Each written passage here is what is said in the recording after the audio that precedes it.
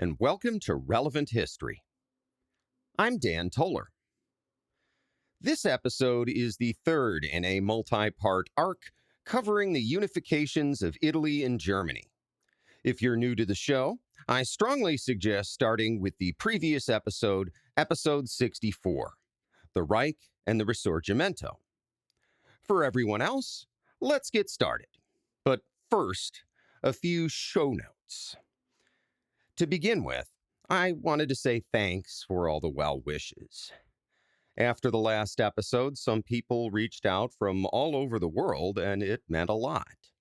The internet can be a hostile place sometimes, so the positivity really means a great deal. Thank you so much. Along similar lines, thanks to all of my patrons for your financial support. You helped fund my new computer, which has enough juice to run a massive searchable PDF database of all my books, so I can cross-reference sources much more quickly than in the past.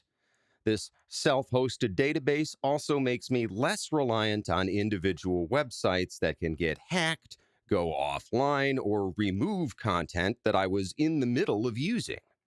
If you'd like to support this show, Patreon memberships are only $1 a month for the time being.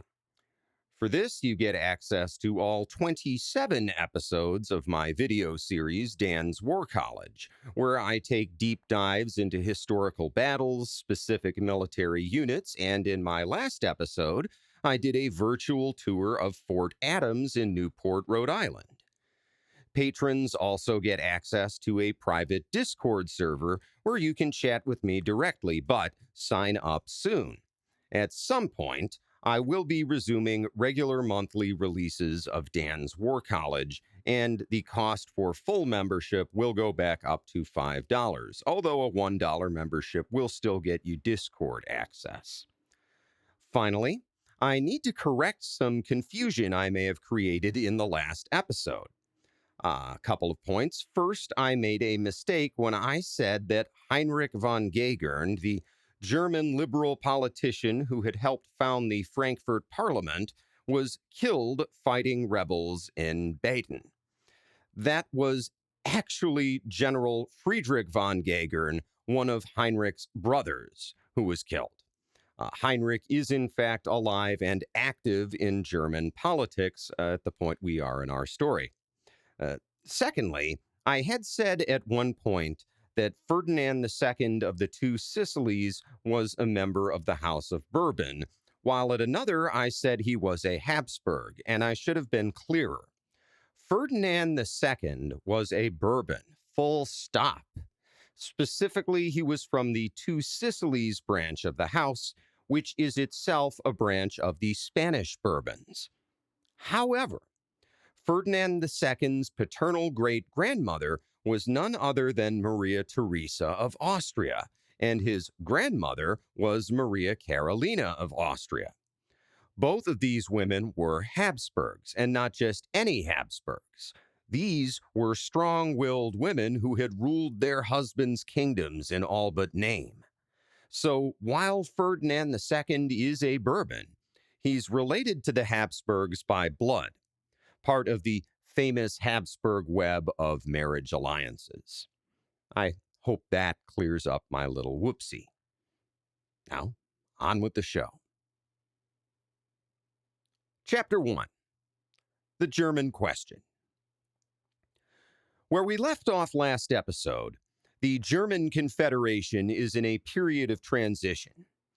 Its 38 member states are mostly tiny, with a few medium-sized countries like Hanover and Bavaria sprinkled in. But the German Confederation is dominated by two major players, Austria in the south and Prussia in the north. The Austrians, as ever, are seeking stability. Where we left them in early 1849, they have a brand new emperor, the 18-year-old Franz Joseph I. They're running a military occupation of Hungary and are still dealing with some rebel groups down there. They're still fighting the Italian revolutionaries and will be until Venice falls on August 27th. The last thing that the Austrians need is any kind of revolution or instability in the German Confederation. As a result, Vienna has mostly stayed quiet as Prussian King Friedrich Wilhelm IV accrues more and more power in Germany, with the Prussian military taking the lead in the First Schleswig-Holstein War. If the Frankfurt Parliament has established a quasi-government for all of Germany, then the King of Prussia is starting to look more and more like a king of Germany. Friedrich Wilhelm has walked a narrow tightrope, on the one hand standing in favor of German nationalism and some liberal reforms, and on the other hand leading the Prussian army and their German allies in crushing a series of more radical rebellions. In the Prussian capital city of Berlin, the king walks a similar tightrope in domestic politics. If you'll remember, his centrist constitution of May 1848 had been replaced by Parliament, which had enacted a far more liberal constitution. Friedrich Wilhelm had played along, going so far as to appoint a staunchly liberal cabinet, while Parliament works on a third, even more radical constitution. But waiting in the wings, Friedrich Wilhelm has appointed a secret conservative shadow government that keeps tabs on the nation's affairs and stands ready to take over when the time is right. From the summer and into the fall, the political right had rallied to form a counter-revolution. As early as July, conservative writers had formed a newspaper called the Kreuzzeitung, meaning cross newspaper, known as such because of the giant Prussian cross on top of the front page. A young politician named Otto von Bismarck had founded an organization called the Association for the Protection of the Interests of Landed Property. And on August 18th and 19th, 400 members of the association had met in Berlin to plan an organized political response to the ongoing revolution. Opponents had called this meeting the Junker Parliament, referring to the wealthy East Prussian landowners, or Junkers, who made up the majority of its members. All the while, King Friedrich Wilhelm had bided his time, and then in September he had replaced his left-leaning ministers with a bunch of placeholder centrists. These guys are a bunch of old-school career civil servants. They're bureaucrats, and there's no way they can wrangle the various factions of the Prussian parliament into agreeing on a constitution. When the parliament and the cabinet had finally come to an agreement at the end of October, Friedrich had not been pleased. While the Constitution hadn't gone full Republican and had retained a constitutional monarchy, it placed a number of limits around the king's power that Friedrich Wilhelm had found unacceptable. Not only had it provided rights like freedom of the press, but it had placed severe restrictions on the king's control over the military, threatening one of the few levers of power that Friedrich Wilhelm could still freely access. If he's going to launch some kind of counter-revolution, it's now or never.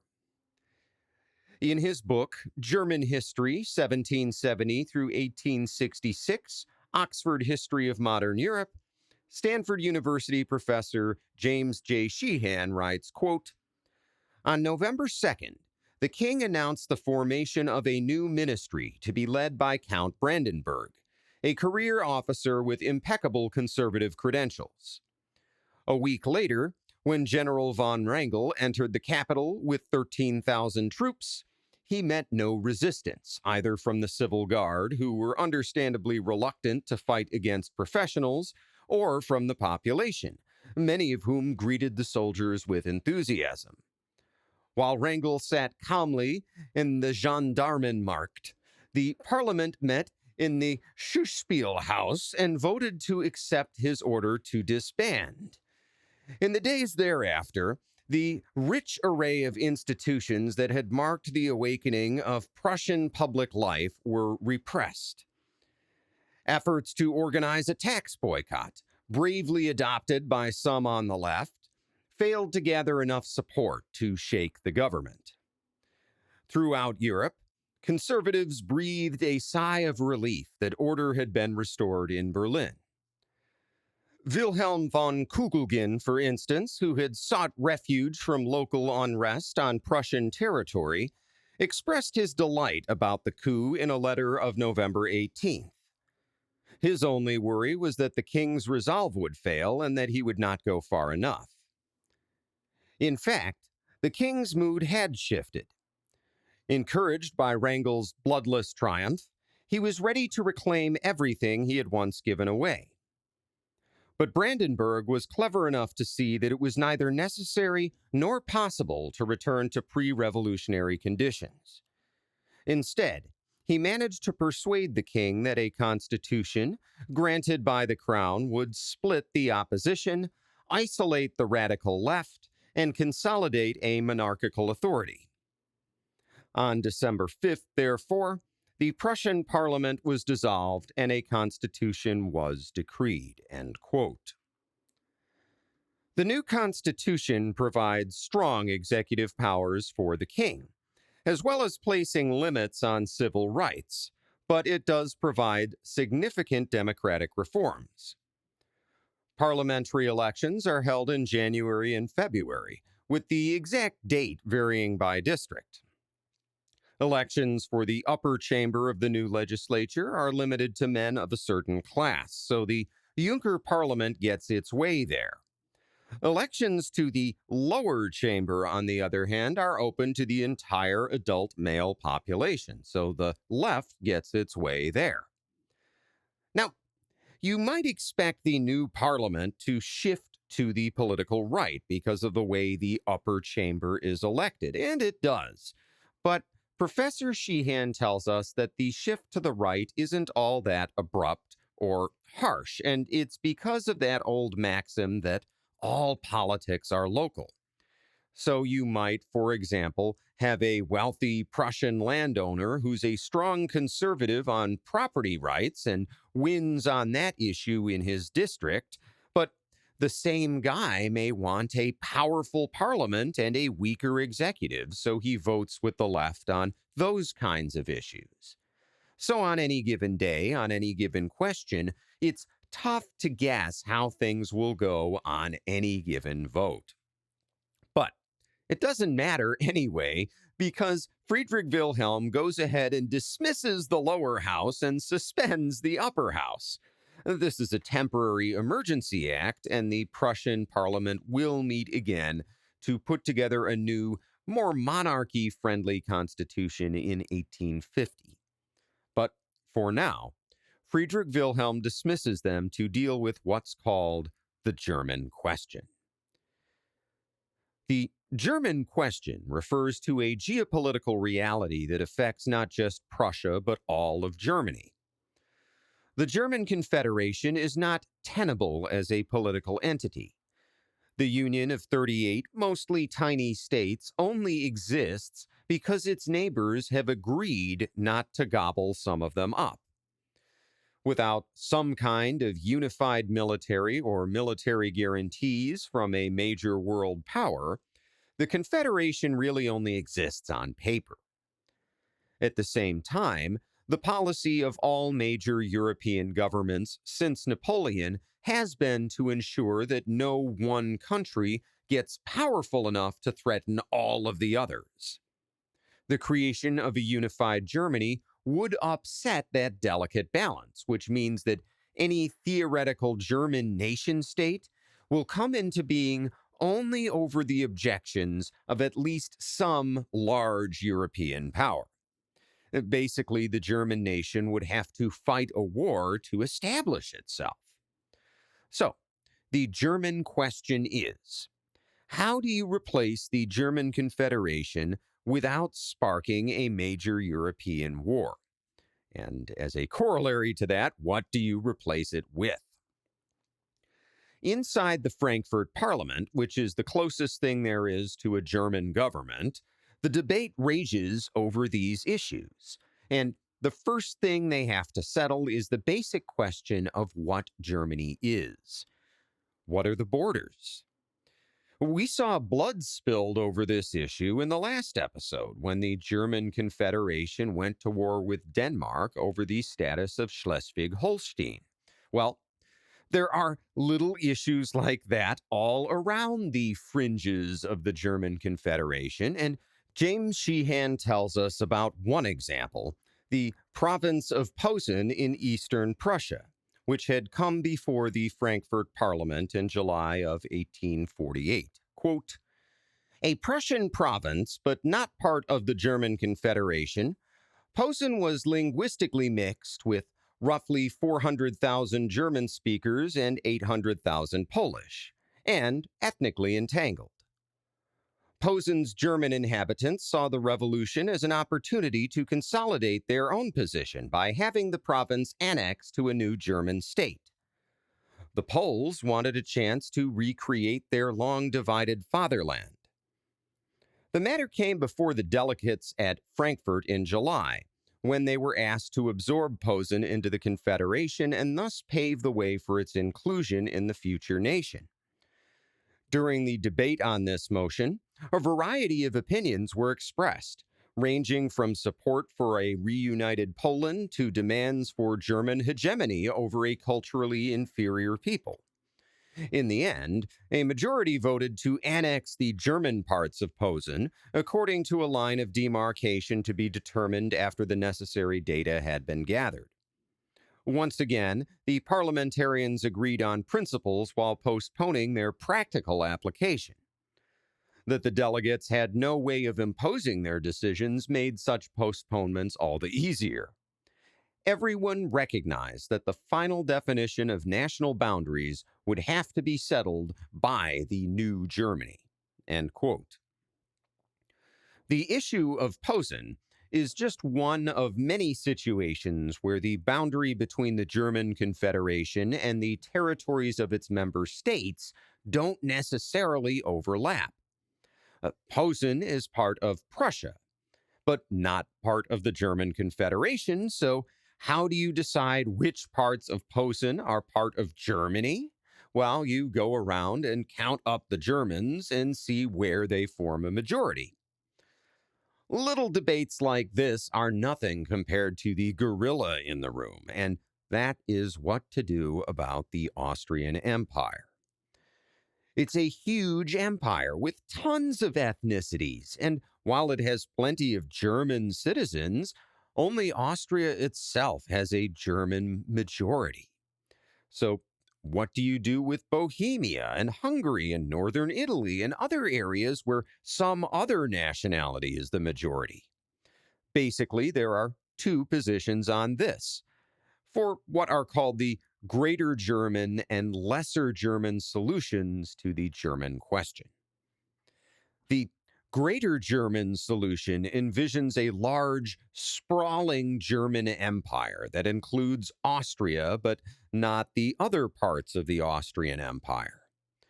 The Lesser German solution envisions a smaller Germany with a separate Austrian Empire. Supporters of both solutions do a bunch of debating, and at the end of October 1848, they approve Articles 2 and 3 of a proposed constitution. And these articles allow German sovereigns to rule non-German territory, but only in their own name. So, for example, if Austria were to become part of the new Germany, Emperor Franz Joseph could continue as King of Bohemia and pass that title down to his heirs. But no matter how long Bohemia remained in the family, Bohemia would not become part of Germany. This move by the Frankfurt Parliament is a big win for advocates of the Greater German solution. There's no way the Habsburgs would ever agree to give up all of the non-German lands in their empire in order to join a new Germany, and now they wouldn't have to. However, the idea is kind of sort of shot down by Austria's center right prime minister, Felix von Schwarzenberg, who at this time is mostly running the empire in young Franz Joseph's name. Schwarzenberg puts out a statement in full support of the German Confederation as currently constituted. He leaves the door open to future negotiations and doesn't say anything negative about the Frankfurt Parliament, but he makes it clear that the Austrian Empire is happy with the things the way they are, with a divided Germany split between Austrian and Prussian influence. This puts the Greater Germany advocates in a pickle, not just because Austria is saying no, but because of domestic political reasons. See, both the Greater German and Lesser German political coalitions are held together by a combination of prayer and Scotch tape. Advocates for a Greater Germany come in two types: conservative Catholics who want more Catholic influence in Germany and therefore want to include Austria, and radical leftists who want to expand the boundaries of German national self-determination as far as possible. These two groups have not traditionally gotten along during European revolutions, but here they are working on the same side for now. At the same time, advocates for a lesser Germany include religious Protestants who fear Austrian dominance and prefer a more powerful Prussia, along with political moderates who prefer Prussia's more modern economic policies. But this group is also divided between those who are enthusiastic about Prussian domination in the new Germany and others who fear that Prussia will become too powerful and want to strictly limit her power. Anyway, when Austrian Prime Minister Felix von Schwarzenberg tells the Frankfurt Parliament that Austria is not in favor of any German nation-state, much less a Greater Germany, it throws the Greater German coalition into convulsions. The pro-Austrian president of the Frankfurt Assembly resigns and is replaced by Heinrich von Gagern, the center-left politician who had not been killed and who had actually helped put the Frankfurt Assembly together. Gagern is a member of the Lesser German coalition and first works with the conservatives in his coalition to propose a plan for a unified German nation with a hereditary monarchy. But this measure is defeated by a coalition of leftists and representatives from smaller states who fear being wiped off the map under a strong hereditary monarchy. Remember those supporters of a lesser Germany who were afraid of Prussia getting too powerful? Well, this is them siding with the leftists to put the kibosh on a monarchical Germany. But not to be deterred, Gagern then works with the left to produce a more liberal constitutional monarchy with strict limits on the king's power and, most importantly, universal manhood suffrage. This constitution passes in March of 1849, but only with the help of some conservatives who see the Constitution's more radical features as a poison pill. So they go along with it because they think it's doomed to fail, and they turn out to be right. See, Schwarzenberg, the Austrian prime minister, might have agreed to some kind of unified Germany with a strong monarchy under, for example, a Habsburg emperor. But what Schwarzenberg can't abide is a neighboring German nation with strong democratic institutions spawning all kinds of radical ideas that could be a threat to the Habsburg monarchy back at home. In fact, on March 4th, 1849, Austria adopts yet another new constitution to replace the old Pillersdorf constitution we talked about last episode. And this new Austrian constitution is a clear attempt to establish some alternative to the nationalist revolutionary movements sweeping across Europe at this time. For one thing, remember how I had my friend Michael translate part of the Pillersdorf Constitution that supposedly guarantees minority rights but doesn't actually guarantee them? Well, I was able to find an English translation of the new replacement 1849 Constitution, and this Constitution does guarantee minority rights. It says, quote, "Equal justice will be given to all races, and each race has the inviolable right of preserving and maintaining its own nationality and language." End quote. This is big. It acknowledges the Austrian Empire as a multi-ethnic, multilingual one. It's certainly a big shift from the ethno-imperialist Austro-Slavic ideology that had driven Pillersdorf, Doppelhoff, and other Austrian politicians who had run the empire before Schwarzenberg. But there's a lot more to this new Austrian constitution. A lot of it is irrelevant to our story, things like how regional assemblies are to be selected or how judges' salaries are to be paid. However, much of this new constitution is geared towards not just neutering the idea of Greater Germany, but, as I said, to establish a real alternative for the people of the Austrian Empire. So I'm not going to read the whole constitution, just a handful of articles from different sections. So imagine some ellipses between a lot of these things. Section 1, Article 1, is a long, boring list of every single dominion under the Habsburg crown, and then it continues, quote, Section 1, Article 2.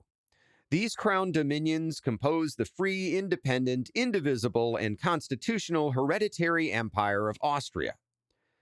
Article 4. The independence of the respective crown dominions will be assured to each of them, within such limits as shall be laid down by this Constitution. Article 7. The whole empire is placed on the same footing as regards duties and commerce. Interior duties cannot exist under any pretense, and where such duties at present exist between separate parts of the empire, they are to be done away with as soon as possible. The exclusion of any particular districts from the Austrian Zollverein or the admission of foreign powers into the same is a matter for the consideration of the executive. Section 3, Article 23. For all nations of the empire, the right of Austrian citizenship is one and the same. An act of parliament will determine under what conditions this right is earned, how carried into effect, or how it may be lost. Article 24. There can be no difference made between the dependents of one province and those of another, as regards their municipal rights or their penal liabilities, in judicial proceedings or in the imposition of burdens. Section 10. Article 94. The executive power throughout the empire and in all the crown dominions is one and indivisible. It is exclusively in the hands of the emperor, who carries it into execution through his responsible ministers and their subordinates. End quote. All of this to say that the new Austrian constitution does not allow for any type of division within the Austrian Empire. So, if Austria were to join any type of new German empire, it wouldn't be just Austria. It would have to be Austria and Hungary and Czechoslovakia and so on and so forth.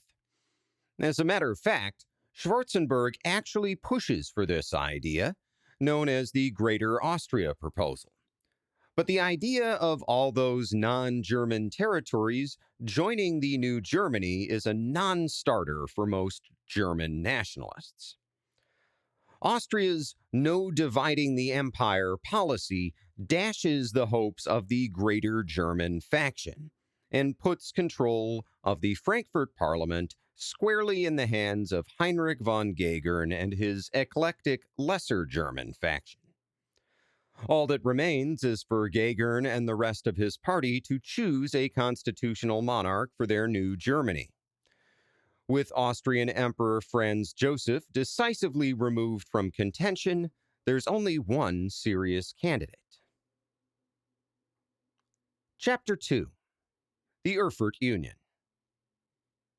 By now, King Friedrich Wilhelm IV of Prussia has completed his center-right counter-revolution and re-established himself as a constitutional monarch with significant powers. As leader of the most powerful German state, certainly the most powerful that isn't Austria, he's the only man who can make the Frankfurt Parliament's dream of a unified Germany come true. On April 2nd, 1849, delegates from the Parliament officially offer him the crown of Germany. And he turns it down. At this point, the Frankfurt Parliament has nowhere left to turn. While their German national constitution has been signed by all but 9 of the German Confederation's 38 member states, the 9 holdouts include not just Prussia and Austria, but also the medium-sized states of Bavaria, Hanover, and Saxony. Without any of these countries' support, the Frankfurt Parliament is mostly made up of really small states with no influence at all, and it quickly becomes irrelevant. It spends a few weeks calling on various governments to sign the Constitution before the moderates and then eventually the conservatives either give up and go home or are ordered to go home by their governments. The few remaining radicals adjourn to Stuttgart, which is the capital of Baden in southern Germany, where we had an uprising in the last episode. And soon enough, they will go from parliamentarians to full-on revolutionaries when they join yet another armed rebellion in that area. Well, why does this happen? Why does Friedrich Wilhelm refuse the German throne when it's handed to him on a silver platter? For our answer, we can turn to Friedrich Wilhelm himself. While in public, his reasons for refusing the German crown are ambivalent, in private, he refers to the proposed constitution as a dog collar. He wants to rule like an old-school autocrat, by the grace of God, as they say. He doesn't want to be tied down by a constitution that puts a bunch of limits on his power. If that means remaining king of Prussia rather than becoming leader of a greater united Germany, then so be it. At this point, I have to introduce a character most people have never heard of, but he's pretty important. Friedrich Wilhelm's friend and soon-to-be foreign minister, Joseph Maria von Radowitz, who is a bit of an oddball. Radowitz is one of the most vocal advocates for German nationalization, but he isn't even German. He is the son of Hungarian nobles who happen to live in Germany, and he went to school in France, where as a young man he had served in Napoleon's army. Upon returning to Germany, Radowitz had settled in Prussia, where through various social connections he'd gotten introduced to then Prince Friedrich Wilhelm, and had kicked around Prussian politics in various minor roles over the last few decades. He'd also been an associate of Metternich, and had warned Metternich that it was not possible to stop the current revolutions altogether, arguing instead that the state must use the revolution for its own ends. Maybe you can see some of that influence in Friedrich Wilhelm responding to the Berlin riots not with force, but by marching out to lead the people himself. Most recently, Radowitz served as a representative to the Frankfurt Parliament, where he'd sided with Heinrich von Gagern's Lesser Germany coalition. When Friedrich Wilhelm refuses to take the German crown, you might expect there to be a falling out between the two old friends. Instead, Radowitz convinces Friedrich Wilhelm that he doesn't need the Frankfurt Parliament.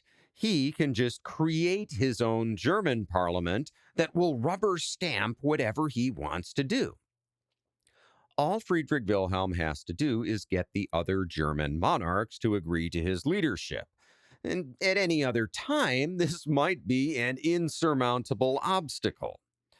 Austria is a major power and would certainly object to any Prussian power play in Germany.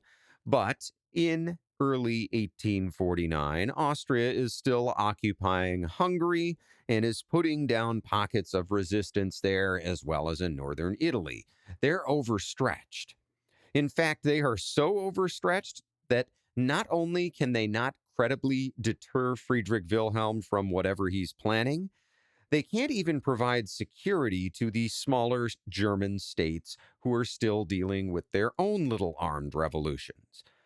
Friedrich Wilhelm and the Prussian army can do that.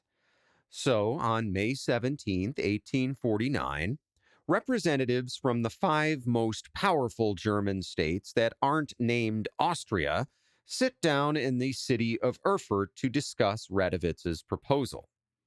These states are Prussia, Bavaria, Hanover, Saxony, and Württemberg. And over the next 10 days, the representatives work out the nuts and bolts of how to unite Germany without Austria.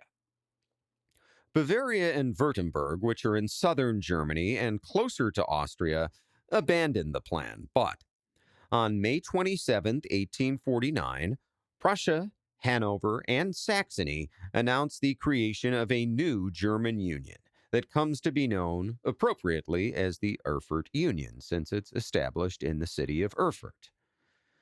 Established might actually be too strong of a word, since the Erfurt Union isn't really a thing. It's more of an idea. The 3 signatory countries, Prussia, Hanover, and Saxony, announced the creation of a new German nation without Austrian membership and invite the other members of the German Confederation to join. Elections for a German parliament are to be held at the beginning of 1850, and that parliament will then approve a constitution for the new nation. Campaigning begins almost at once, with every small country in the German Confederation vying for some kind of advantage. 130 moderate members of the old Frankfurt Parliament publish a statement endorsing the plan. And just like that, most of Germany signs up for the new Erfurt Union. From spring through the late summer of 1849, Friedrich Wilhelm holds up his end of the bargain and provides security for the smaller German states. This security arrangement proves decisive. In his book, The Long 19th Century, A History of Germany, 1780 through 1918, Vanderbilt University historian David Blackburn writes, quote, "In the first 3 weeks of May, order was restored in Breslau and the rebellious western provinces, where antagonism towards the mainly Catholic inhabitants lent an extra edge to the army's settling of accounts. 100 died in the house of Iserlohn. During the same period, Prussian soldiers were instrumental in helping the Saxon army, which remained loyal, to put down the Dresden uprising, with 250 casualties among the revolutionaries. Prussian troops under the command of Crown Prince William then marched south. The Palatinate was captured and the provisional government forced to flee on June 14th. On the following day, Mannheim was taken, and the defeat of the Badenese Revolution was sealed at the Battle of Waghäusel on June 21st. The final success of the counter-revolution had to wait another month, until the surrender of the insurgent soldiers and other revolutionaries in the garrison of Rastatt. Reprisals were harsh. In Baden, 1/10 of those who surrendered at Rastatt were shot. Court-martials and special courts handed down death sentences. Across Germany, not only in states that rose in 1849, charges of treason and sedition were now taken out of bottom drawers. Often they applied to speeches or actions going back to the very beginnings of the revolution in spring 1848. Retroactive justice with a vengeance. And from Baden, Saxony, the Palatinate, and elsewhere, the defeated 48ers escaped by emigration to the USA, Switzerland, or some other safe haven. An estimated 80,000 from Baden alone." End quote. By 48ers, Professor Blackburn means the 1848 revolutionaries.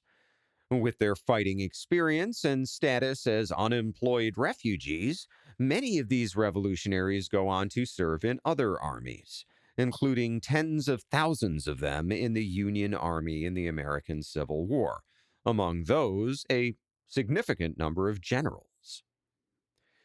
The Erfurt Union barely gets off the ground. By late 1849, before elections have even been held, both of Prussia's original partners in the arrangement, Saxony and Hanover, have left the Union. Simply put, the revolution is over, it's been put down, and now they don't need the Prussian army anymore. Along with those two states, plus Bavaria and Württemberg, 6 smaller states also remain outside of the Erfurt Union, most of them southern German states with large Catholic populations who are leery of Protestant Prussian leadership. This leaves 27 states in the Union. Prussia plus 26 smaller states with no real power whatsoever.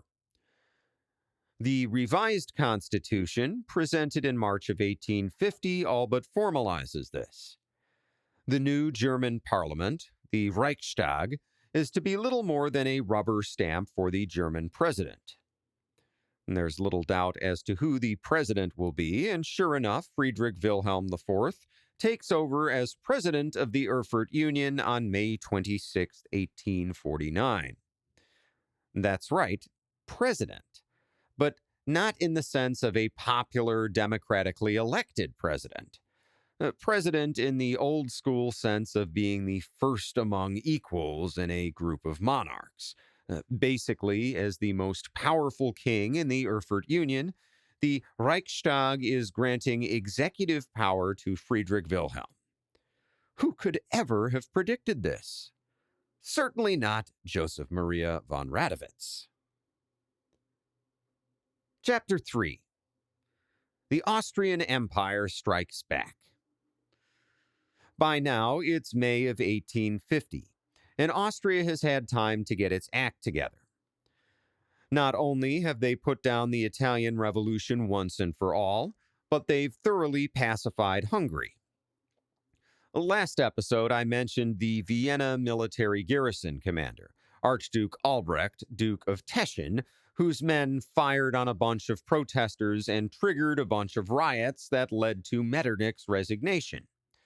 Well, thanks to nepotism, Archduke Albrecht has failed upwards, all the way to becoming both civilian and military governor of Hungary, basically making him a military dictator under Austrian authority. There he will remain until 1860, and during his time as governor, he will enact a ruthless policy of Germanization, excluding ethnic Hungarians from public service in an attempt to ensure the nation's loyalty to the Habsburg family. With Italy and Hungary at peace, the Austrian Empire is no longer overstretched, and Prime Minister Felix von Schwarzenberg once again turns his attention to Germany, where, despite all its issues, the Erfurt Union has completely upended the German Confederation. If the Austrians don't act, they stand to lose all of their Austrian influence to a new Prussian-led nation-state. This cannot stand. Schwarzenberg plays the diplomatic game, first securing the support of the anti-Prussian German states. In February of 1850, Bavaria, Hanover, Saxony, and Württemberg issue a statement in support not only of the German Confederation, but of a German Confederation that includes all Habsburg lands, so the Greater Austria proposal. The Russians, not thrilled about the idea of a united Germany on their border, also voiced strong support for a reformed German Confederation. And then, in May of 1850, Bavaria, Hanover, Saxony, and Württemberg, along with 6 other smaller states, meet with the Austrians in what they declare to be a meeting of the German Confederation. The fuel for civil war is in place. All that's needed is a spark to set it off. The spark is struck not by any of the major players, but by a minor German prince named Friedrich William I, the Prince of Hesse-Kassel. Now, don't let the title of prince fool you, because Friedrich William's full title is Prince Elector, which is a holdover from the old days of the Holy Roman Empire. So, despite being called a prince, Friedrich William is basically the king of his little kingdom of Hesse-Kassel, and just like most of the little German kingdoms, he's been dealing with some revolutionary activity. And now that the revolution is over, Friedrich William decides to reinstate his old conservative interior minister who he had fired, a guy named Ludwig Hassenplug, who is so far to the political right that even the Hessian army and civil service, who are normally pretty conservative, are opposed to him. Hassenplug goes so far as to pull Hesse out of the Erfurt Union, which, number one, will anger the Prussians, surely, but number two, causes all of the old customs barriers to go back up, which enrages the business classes and in turn causes the elected government to declare the overthrow of the monarchy. On September 13, 1850, both Friedrich William and Hassenplug sneak out of Hesse-Kassel in the middle of the night and travel to the nearby city of Frankfurt, where the representatives of Austria and the other members of the reconstituted German Confederation are holding their session of parliament. A few days later, the Confederation agrees to intervene in Hesse on Prince Friedrich William's behalf. At the beginning of October, representatives of Austria, Bavaria, and Württemberg sign a separate treaty in support of the Confederation's parliament, which means that the Confederation now has access to Austrian troops to put Friedrich William back in power, whether the Hessian army or parliament likes it or not. Back in Vienna, Field Marshal Joseph Radetzky busts out his maps of central Germany and starts planning for a campaign against the Prussians, because surely Austrian troops marching into a country that's part of the Erfurt Union is likely to trigger a war, right? Well, up in Prussia, the army has already mobilized at the order of Joseph Maria von Radowitz, who Friedrich Wilhelm had made foreign minister on September 26th. Until now, the debate over which states are or are not to be part of the Erfurt Union has been a matter of relative power and prestige. In other words, how big is the new German nation going to be versus what parts of Germany will be left in the Habsburg sphere of influence? If this state or that state wants in or out of the Union, these are things that can be worked out, but Hesse-Kassel is a special case. Instead of one unified territory, it's a smattering of smaller, tiny blobs on the map. Smack in the middle of Germany, sprawling across several major highways. If Hesse-Kassel isn't part of the new German nation, the new German nation is going to have a hard time moving troops, for example, inside of its own territory for the purposes of national defense. And in the event of a trade dispute with the Austrians, who love to impose tariffs, could coerce Hesse-Kassel into putting tariffs on German trade. And again, with Hesse-Kassel's central position inside Germany, with all of those highways going across it, this little kingdom would have the power to shut down the German economy. So, if you're Radowitz or Friedrich Wilhelm IV trying to build your German nation, the status of Hesse-Kassel is an existential issue. Without Hesse-Kassel, you don't have Germany. During October, Austrian and other Allied troops occupy parts of Hesse-Kassel on Friedrich William's behalf, while the Prussian army occupies other parts of the country on behalf of the Hessian army and citizenry. Tsar Nicholas of Russia tries to mediate, even as Austrian and Prussian troops sometimes maneuver within a few miles of each other, and in one incident, the two sides even exchanged shots. One misstep, one rash action by an ambitious officer on either side could lead to all-out war. On November 2nd, Prussia blinks first. Frustrated with Friedrich Wilhelm's refusal to declare war over the issue of Hesse-Kassel, Joseph Maria von Radowitz resigns as foreign minister. 4 days later, Prussian troops withdraw from Hesse, and on November 29th, more than 3 weeks later, Felix von Schwarzenberg and the new Prussian foreign minister, Otto von Manteuffel, publish a joint statement on the future of Germany. The Erfurt Union is to be abolished, and the German Confederation is to be fully re-established, although Austria agrees to consider significant reforms. It's worth noting that much of the negotiating between Austria and Prussia occurs under the shadow of Russian bayonets. Prussia might be able to fight Austria, but it's nowhere near strong enough to fight the Austrians and the Russians at the same time. Besides which, no sane person in either Berlin or Vienna actually wants a German civil war. This wouldn't be an international war. It would be a civil war with all of the pointlessness and brutality that implies. For Prussian conservatives, a return to the pre-1848 status quo is preferable to the endless revolutions promised by Radowitz and other nationalists.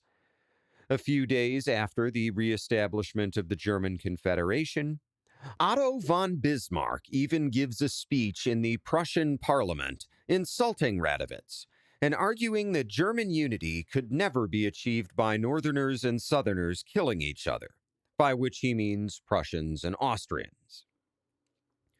After several months of debate in which neither side can agree to any substantive changes to the German Confederation, the old German Parliament, or Diet, begins meeting again in May of 1851, dominated as before by Austria.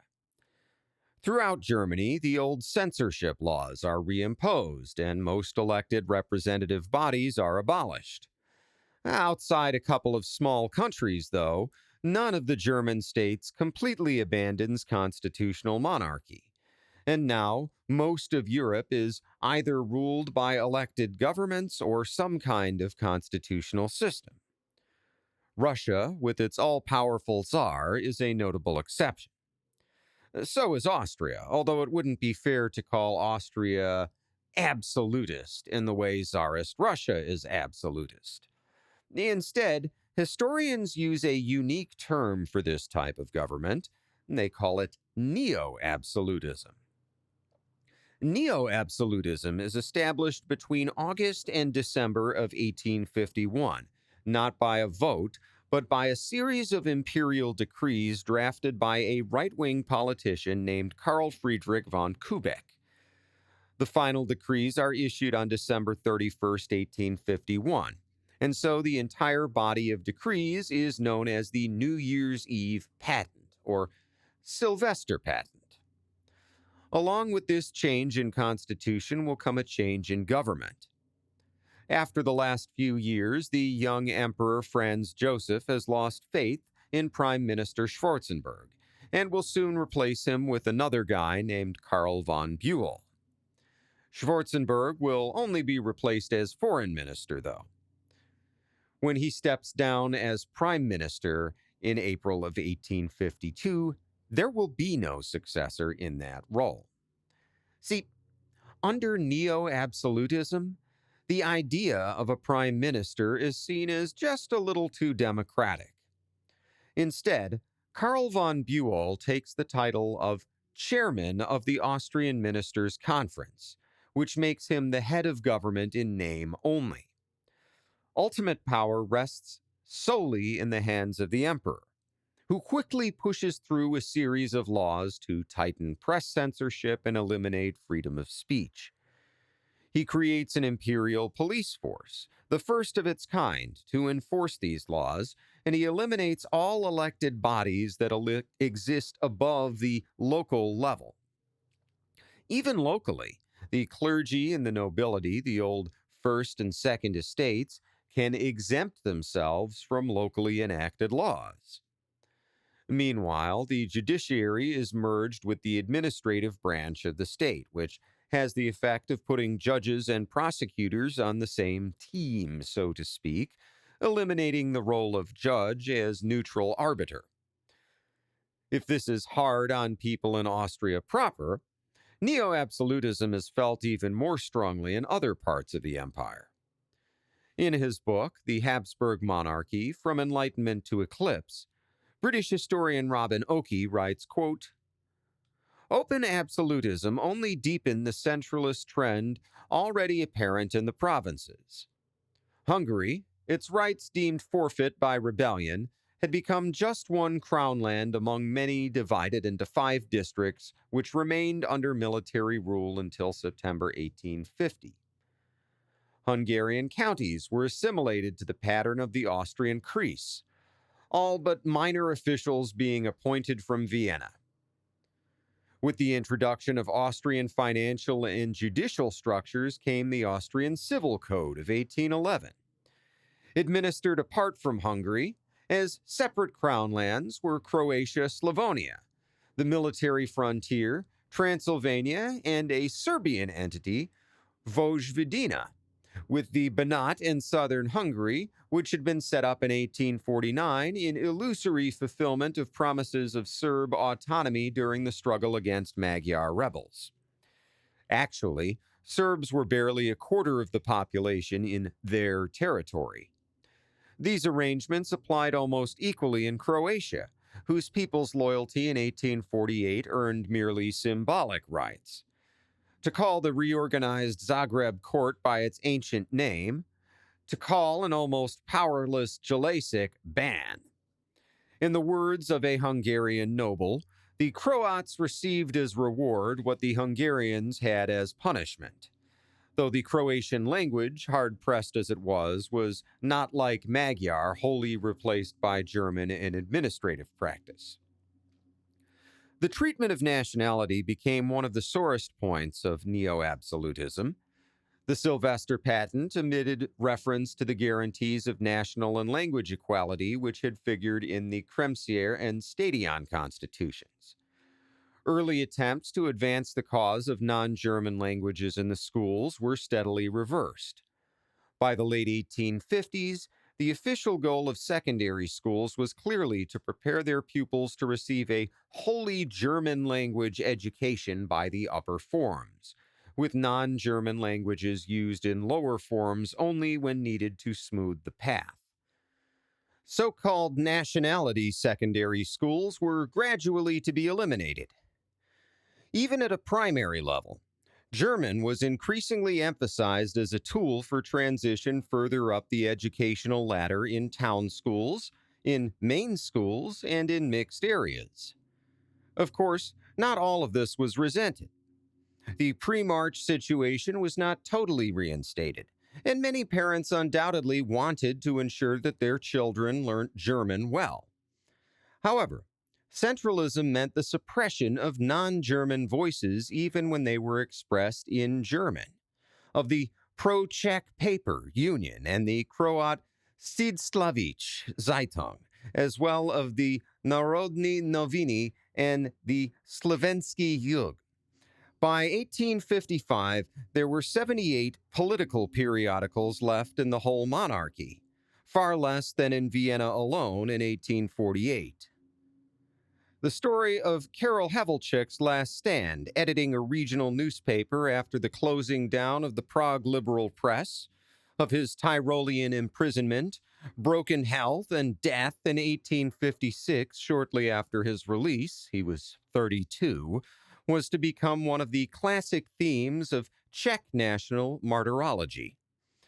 Support even for cultural patriotism was closely watched by the authorities. Collections for the Czech National Theatre project, launched in 1845, stagnated in the neo-absolutist years. End quote. Opposition to neo-absolutism is fierce. In 1853, the 22-year-old Emperor Franz Joseph survives an assassination attempt by a Hungarian nationalist who stabs him in the back of the neck while he's standing on a balcony. His life is only saved by a combination of his coat's thick collar and the quick actions of a nearby Irish count and a local butcher, who rush to subdue the attacker. Franz Joseph thanks them by giving the Irish count the equivalent title of Graf in the Austrian Empire, and by raising the butcher to the nobility, which allows him to put the coveted von before his last name. The neo-absolutist system is often called the Bach system, after the new interior minister, a guy named Alexander Bach, who is responsible for enforcing the new laws. Bach is just a functionary in the new system, but the name sticks, and so you get things like the Hungarians referring to local Austrian officials as Bach's Hussars. So far, this all sounds pretty absolutist, and you're probably wondering what differentiates neo-absolutism from good old-fashioned traditional absolutism. Basically, there are some breaks on the system, beginning with the conservative nature of the regime itself. As part of Franz Joseph's reforms, he tries to tie the Austrian state closer to the Catholic Church, and restores church control over many of the empire's schools. However, the neo-absolutist government has just instituted a bunch of testing requirements for teachers, and now they have to go and issue a bunch of exemptions for the monastic orders, none of whose members have gone through state exams. On the flip side, there's still a significant amount of freedom of speech within Austrian academia and academic journals. For one thing, you just can't have a vibrant university system without professors being free to have debates, and Franz Joseph recognizes this. For another thing, the regime's whole policy at this time has this German nationalist bent to it, and if Austria is going to remain engaged in Germany, they're going to have to remain engaged with Protestants and liberals and other people whose views may not agree with the state-sanctioned orthodoxy. Finally, Franz Joseph gives a bit more credence to economic modernization than his predecessors. This can only happen with liberalization and increased economic freedom. So if you're thinking of post-revolutionary Austria as an autocracy, it's more like modern-day Singapore than Tsarist Russia. There are certain things you just can't do, and if you do them, you will be punished harshly. At the same time, the average Austrian citizen has a whole bunch of freedoms that a Russian serf could only dream of. So much for Austria's domestic policies. As for foreign policy, as I hope I've made clear, the Austrians are all in on Germanization and German nationalization under Austrian leadership. To achieve this, they'll have to contend with someone I've mentioned but haven't properly introduced, the man who will build the German Empire as we know it.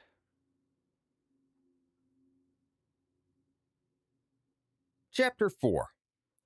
Enter Bismarck. Otto von Bismarck was born in 1815, the son of a Junker landowner and an educated socialite. The family comes from Pomerania on the Black Sea coast, in a region that is now part of modern-day Poland, and Bismarck's upbringing reflects this geographic environment. For one thing, Pomerania, like the nearby region of East Prussia, is very rural, and as a result, the people tend to have conservative sensibilities. For another thing, it's from East Prussia, Pomerania, and this general part of the map that the Prussian state draws most of its elites. The Junkers are built differently from, for example, the French landowning classes, and that while, yes, they do tend to be better off than their neighbors, very few of them literally live like kings. Most importantly, the Junker aristocrats are the only Prussians permitted by law to act as military officers, and there is a corresponding expectation that young male Junkers will serve as officers. So we're talking about a hereditary military class, something almost like medieval knights. The Bismarck family has plenty of military honors in its past, but even less money than most Junkers. This seems to be because young Otto's father, Ferdinand von Bismarck, is a kind human being but a poor businessman. He's known for being soft-hearted, both with his children and with his tenants, whom he rules over as a feudal landlord, but the fatherly kind. This kindness seems to make him bad at business, as Otto von Bismarck himself will write in a letter to his fiancée after his father's death, quote, "How often did I repay his truly boundless, unselfish, good-natured tenderness for me with coldness and bad grace. Even more frequently, I made a pretense of loving him, not wanting to violate my own code of propriety, when inwardly I felt hard and unloving because of his apparent weakness.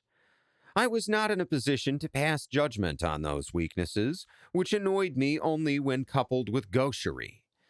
And yet I cannot deny that I really loved him in my heart. I wanted to show you how much it oppresses me when I think about it." End quote. As it turns out, Ferdinand's poor business skills work to his son's advantage. Otto von Bismarck lives in a modest home as late as his early 50s and rarely eats out at expensive restaurants like his noble peers. If anything, this seems to make him hungry in the metaphorical sense and drives him to bigger and better things. But at the beginning, in his childhood, his life is quiet, rural, and unremarkable. Although that's not to say he's ignorant or, well, uneducated. He's sent to secondary school in Berlin, then studies law in Saxony before returning to Berlin to finish his degree there. After a year of mandatory service in the army at the age of 23, Bismarck had taken over the family estate before earning yet another degree, this time in agriculture, in the hopes of running the family business better than his father had. A few years later, he would also get married to a young noblewoman named Johanna von Puttkamer. The two of them would marry for love, produce 3 children, and remain together until Johanna's death in 1894. For the next several years, Otto von Bismarck lives as a landlord in Pomerania, settling disputes in local court, collecting rent, and farming his own personal land.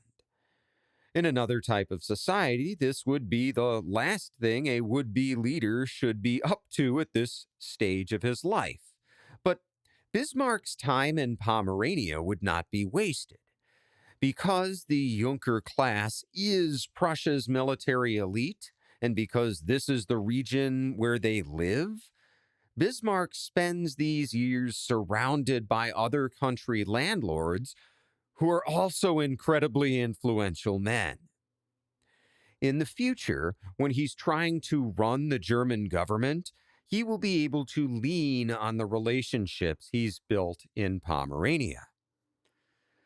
Bismarck's public career doesn't take off until 1847, when at the age of 32, he's elected to Friedrich Wilhelm's new Prussian Legislative Assembly. It all begins when the Minister of Justice in Berlin asks for proposals to reform Junker courts, where landlords still rule directly on their tenants' affairs in the style of their feudal ancestors. Bismarck and some more influential Junker neighbors get together and come up with a plan for modest reforms that will protect their aristocratic rights to oversee the courts. Now, forgive me for getting into an event that isn't all that important historically speaking, but it's illustrative of Bismarck's character and political savvy. See, Bismarck begins by putting together this modest draft proposal with a neighbor named Ernst von Bülow-Kamarov, and gets the approval of some other local aristocrats to put together a draft proposal for the justice minister himself. But instead of putting together the modest proposal he'd agreed on, he puts together a new plan for more robust reforms, along with an even more powerful nobleman named Ludwig von Gerlach. Under this new plan, local aristocratic courts are to be overseen by a representative from the Justice Ministry, but only under conditions to be negotiated later. With the backing of the most powerful elites in Pomerania, Bismarck then shops yet a third plan to the smaller landowners. Instead of their little courts being reformed or having some kind of oversight, they'll be abolished altogether in favor of courts run by the Justice Ministry, and landlords will receive a payout from the government in exchange for this sacrifice of their rights. The plan is overwhelmingly popular with the smaller landlords, and Bismarck soon finds himself elected to the National Assembly. There, Bismarck finds himself one of a handful of so-called ultra-aristocrats, those who believe that the king should maintain his near-total control over Prussian society. In his first speech to the Assembly, Bismarck cements himself as a central figure of this movement, and once again shows the kinds of attributes that will serve him so well in the coming years. Instead of speaking about policy, he talks about Prussian history and the 1813 uprising of the Prussian people against Napoleon's occupying army. In his S-tier biography of Otto von Bismarck, Bismarck, A Life, the late University of Pennsylvania historian Jonathan Steinberg writes, quote, "It was a sensational debut. In a manner not unlike the way the young fox Bismarck became the darling of his dueling fraternity, Bismarck outraged the other deputies. He denied that the enthusiasm of 1813, the so-called Prussian Rising, had anything to do with liberalism or a demand for a constitution. He portrayed the popular movement against French occupation in a way that mocked the central myth of Prussian liberalism, that the free people had risen to throw out Napoleon and the French in a war of liberation. It is hard to grasp how offensive Bismarck's remarks were. A whole generation of Prussian liberals had lived through the cold days of reaction by warming their hopes on the glorious memories of the People's War for Liberty, which Bismarck belittled. As the stenographic report of the proceedings records, Bismarck asserted that the revolt of 1813 had nothing to do with constitutional liberalism. End quote. At this point, we transition to the stenographic record of Bismarck's speech, where he's saying, quote, "As if the movement of 1813 could have other motives ascribed to it, or indeed as if another motive were necessary than the disgrace that foreigners in our country brought." End quote. Here, Bismarck is interrupted by a bunch of boos and shouts, and while most of the assembly is booing him, he pulls out a newspaper and pretends to calmly read it until the chatter subsides. Then he continues, quote, "It does the national honor a poor service," continued murmurs, "if one assumes that the mistreatment and humiliation which the foreign power holders imposed on Prussia were not enough on its own to bring their blood to a boiling point and to let all other feelings be drowned out by hatred of the foreigner." End quote. And once again, Bismarck is drowned out by boos. And two of the older representatives who were part of the 1813 uprising start shouting that he has no right to speak about events he was not there for. And there's chaos and pandemonium. And the speech goes on like this, with Bismarck just getting interrupted every few sentences, but it's sensational. It leaves a mark. For the next year, he plays the role of arch-conservative, supporting the king's divine right to rule. In 1848, when Friedrich Wilhelm first takes command of the revolution and then leaves Berlin, Bismarck first tries to get a bunch of peasants to march on the capital and overthrow the revolution, and when that fails, he tries to get Friedrich Wilhelm's nephew to launch a coup and take the throne for himself. By the grace of God, of course. This soon blows over, and by late 1848, Bismarck is not only back in the king's good graces, but by his side in his temporary exile. When Friedrich Wilhelm asks Bismarck's advice on how to proceed, Bismarck says nothing. Instead, he steps to a nearby piano and plays the marching song of the Prussian infantry. Sure enough, that is when, as we saw earlier in this episode, Friedrich Wilhelm finally orders his army into Berlin to oust the revolutionary government. In 1849, Bismarck returns to the National Assembly and continues to be a thorn in the side of everyone but the far right. He opposes German unification, for example, because it would involve the loss of Prussian sovereignty. Soon after, he serves as a member of the Erfurt Parliament, but only serves as an obstructionist, actively voting against every measure that would move Germany closer to unification. And as I recently mentioned, he gives a celebratory speech when Prussian troops backed down during the dispute over Hesse Castle.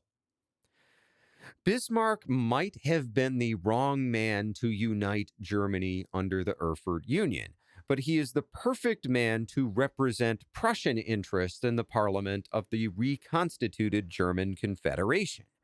So, in late 1851, King Friedrich Wilhelm IV appoints Bismarck as Prussia's official representative, and he takes every opportunity to remind the Austrians that Prussia is an equal partner in this relationship. See, the Austrian representative, Friedrich von Thun und Hohenstein, is famous for playing this alpha male game where he walks into meetings with a cigar, which is against the no smoking rules, and then lights up in front of everybody and smokes away during the meetings. So Bismarck starts doing the same things.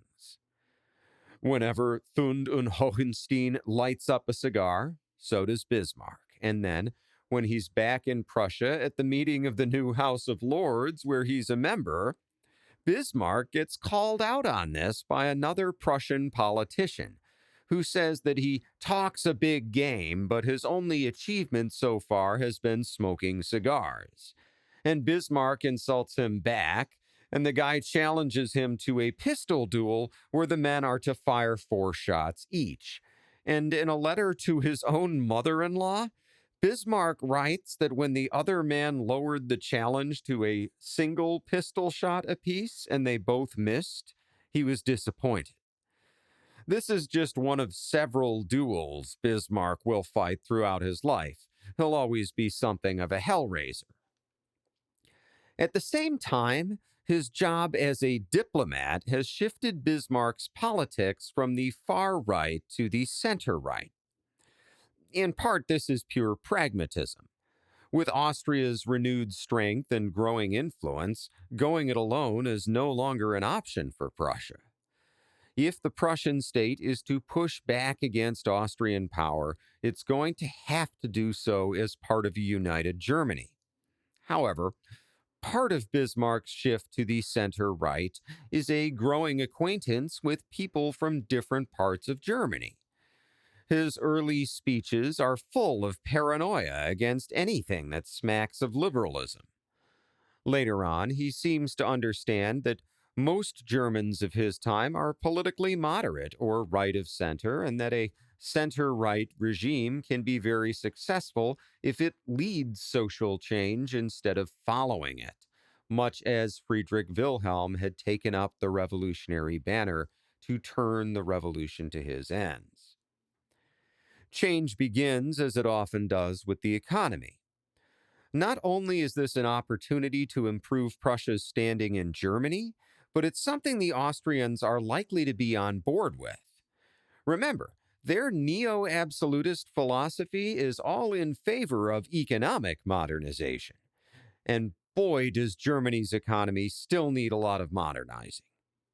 A couple of episodes back, we discussed how Europe's population has grown through the late 1700s and early 1800s, and we've seen how stress on the food supply has contributed to political unrest.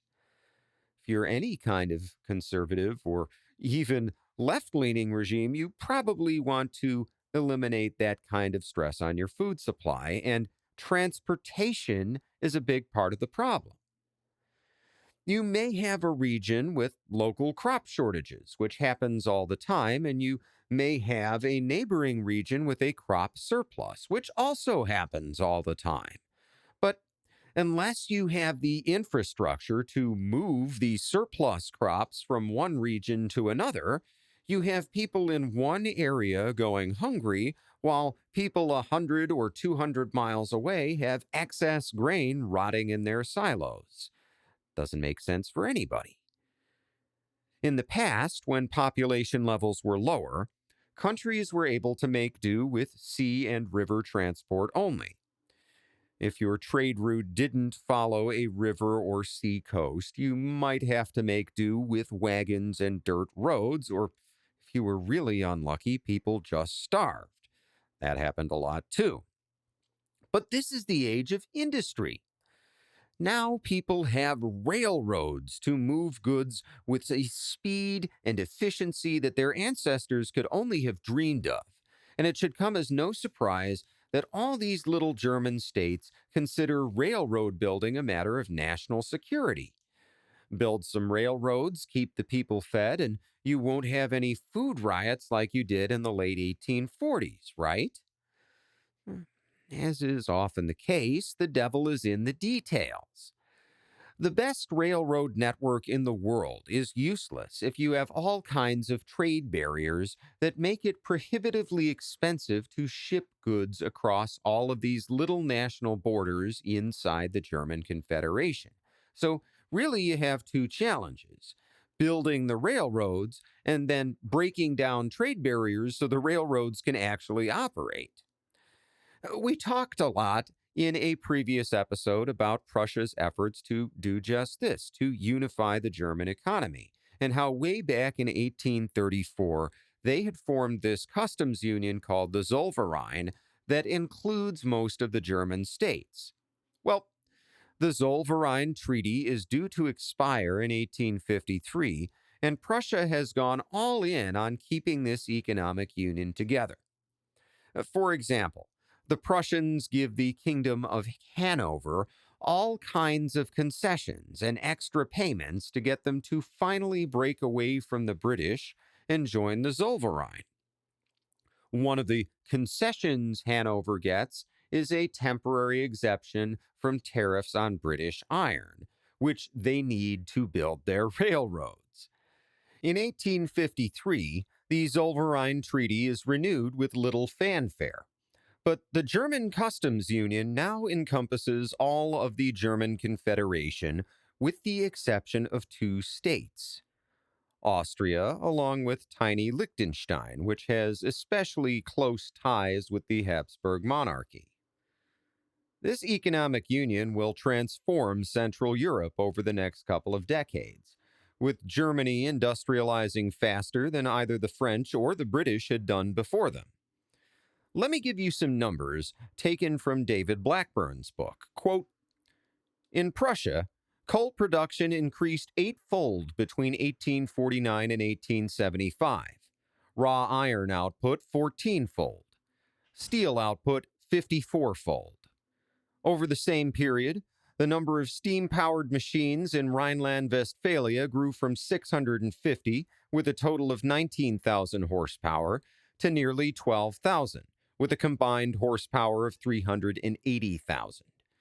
The statistics on investment, output, and new forms of technology all point to another important feature of these years: the growing size of factory plants and mines. The aptly named Phoenix Iron Factory was established in 1851. Within 20 years, it had a workforce of 4,400. Or, to take perhaps the best known case of all, Alfred Krupp employed just 60 men in 1836. By 1858, the figure was over 1,000, 8,000 by 1865, and by 1873, 16,000.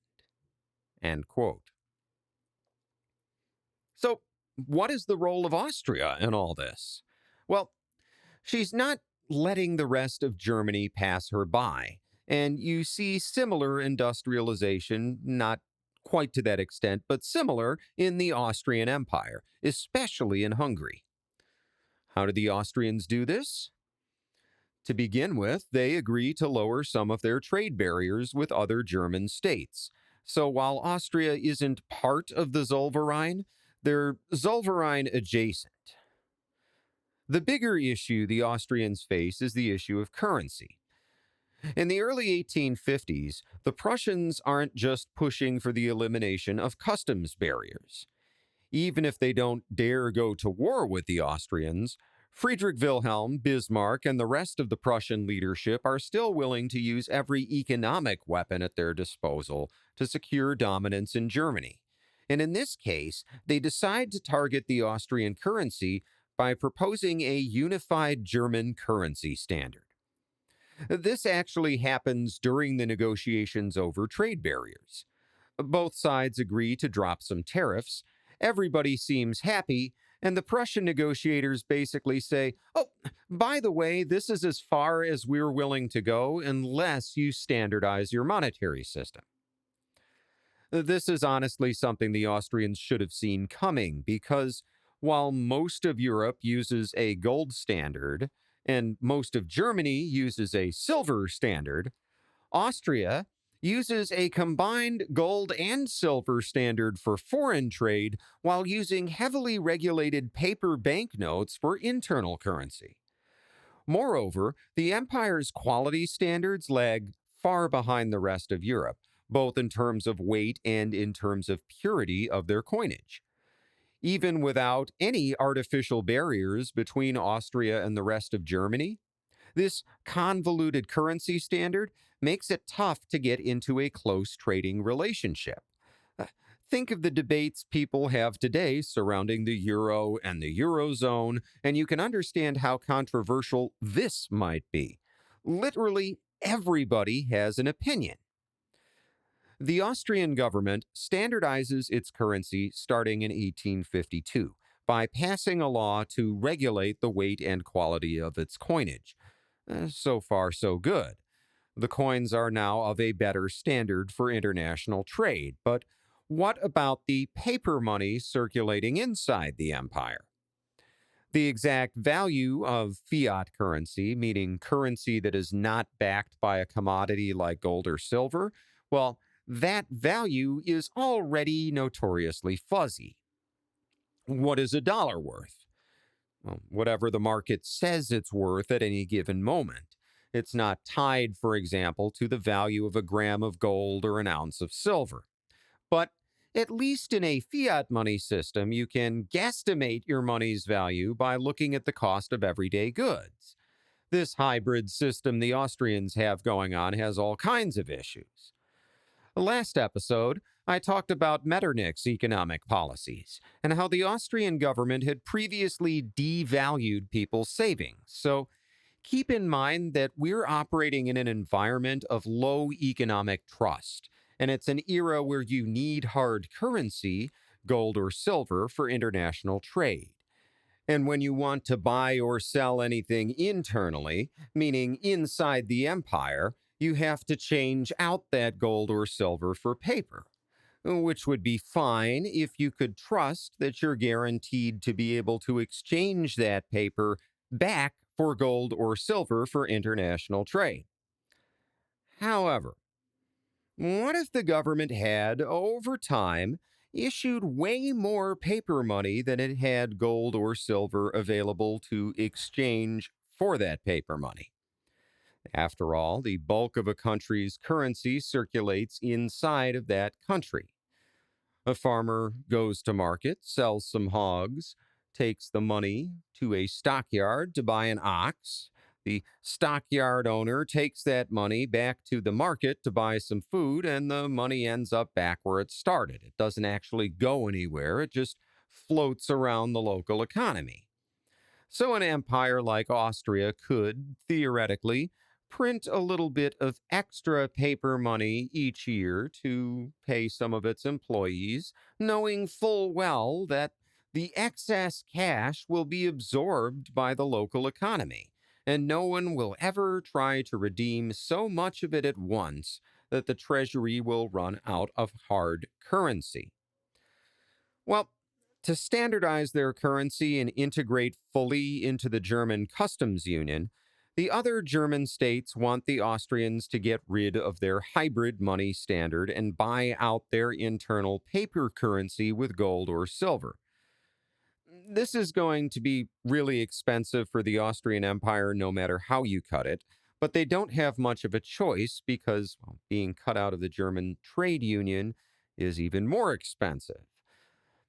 Now, what the Austrians would really like to do at this point is get everyone to adopt a gold standard instead of using silver.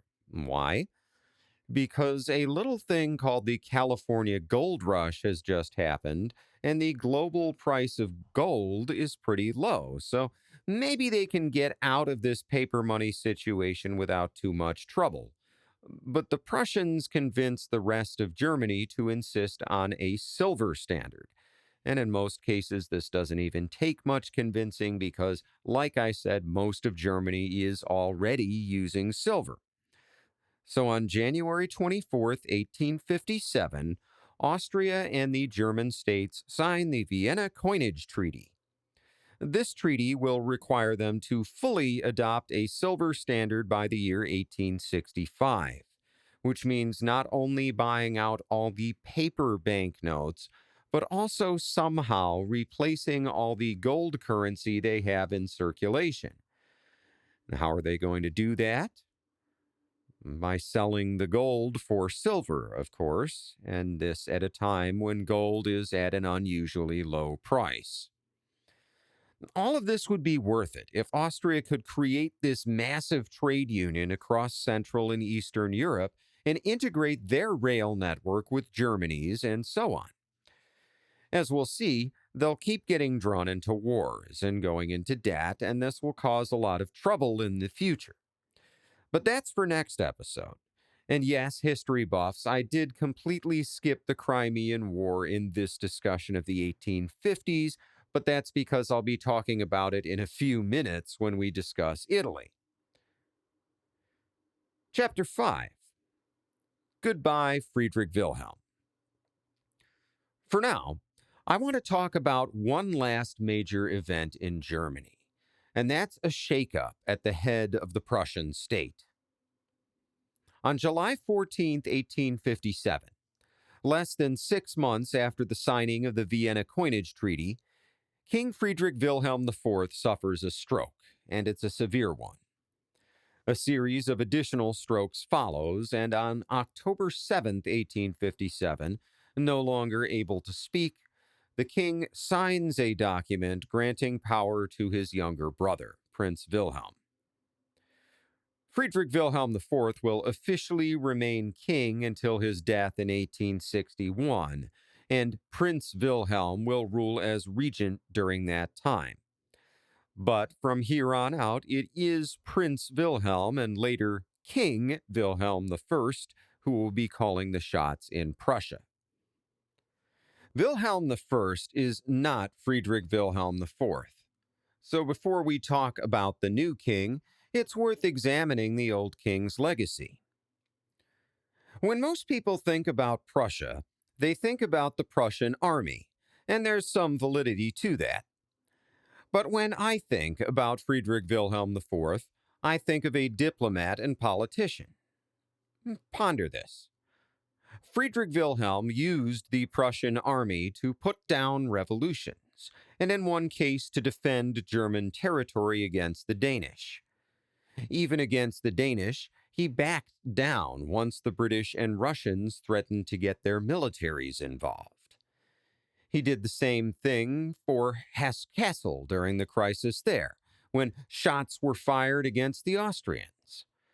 So, for all the Prussian reputation for militarism, the evidence shows that Friedrich Wilhelm reigned as a saber-rattling diplomat, and was actually hesitant to go to war with any major power, particularly Austria.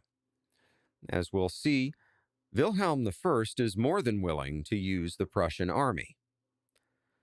So is Otto von Bismarck, which would seem to make him a good fit for the new government. But while Bismarck has been a fierce advocate for Prussia in the German parliament, Wilhelm I cleans house, fires his brother's center-right cabinet, appoints a new, more hardline conservative cabinet in its place, and all of a sudden, all the people who had been involved with the old administration, Bismarck included, are on the hot seat.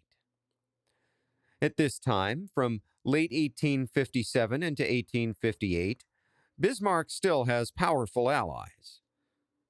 Some of his old backers had been shuffled out of power, true, but some were the type of people who were still able to retain a foothold in the new administration.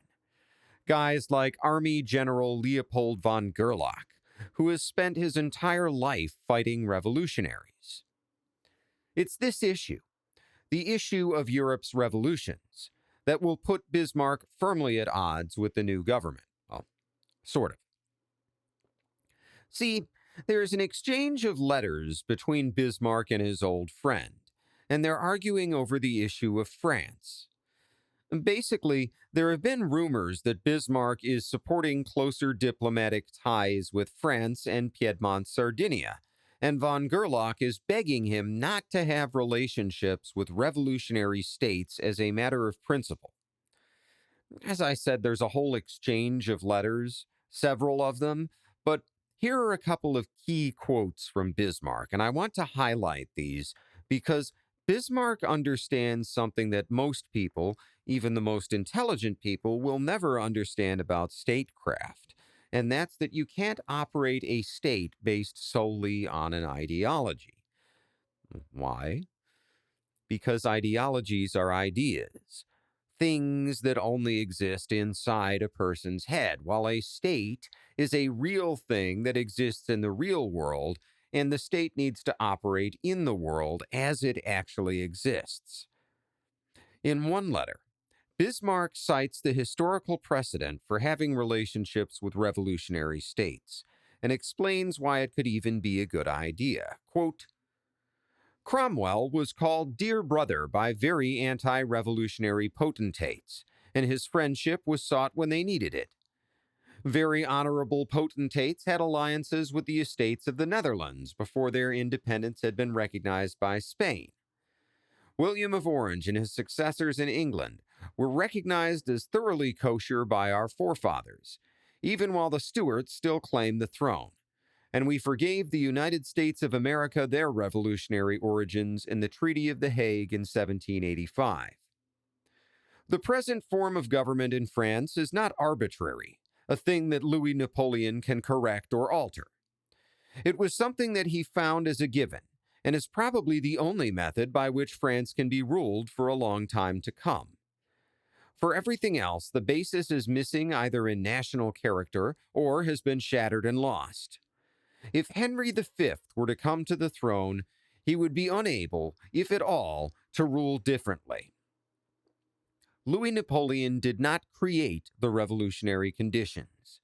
He did not rebel against an established order, but instead fished power out of the whirlpool of anarchy as nobody's property. If he were now to lay it down, he would greatly embarrass Europe, which would more or less unanimously beg him to take it up again. End quote. In another letter, Bismarck gets to the heart of the matter. States must operate in their own interests based on real-world conditions. a concept we now call realpolitik.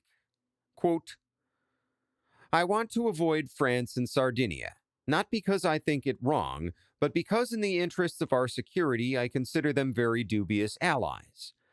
Who rules in France or Sardinia, once the powers have been recognized, is absolutely unimportant to me as a matter of fact, not right or wrong. France would be, of all possible allies, the most questionable, although I must keep the possibility open, because one cannot play chess if 16 of the 64 squares are forbidden from the beginning. End quote. In time, King Wilhelm I and his advisors will come to appreciate Bismarck's genius. For now, Bismarck is without any support. His famous backer, the guy he's been writing, Leopold von Gerlach, doesn't abandon him over their disagreements, but the old general does die. And without that support, Bismarck is soon removed from his position as Prussia's representative in the German parliament. Even at this low point in his career, though, it's obvious to his superiors that he's too talented to fire outright. Instead, he's shuffled off to St. Petersburg, where he's to serve as Prussia's new ambassador to Russia, a thoroughly conservative and anti-revolutionary state where closer relations will only serve to bolster the regime's foreign policy agenda. We'll leave Bismarck in the Tsar's court for a while, but he'll be back with a vengeance in the next episode. Chapter 6. Repression in Lombardy. While Prussia is slowly dominating Germany by economic force, there's all kinds of stuff going on down south.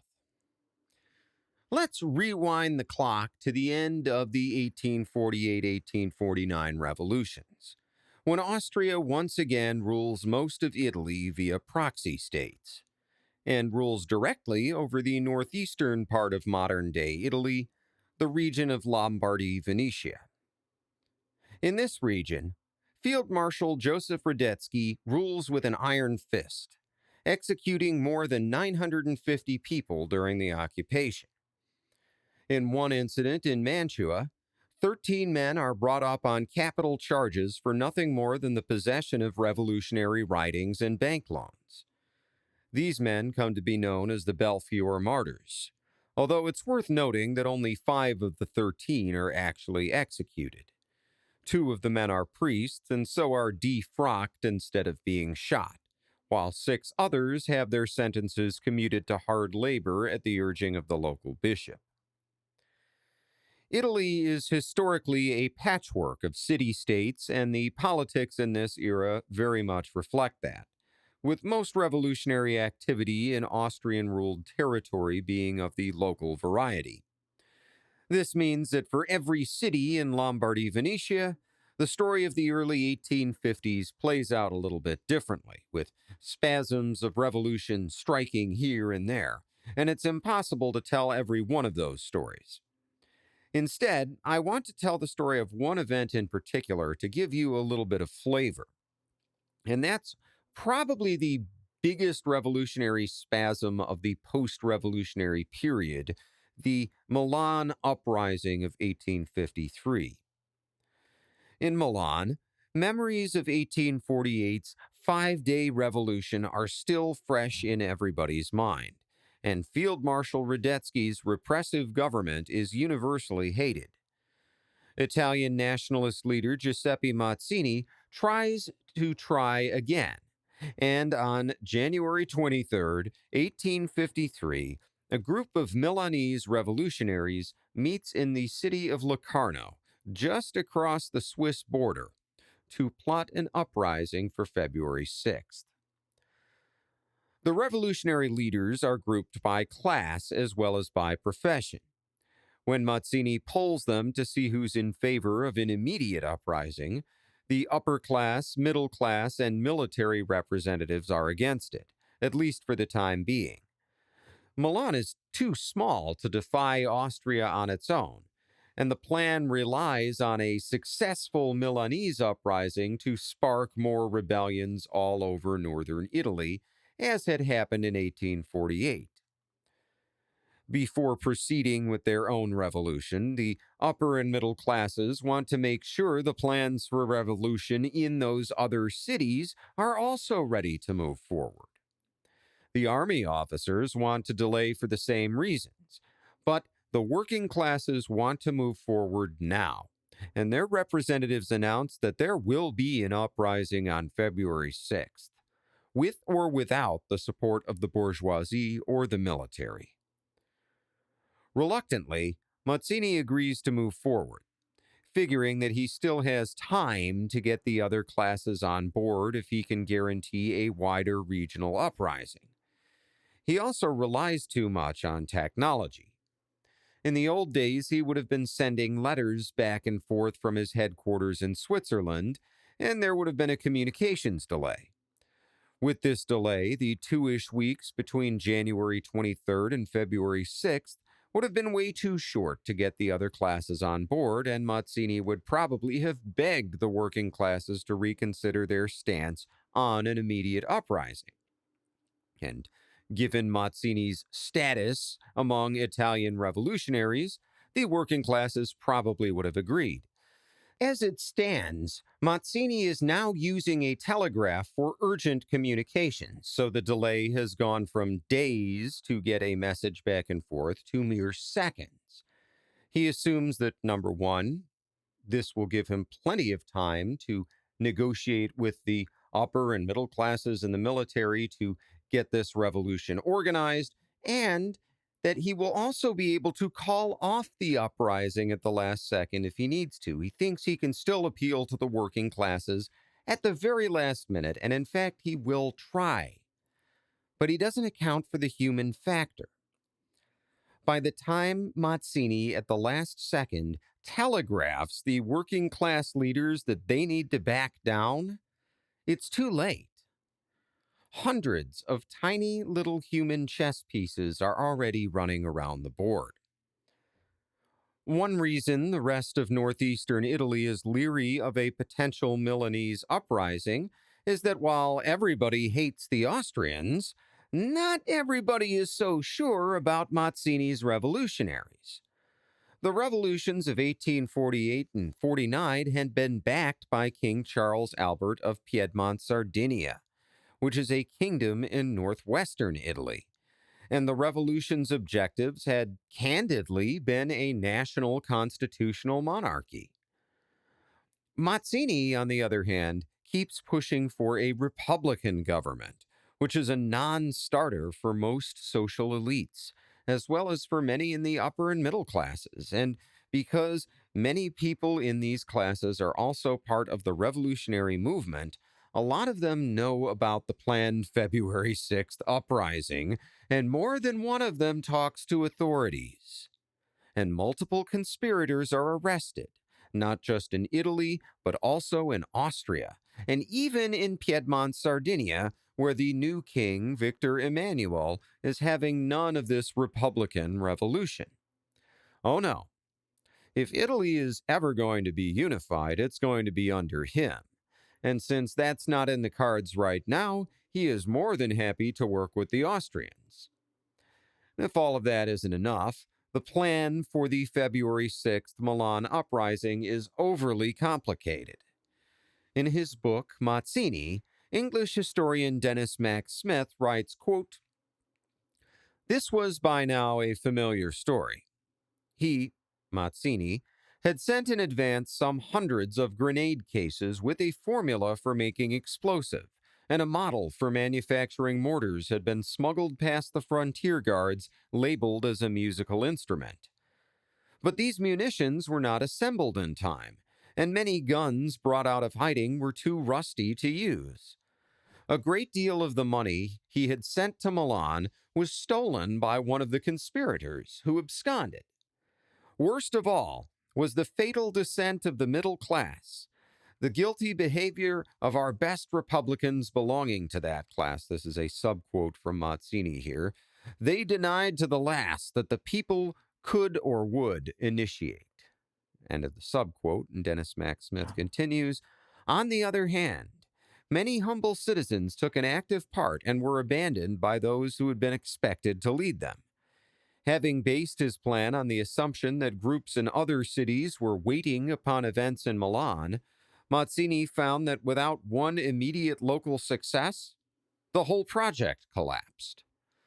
Some of the Milanese aristocracy, following Victor Emmanuel's example, quickly sent an abject address of loyalty to Vienna in gratitude for an Austrian victory over the revolutionaries. End quote. In the end, a dozen Austrian soldiers are killed in the Milan uprising, along with around 50 revolutionaries, and an additional 16 rebel leaders are executed after the fact. It's a complete failure, which is par for the course for any attempted Italian revolution in the early 1850s. What's also par for the course is the Austrian Empire's ability to totally misread the situation and alienate their own allies. See, the Milan uprising is a chance for the Austrian government to reward the Italian upper and middle classes for their loyalty. Instead, despite the fact that this was uncontroversially a working-class uprising, Field Marshal Radetzky confiscates the property of dozens of wealthy Milanese citizens, making those people hate the Austrians even more. What's worse, some of these property owners are expatriates who have since become citizens of Piedmont-Sardinia, which gives Piedmont-Sardinia an excuse to protest and bolster its image with the Italian public at large. Chapter 7. Enter Camillo Cavour. The man protesting Austria's seizure of his citizens' private property is the new Piedmontese prime minister, Camillo Benso, the Count of Cavour, who I teased at the end of the last episode. Cavour was born in Turin, the Piedmontese capital, on August 10, 1810. Except back in 1810, Turin wasn't part of Piedmont-Sardinia. It was part of the French Empire, and Camillo's parents, the Marquis and Marquess of Cavour, handled their country's occupation with the kind of savvy that would one day make their son a great leader. The Marquis invested in confiscated church properties, became the court chamberlain under Napoleon's government, and grew close enough with the Bonapartes that one of Napoleon's sisters would act as baby Camillo's godmother. When the House of Savoy was restored to the Piedmontese throne in 1814, the Cavour family switched sides yet again, and the Marquis was soon back in the royal family's good graces. All of this happened when Camillo was very young, and from the age of 4 he would grow up in one of Europe's most conservative societies, a place where the elites still wear powdered wigs at formal events. As his father's second son, Camillo will never inherit the title of Marquis or own the family's estates, so his parents enroll him in military school starting at the age of 9. The school is incredibly strict, requiring twice daily attendance at church, total adherence to military discipline, and silence at all times except during designated recreational periods. Camillo has a reputation for being a rowdy child, and depending on your point of view, military school is either the worst possible fit for the young nobleman or exactly what he needs to whip him into shape. If you take the second view, you'd be disappointed in the results. Among other things, Camillo has a scandalous friendship with an older cadet who turns out to have revolutionary beliefs, and at one point, banned books, probably revolutionary books, are found in his quarters. For that offense, he's actually put under arrest for 10 days. Camillo Cavour even manages to bungle an early relationship with a young Prince Charles Albert. At 14, he's made a page in the royal court, but he has to wear a red uniform instead of a nobleman's traditional finery, and he complains that it makes him look like a servant, so the prince fires him. Despite this, at the age of 15, Camillo Cavour is given a commission in the Army Engineering Corps and goes to a specialized academy for further study. He excels at math, is a quick study, and in 1827, at 17 years old, he finds himself stationed on the French border, maintaining frontier fortresses. It's a lonely life, far from Turin or the other vibrant cities that Camillo is used to. He buries himself in history books and political treatises and emerges from this experiences as a political liberal, eventually resigning his army commission in 1831. His reasons for leaving the army are not political, though. In public, Cavour claims poor eyesight, but in private, he admits that he was simply bored with life on the frontier and, at 21 years old, ready to begin a new chapter in his life. Moreover, despite his liberal tendencies, Camillo Cavour is a committed constitutional monarchist, as is common in this era. This leads a lot of people to describe Cavour as a conservative, which I suppose he is by modern standards, but he'd be better described as a man of his time. For example, many of the positions he believes in, free trade, low taxes, and reduced regulation, are often considered conservative today, but were considered liberal reforms in the mid-1800s. Along the same lines, Cavour believes that change must happen gradually, and that economic reforms should take place before social reforms. Like others of his class, he's well aware of what can happen when revolutionaries get control of a society. Even so, Cavour believes in freedom of speech, freedom of the press, and more participatory government, views which put him on the left side of the aisle. He's a complicated guy. After some time abroad, both traveling in England and visiting his conservative Calvinist relatives in Switzerland, Cavour returns to Turin, where he splits his time between business and helping to manage his family's estates. However, he invests too much money in a startup railroad company, and when that business fails, as startups are prone to do, he loses all his money, most of which he had borrowed from his father. So in 1841, at the age of 31, he is forced to beg his father for help, and the old Marquis forgives his debt and even gives him a small estate. It's enough to live on, but if Camillo Cavour wants to become wealthy or influential, he's going to have to do that on his own right.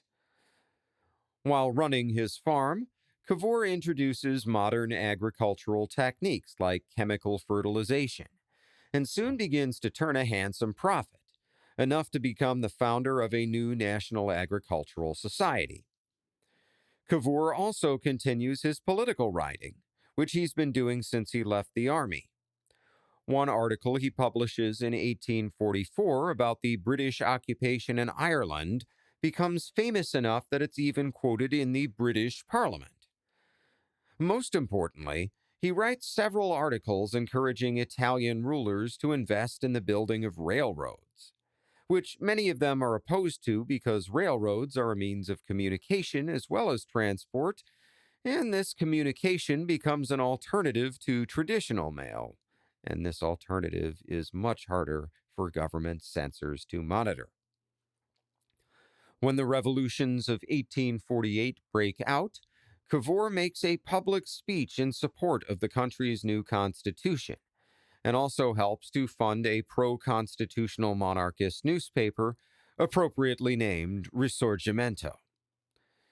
He's elected to Piedmont-Sardinia's new parliament, loses his seat during the war against Austria, then wins election again when the war is over. I mentioned that at the end of the last episode.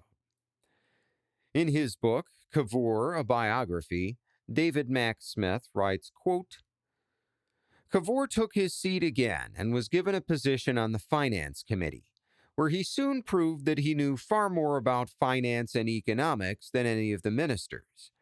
His pugnacious interventions in debate were authoritative, sometimes decisive, and often provocative. In April, he challenged another member of Parliament to a duel by pistols, in which, fortunately, neither was injured. This was a strange episode because the point at issue seems to have been completely unimportant and no question of personal honor was involved. In addition, duels were a criminal offense punishable by imprisonment. The government, to Cavour's annoyance, asked leave of Parliament to bring both himself and his adversary before the courts, but a majority of deputies refused permission, and the matter was allowed to drop.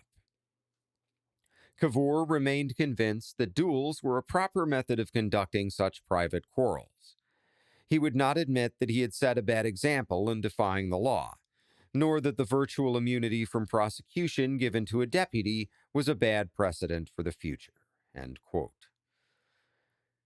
Between his keen eye for finance and his reputation as a fighter, Cavour becomes a rising political star, and in October of 1850, he's appointed as Minister for Trade and Agriculture in the government of conservative Prime Minister Massimo di Azeglio. It's been 18 months since the coronation of the new king, Victor Emmanuel II, and the signing of the new constitution. In that time, Azeglio is the 8th prime minister, so things are pretty unstable. But Cavour makes the best of things. In April of 1851, he adds the Ministry of Finances to his portfolio. In 1852, Cavour and another politician named Urbano Ratazzi organize a change in government. While Cavour is on the center-right and Ratazzi is on the center-left, both men are alarmed by creeping authoritarianism, this time on the right, which is still engaged in a counter-revolution that Cavour and Ratazzi believe has gone too far. The impetus for this center-right, center-left alliance, known as the connubino, or marriage, is the rise of a new autocrat in France.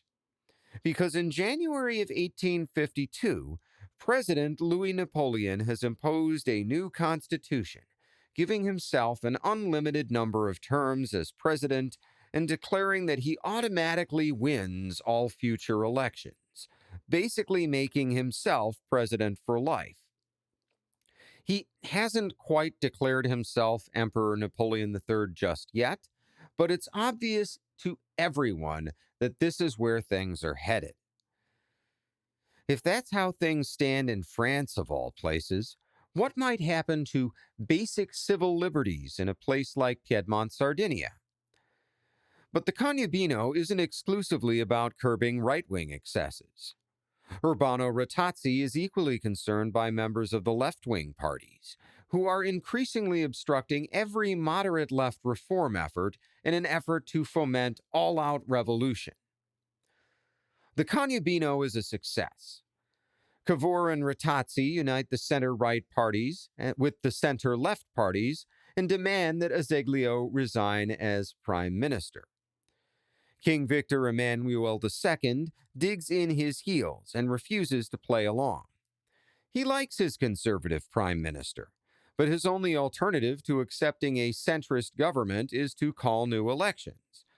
Elections that would almost certainly be won by the left, making the king's position even worse. No other choice, the king gives in, and by the end of 1852, Azeglio is out as prime minister. Cavour is in, and Ratazzi is president of parliament, although he will soon accept a new position in Cavour's cabinet. So far, so good. But to get anything done, Cavour and his new center-left, center-right coalition will have to work with one of Europe's most powerful monarchs. I'm not talking about how strong the country of Piedmont-Sardinia is compared to, say, the British Empire. I'm talking about how much power the king has within the political system. And in Piedmont-Sardinia's political system, he has a lot of it. At this point, I have introduced 3 of Italy's 4 major founding fathers. Giuseppe Mazzini, the great writer and organizer of revolution, and Giuseppe Garibaldi, the brilliant general and guerrilla fighter. I introduced them in earlier episodes. Now we have met Camillo Cavour, the crafty politician and statesman, so it's as good a time as any to introduce Italy's 4th and final founding father, the man with whom Camillo Cavour is going to have to work to get anything done. Victor Emmanuel II. Chapter 8. Enter Victor Emmanuel.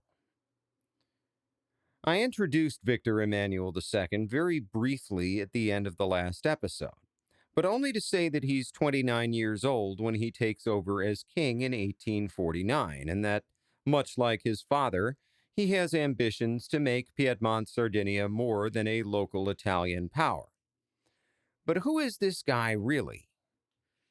Victor Emmanuel was raised not as the leader of some local dynasty, but as a proper king. As a young man, he'd been educated in war and politics, and had also become a talented athlete before serving in the First Italian War of Independence under the command of his father, Charles Albert. Furthermore, just to throw more of the era's spaghetti politics into the mix, I should mention that Victor Emmanuel has been married since 1842 to Adelaide of Austria, whose father, Archduke Rainier of Austria, had been Viceroy of Lombardy, Venetia, until getting kicked out during the Venetian Revolution and replaced by Marshal Radetzky's military government. The reason I mention this is because there are a lot of misconceptions about Victor Emmanuel II in the popular imagination because, spoiler alert, he will become the first king of a united Italy. He's taken on this mythic mantle of the man who united Italy, and that's true. But it would be more accurate to say that Victor Emmanuel is about to unite Italy by accident. I'll quote again from Dennis Mack Smith, this time from his book Victor Emmanuel, Cavour and the Risorgimento, and I know I keep quoting from Dennis Mack Smith, but he's one of the few English language authors to really go into depth on the unification of Italy.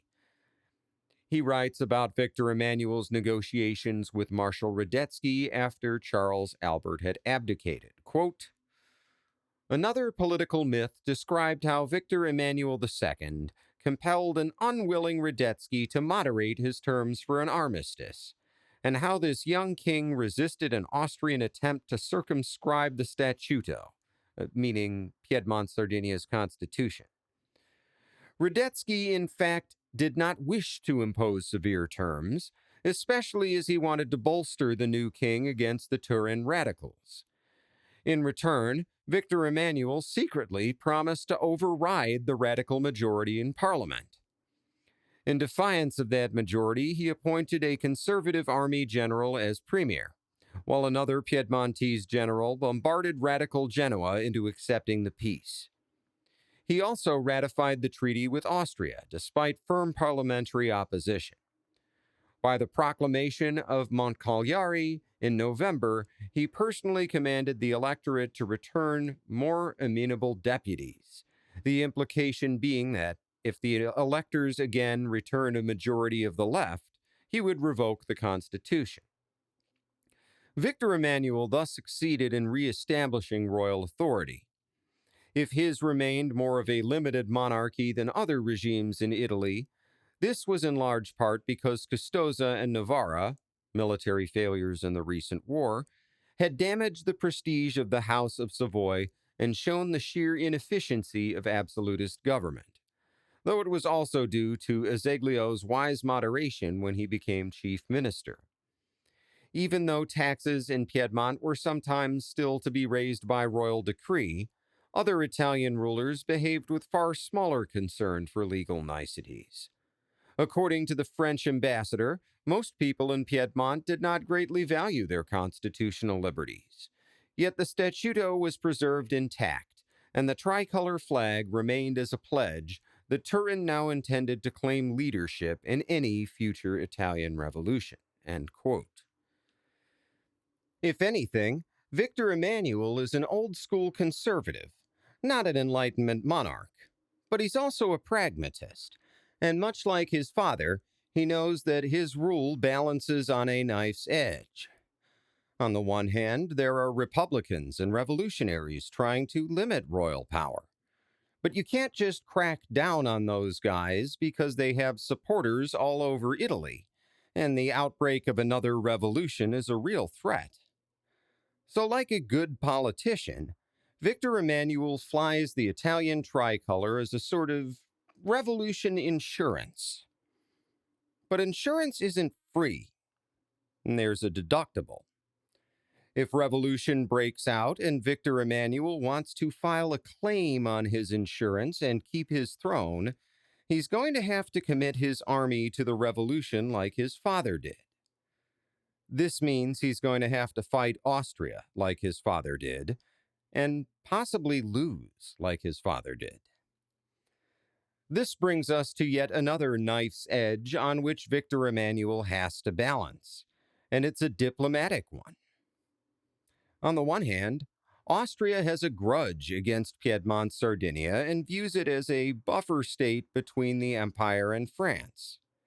The other Italian rulers are Austrian puppets, and a weak Piedmont-Sardinia would be doomed to become a puppet as well. On the other hand, Piedmont-Sardinia also borders France. And I don't know if you know this because I only did like 6 episodes on it, but French armies have a recent history of rampaging all over Italy. And if President Louis Napoleon, soon to be Emperor Napoleon III, decides to go rampaging again, there's nothing Victor Emmanuel could do to stop him without the help of the powerful Austrian army. All of this to say that neither Victor Emmanuel II nor Camillo Cavour envisions a fully united Italy when Cavour becomes prime minister in 1852. That would be too ambitious. What they both seem to hope for is a super-powered Piedmont-Sardinia, one that, through years of negotiations and maybe 1 or 2 carefully planned military campaigns, plays France and Austria against each other and grows to include northern Italy as far east as Venice. Annexing southern Italy, much less Rome, like Mazzini and Garibaldi want to do, probably seems like a pipe dream. Not because they don't like the idea, mind you, just because it seems unrealistic.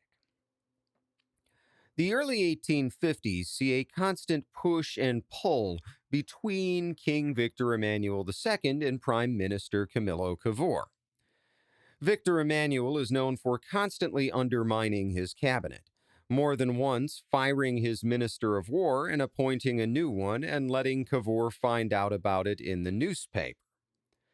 He also operates a private courier service that he uses to engage in backdoor diplomatic negotiations with the French and the Austrians, often lying to both sides or contradicting what official government diplomats are saying. On the other hand, Victor Emmanuel doesn't care so much about day-to-day policy. He cares about personal power. Cavour is a patient man, so when the king goes on a rant to the press about this or that policy, or dips his toes into diplomacy for the umpteenth time, Cavour just waits until the king moves on to the next distraction and then continues governing as normal.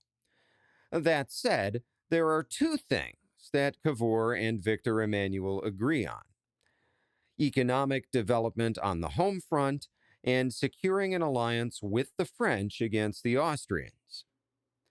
At home, Cavour is willing to break with his own liberal principles and use state subsidies to juice the economy.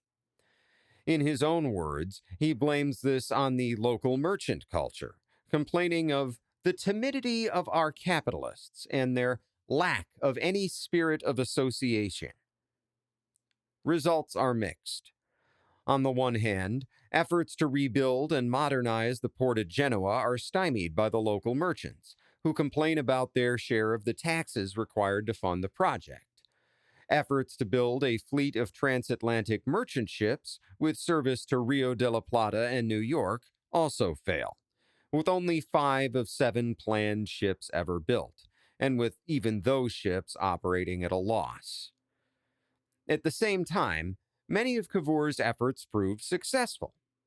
Within a year of taking over as prime minister, His government has established telegraph service between the capital city of Turin and both the port of Genoa and, importantly, to Paris.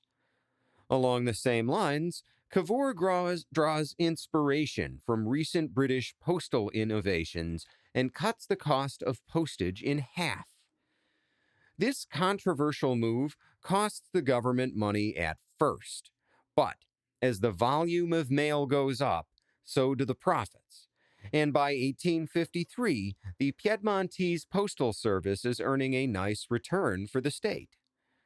Most importantly, as Prime Minister, Cavour is once again free to indulge in his passion for railroads and goes on a wild building spree. By the end of the 1850s, Piedmont-Sardinia operates approximately 600 miles of railroad lines, half the railway capacity in all of Italy. This boosts commerce, initially resulting in a speculative stock market bubble in the mid-1850s. Oops. But when the bubble settles down, Piedmont-Sardinia is able to use its railroads to import large quantities of coal, iron, and other raw materials to construct its own native industries. One of Camillo Cavour's most ambitious projects is the construction of an 8.5-mile tunnel under Mont Cenis in the Alps, designed to provide a direct link between Turin and Paris. Although the tunnel will take years to complete and will not open until a decade after Cavour's death, it becomes a mainstay of European rail infrastructure, and after modernization in the early 2000s, remains active well into the 21st century. In all of this activity, Cavour does not completely forget his old liberal beliefs, and passes a number of reforms designed to improve the lives of the poor. To his conservative critics, Cavour responds in Parliament in an 1850 speech, quote, "You will see, gentlemen, how reforms carried out in time, instead of weakening authority, reinforce it. Instead of precipitating revolution, they prevent it." End quote. Among other things, Cavour reduces taxes on grain, salt, and leather, which are the three largest expenses borne by lower-class Italian families. Why leather? Because peasants need good quality work shoes and are constantly wearing them out. This is something a former country landlord would know, while someone from a more insular background might not. On the foreign policy front, Cavour works behind the scenes to get some kind of alliance with France. But French diplomats are unwilling to tie themselves to a country that performed so badly in its last war. This situation doesn't last long. In 1855, opportunity presents itself for Cavour and Victor Emmanuel to prove to the French just how valuable an ally they can be. This opportunity takes the form of something I skipped when I was talking about Germany. A little Eastern European dust-up we call the Crimean War.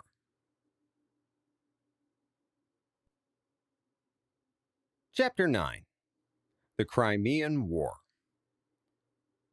Later in his career, Otto von Bismarck will famously predict World War I by saying, quote, "One day, the great European war will come out of some damned foolish thing in the Balkans." End quote. He might just as well have been talking about any number of European conflicts, beginning with the Crimean War.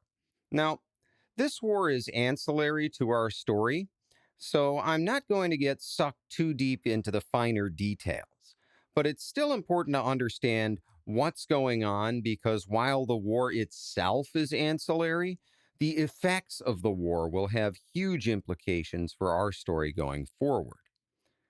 To understand why, we'll first need to get into the heads of European diplomats in the early 1850s. For these people, the primary goal of all diplomacy is to prevent another Napoleon. It's analogous to European foreign policy in the second half of the 20th century, right? Everybody wants to prevent another Hitler. In the 20th century, the Soviets fear a resurgent Germany backed by NATO, and the Western Europeans fear the Red Army.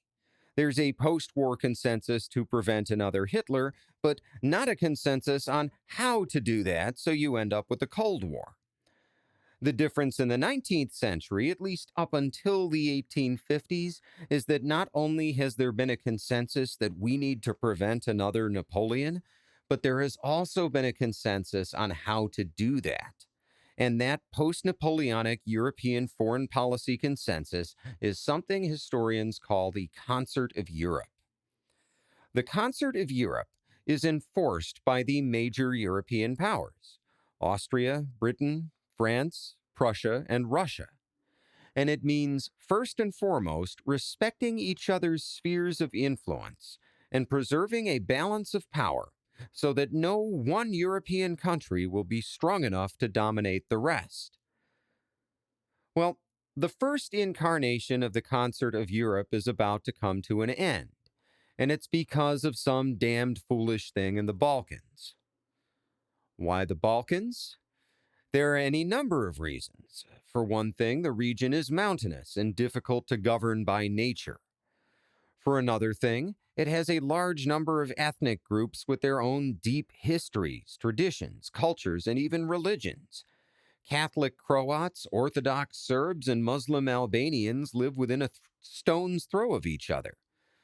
Finally, the Balkans form a buffer zone between not two, but three of the great European powers: Austria, Russia, and another power we haven't talked about a lot because it's in decline, and that is the Ottoman Empire. The reasons for Ottoman decline are absurdly complicated and well beyond the scope of this episode. Broadly speaking, the empire is a victim of its own success. Having conquered the heart of the ancient and classical world, it was left behind by the development of global sea trade and transoceanic shipping. Instead of its central position being an advantage, the Ottoman Empire finds itself bottled up in the Mediterranean while the other great powers grow fat on colonial empires. Not only that, but the Ottomans just have weird luck when it comes to sultans. If you look at their empire's ascent, for the first few hundred years, they just have one outstanding leader after another. And then for the last few hundred years, it's just a series of impotent losers. By the mid-1800s, much of what the Sultan calls his empire is ruled by semi-independent local governors, and the Ottoman Navy, once the empire's crown jewel, is an empty, corrupt shell of its former self. The other great powers know what's going on, but for the first time since Napoleon, they can't agree on what to do. Most European powers want a friendly trading relationship with the Ottomans. They don't want a collapse that would destabilize half the Mediterranean from North Africa through the Middle East and into the Balkans. They want to help the Sultan run a stable empire and, if anything, maybe even make the Ottomans a little bit stronger. And then there's the Russians. Tsar Nicholas I views Ottoman collapse as a foregone conclusion, and he sees the Balkans as ripe for the picking. He makes this clear to the British ambassador, George Hamilton Seymour, at a grand ball in St. Petersburg on January 11, 1853.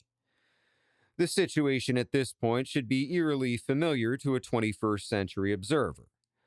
The Russian Empire has been running military drills and maneuvering troops near the Ottoman frontier. The British have been asking about it. Seymour has asked the Tsar what's going on. Nicholas has answered evasively, but then he finishes by referring to the Ottoman Empire as a sick man. And this is according to Seymour's account, quote, "Look here, we have a sick man on our hands, a seriously sick man. It would, to be frank with you, be a great tragedy if one of these days he should leave us, especially before any of the necessary arrangements have been made. But anyway, now is not the time to speak to you about this." End quote. Presumably the Tsar is referring to the fact that they're at a ball and not at a diplomatic conference, but Seymour says he answers Nicholas, with one response, quote, "Your Majesty is so gracious that he will no doubt permit me to make one more observation. Your Majesty states that the man is sick. That is clearly true. But if your Majesty will be so good as to excuse me, may I put the point to him that it is up to the strong and generous man to treat with consideration anyone who is ill and weak." End quote. This sums up the difference in opinion between the British and the Russians, and to be clear, the rest of Europe agrees with the British, except for the Austrians, who are sitting on the fence, but we'll get into that. So much for the broader diplomatic situation. Why does war break out in 1853 in particular? For that, we can all thank Louis Napoleon, the French president for life, who's been trying to burnish his credentials with his conservative Catholic base. See, ever since 1774, the Russian Empire has, by treaty, been the official protector of the Church of the Nativity in Bethlehem, responsible for protecting Christian pilgrims in the Holy Land and, in turn, ensuring that the pilgrims comply with local laws so that Ottoman authorities don't have to get involved and possibly spark a diplomatic incident. And who had been the official protector of the Church of the Nativity in Bethlehem before the Tsar? The King of France. And in 1851, Louis Napoleon had demanded that the Ottomans honor their old treaty with the French, despite the fact that it had been superseded by their treaty with the Russians. Believe it or not, I'm also oversimplifying this part because there's actually a series of claims and counterclaims, but the upshot is this. In the summer of 1852, Louis Napoleon had ordered the French Navy's state-of-the-art 90-gun, steam-powered ship of the line, the Charlemagne, to embark from the Mediterranean into the Black Sea in a display of gunboat diplomacy, with the huge ship steaming right through the heart of Istanbul. The ploy works, and on December 22nd in 1852, the Ottoman ambassador officially hands the keys to the Church of the Nativity to a French representative. Incidentally, Louis Napoleon had made himself emperor in a military coup a few weeks earlier on December 2nd, and will now be known as Napoleon III. Napoleon III's little show of force almost starts a war right there and then. The Dardanelles and the Bosporus, the straits that cut through Turkey and into the Black Sea, are closed to non-Ottoman warships by treaty. And the British threaten war against the French, should Napoleon act again with that kind of aggression. But it's the Tsar, not Napoleon, who makes the next escalation, massing troops in the Balkans and demanding that the Sultan return the keys of the Church of the Nativity to Russian care, along with responsibility for the safety of all Christians in the Ottoman Empire. This is how things had been before Napoleon's intervention, so it's not unreasonable to expect that the Sultan would submit to Russian demands. And it's around this time that Tsar Nicholas has his little conversation with the British ambassador. The Tsar is looking for an accommodation with the British, where they allow him more influence in the Balkans via this demand to be protector of the Christians, while the Sultan still gets to keep his territory on paper and save face. The decline of the Ottoman Empire may be a foregone conclusion, but it is to be a managed decline. However, Tsar Nicholas miscalculates. Fearful of an ever more powerful Russia, the French and the British send a naval task force to the Black Sea to deter the Tsar, while British diplomats encourage the Sultan to resist all Russian demands.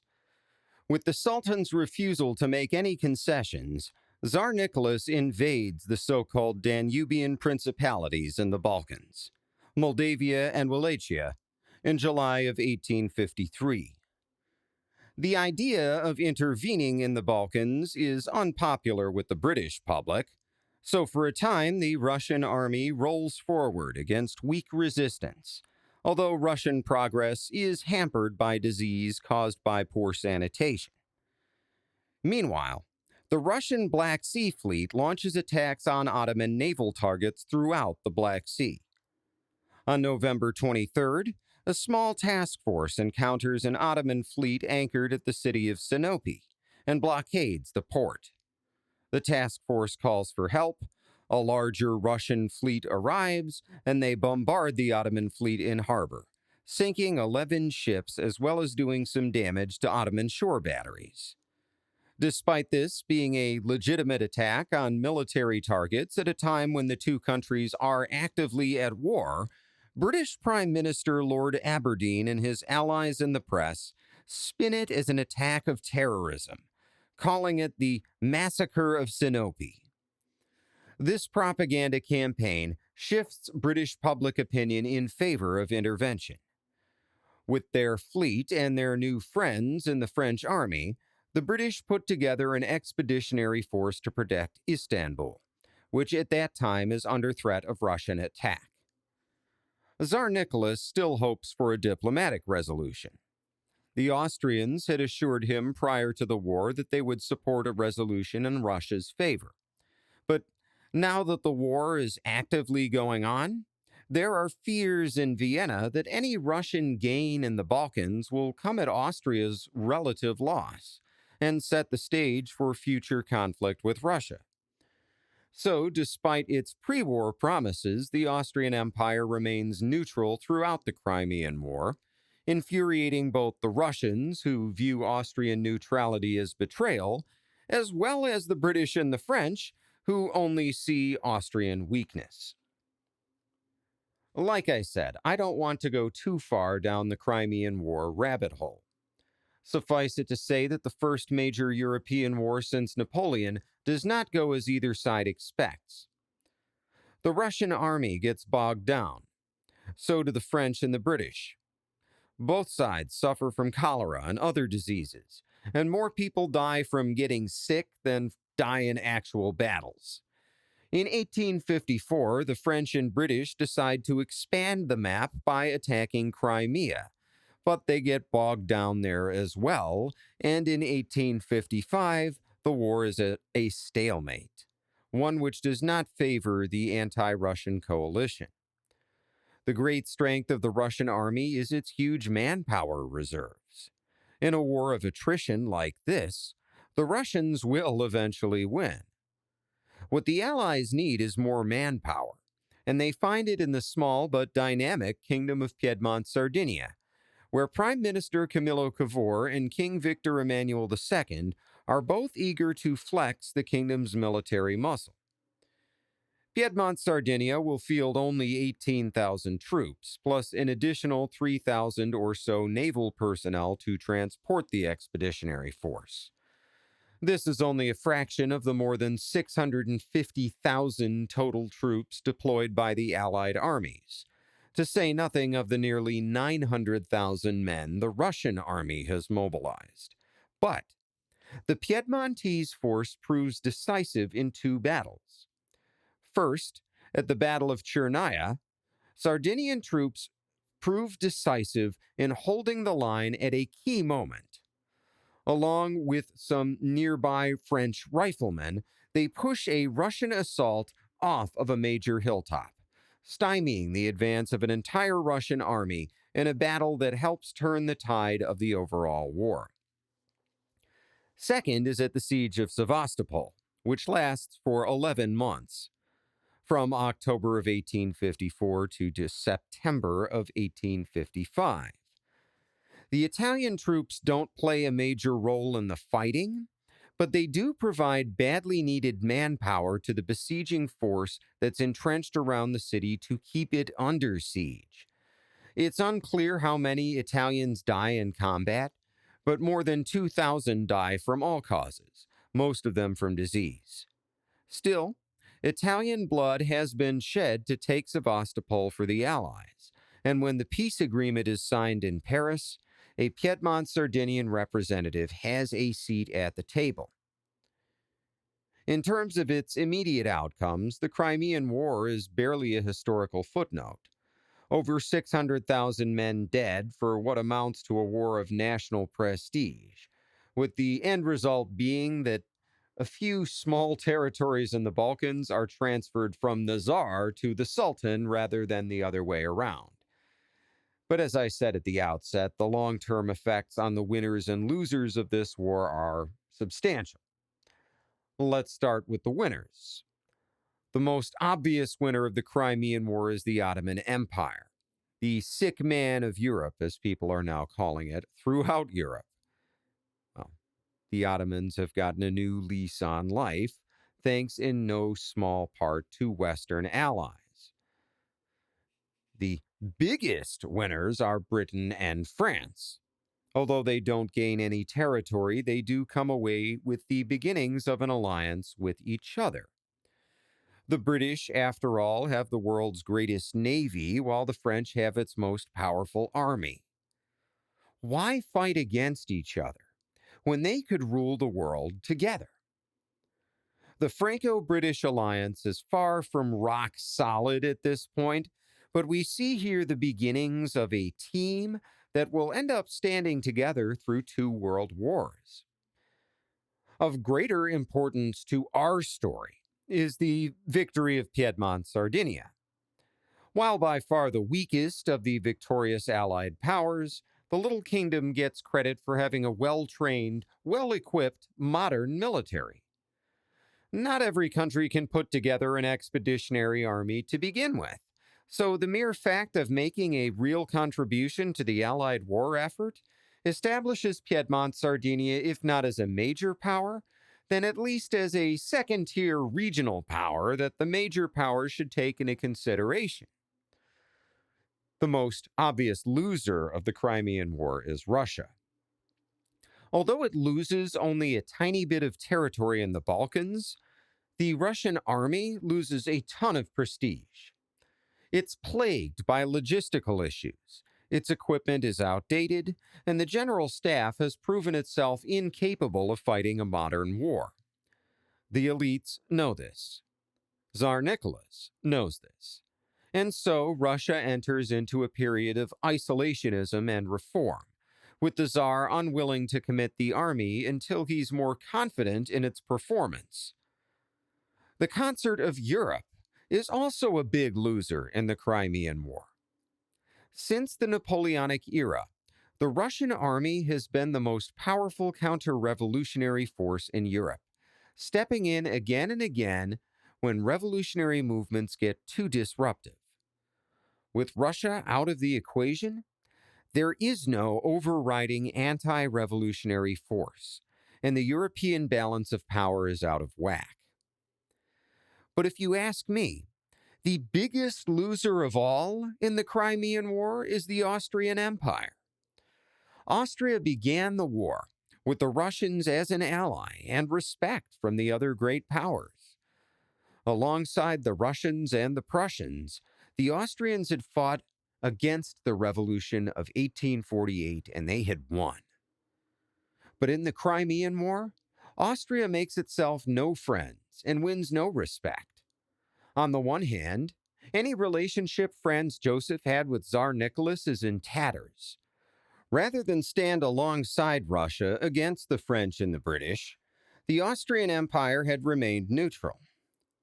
Worse yet, when Russian forces had been forced to withdraw from the Danubian principalities in the middle of the war, Austrian troops had moved in as a neutral peacekeeping force, blocking any future Russian war gains in the Balkans. On the other side, Austria had not actually joined the conflict despite numerous appeals from the French and the British. So Austria loses Russia as an ally, and in return gains nothing but contempt from the other great powers. If that's not bad enough, Austria still has to engage in a military buildup during this time in case the conflict gets out of hand, and the military buildup is expensive. The empire had already been having trouble buying out its old paper currency as well as replacing its gold coinage with silver coinage as required by the Vienna Monetary Treaty. Now, Austria has to take on a bunch of military debt, which is only going to make it harder to meet its treaty obligations and buy out all of that old currency that is still circulating. This will have major ramifications later, since Austrian financial weakness only serves to strengthen Prussia's hand up in Germany. But that's for next episode. For now, I want to turn back to Piedmont-Sardinia because the most immediate effect of Austrian weakness is going to be felt in Italy. Chapter 10. Engineering a Revolution. Following the Crimean War, Camillo, Cavour, and Victor Emmanuel continue to bicker over Piedmont-Sardinia's domestic policies.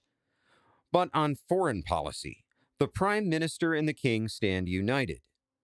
Their goal, which Cavour states openly several times, is to make Piedmont-Sardinia into the Italian version of Prussia, a dominant military and economic player that stands as the first among equals in its region. This doesn't necessarily mean a united Italy, but it does mean expelling the Austrians from Lombardy, as well as from the Papal States, where Austrian troops are still garrisoning a couple of towns and acting as peacekeepers. The problem is how to expel the Austrians without provoking a broader conflict. The Russian Empire, which is way more powerful than Piedmont-Sardinia, had just attacked the Ottoman Empire, which is arguably weaker than the Austrian Empire, and the rest of Europe had jumped in to beat back the Russians. If Piedmont-Sardinia just straight up attacks Austria in a war of aggression, the rest of Europe will most likely do the same thing to them. Instead, Cavour focuses on the smaller Italian states, hoping to find some excuse for intervening in their affairs. To that end, he works with exiled Italian nationalists like Daniele Manin, hoping to undermine the authority of neighboring rulers like Leopold II of Tuscany. He's actually doing this during the Crimean War, when he meets twice with Manin in Paris. In an 1856 letter to another Italian nationalist leader, Daniele Manin writes, quote, "Cavour is extremely able and is well known abroad. It would be a grave loss not to have him our ally, as it would be a grave danger to have him our enemy. I think we must not overturn him, but urge him on. We must work incessantly to form public opinion, because as soon as opinion is clear and forceful, Cavour, I am sure, will follow it. Let us avoid every suspicion that we might be just aiming at ministerial office ourselves, for it would do us immense harm and our influence would be lost forever. Only if public opinion is strong for Italy and if Cavour refuses, then we can think again. But I think Cavour to be too intelligent and too ambitious to refuse the Italian enterprise if public opinion demands it strongly enough."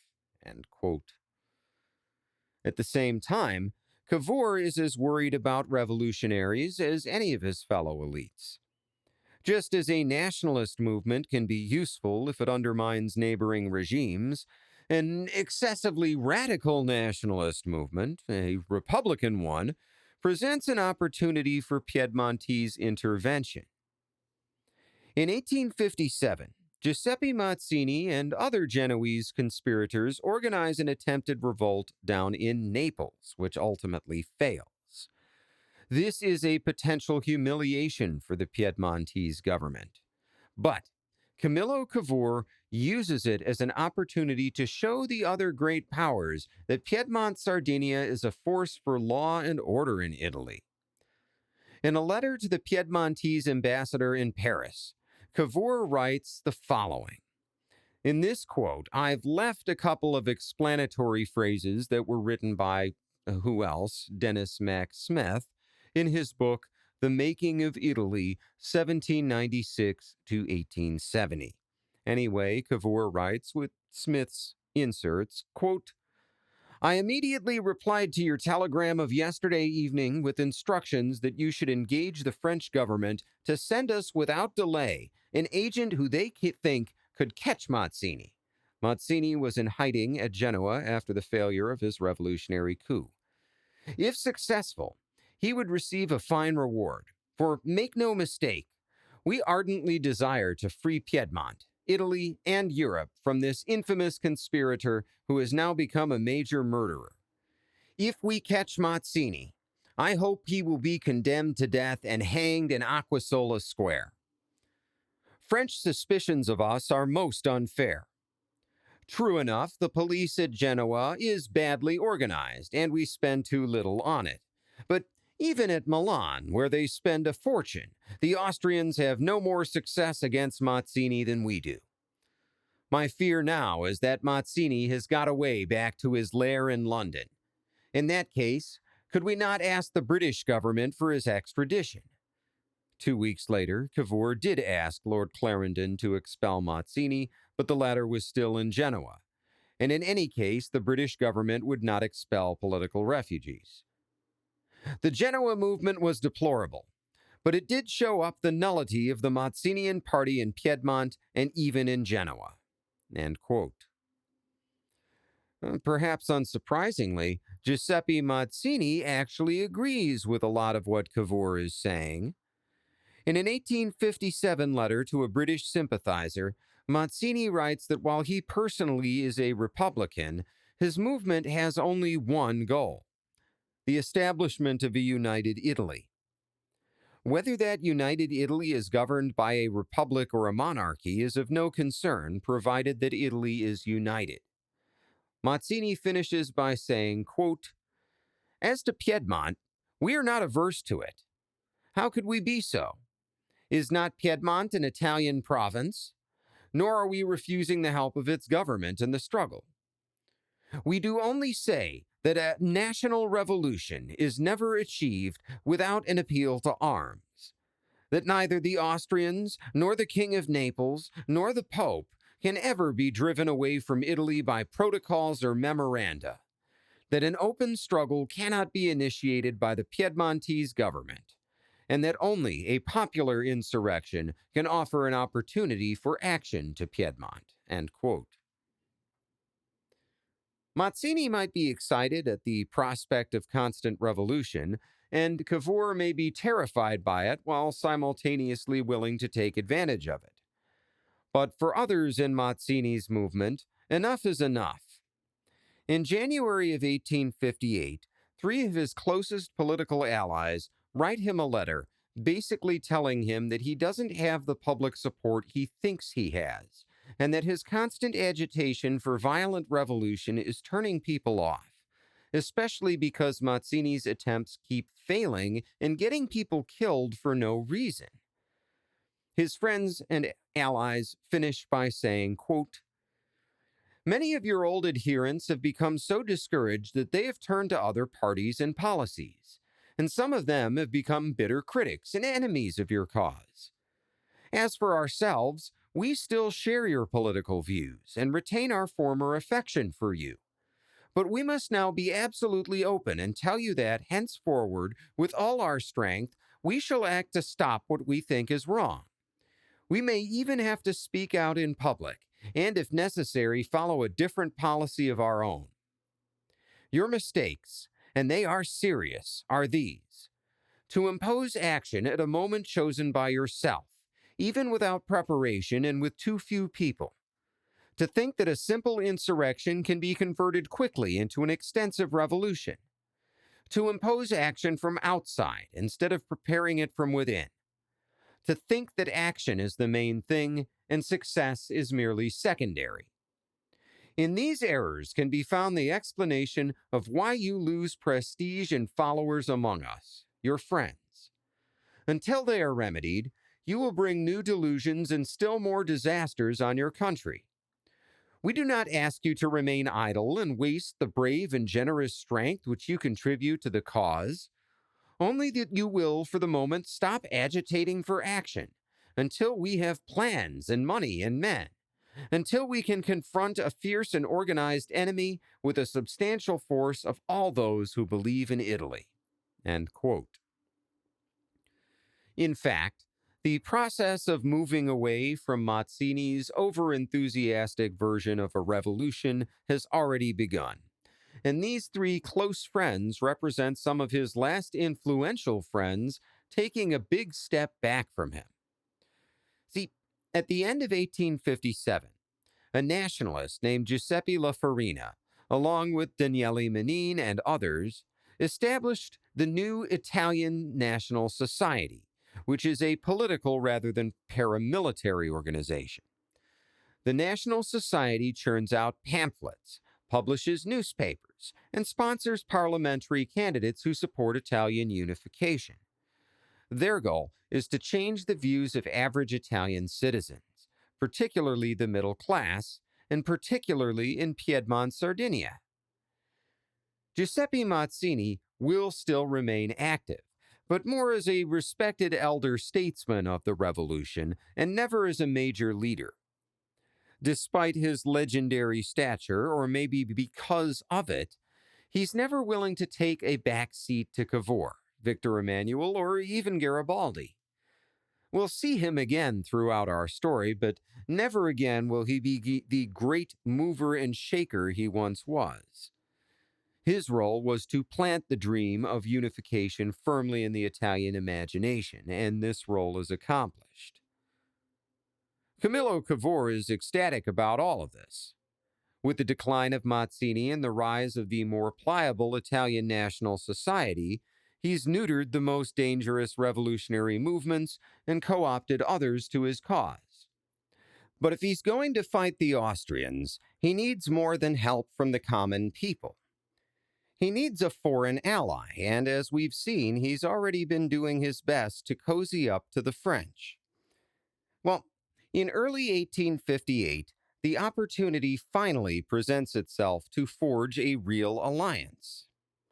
On January 14th of that year, a former Carbonari leader, a revolutionary so radical that he's publicly accused Mazzini of being soft, launches a terrorist attack. Along with three accomplices, this man, named Felice Orsini, attacks not an Italian target nor even an Austrian one, but the Emperor of France himself. The following report is taken from the January 21st issue of the New York Times, printed a week after the attack. The article opens with the description of a peaceful if festive night, with Napoleon III and his wife going to attend an opera.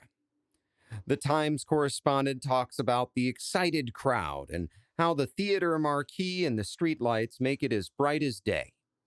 He continues, quote, "The imperial carriage was preceded as usual by a mounted piquet of the guard, and by the carriage of the Grand Chamberlain.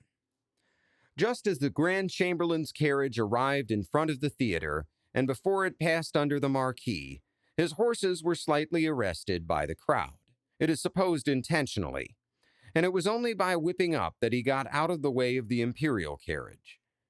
A second later, when the imperial carriage had reached the point at which the Chamberlain's carriage had been stopped, the first detonation was heard.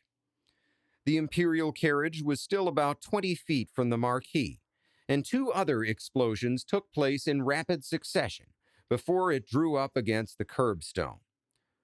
One of the bombs fell at the side of the carriage, the two other under the horses. One of the discharges killed one of the horses instantly and wounded the other. The wounded horse, leaping on the pavement with great force, broke the pole of the carriage against the projecting pavilion of the opera house and then fell. All this took place so rapidly that their majesties and the aide-de-camp, General Roguet, who was in the carriage with them, had not time to move from their seats. The scene which ensued can be more easily imagined than described. It was a confusion of horror and excitement. The explosions were loud, deafening, and shook the very earth. The paving stones on which the bombs exploded were driven into the ground. The gas lights were extinguished, and for a moment all were in the dark. The glass was broken in all the windows of the neighborhood, and fell crashing on the pavements and on the heads of the frightened people. The wounded groaned with agony, and women and children ran about in every direction, screaming with fright. The horses of the cavalry plunged forward at the noise of the explosions into the midst of the vast crowd, terrifying still more the terrified people, but by driving the multitude back, served no doubt to prevent the throwing of more bombs. End quote. 8 people are killed in the bombing, including a 9-year-old girl, and more than 140 people are wounded. Ironically, Napoleon III and his wife are unharmed, and soon Paris police have rounded up 4 conspirators, including Felice Orsini, and the men are executed on March 13th. But why would Italian nationalists attack the French emperor to begin with? As it turns out, Felice Orsini himself had answered this question 10 days earlier in the revolutionary Genoan newspaper Italia del Popolo, where he had argued that Napoleon III is to blame for the continued political division in Italy. He argues that Austria would never accept a united Italy without being forced to, but that a Republican France would gladly support a brother nation yearning to break free of foreign domination. If only the emperor would get out of the way, Orsini had argued, Italy could finally kick out the Austrians without having to worry that the French would stab them in the back. Believe it or not, despite the fact that Orsini had tried to kill him, or maybe because of it, Napoleon III actually reads the man's manifesto, and he decides that a change in policy towards Italy is warranted. He and his ministers have ambitions of expanding France to its old natural boundaries as had existed under the French Revolution. Those boundaries, as French nationalists see it, are the Rhine in the north and the Alps in the south.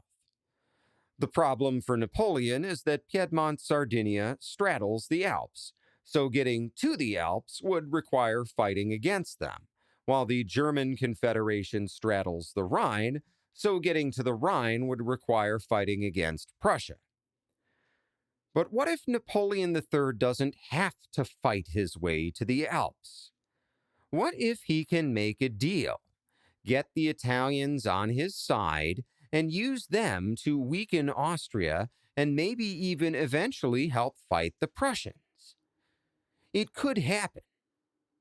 In late spring, he dispatches his personal doctor to Turin to speak with Camillo Cavour. The message this man carries is too potentially explosive to be carried by any official courier. On July 20th, 1858, Cavour travels himself to the northwestern French city of Plombières, using a fake passport to avoid notice. He meets with Napoleon III for a full day, and although the only record of the meeting comes from Cavour himself, his reports do seem to jive with the facts. During their talk, Napoleon says he will help Piedmont-Sardinia in its war against Austria, provided that the Austrians can be made to look like the aggressors.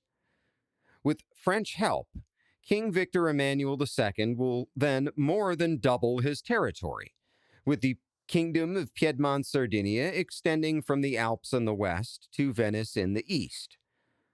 The price of French help will be the loss of the old regions of Nice and Savoy, which lie on the west side of the Alps and are to become part of France.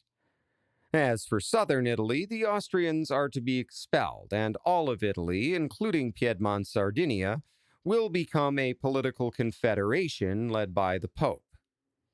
As the price of leadership, the Pope will sacrifice all but a few thousand acres of papal territory to the surrounding kingdoms, much of it to Piedmont-Sardinia.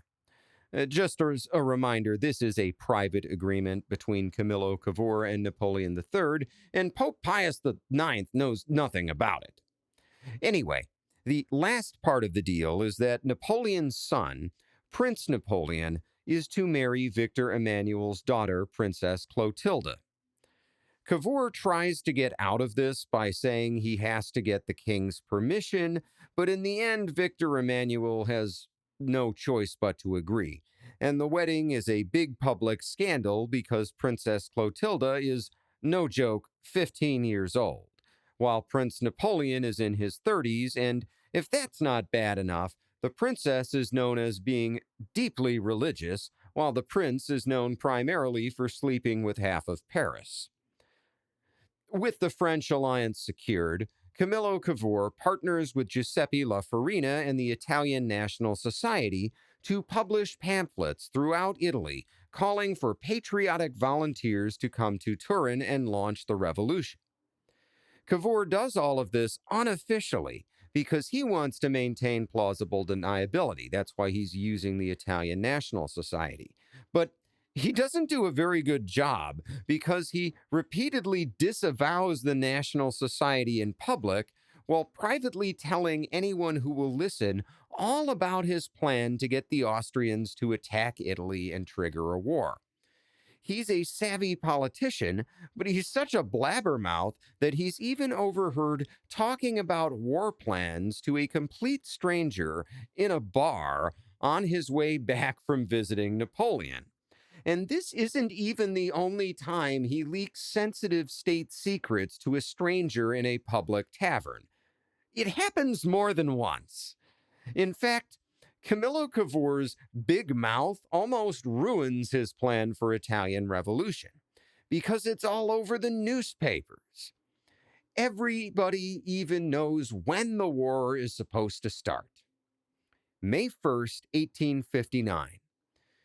You know your secret plans are going badly when all of Europe's newspapers are printing months in advance the date of your secret uprising. Anyway, the Austrians are, of course, upset and, of course, demand that Piedmont-Sardinia do something about the revolutionary army massing in their country because of all these pamphlets. There's a lot of diplomatic back and forth here, but I'll sum it up with what my mom said when I described these events to her, which is, that's the Italian way to do it. And I have to agree because this is the most Italian way possible to start a revolution, and I say it with love, but it's true. To recap, the plan is to have a revolutionary army massing in Piedmont-Sardinia.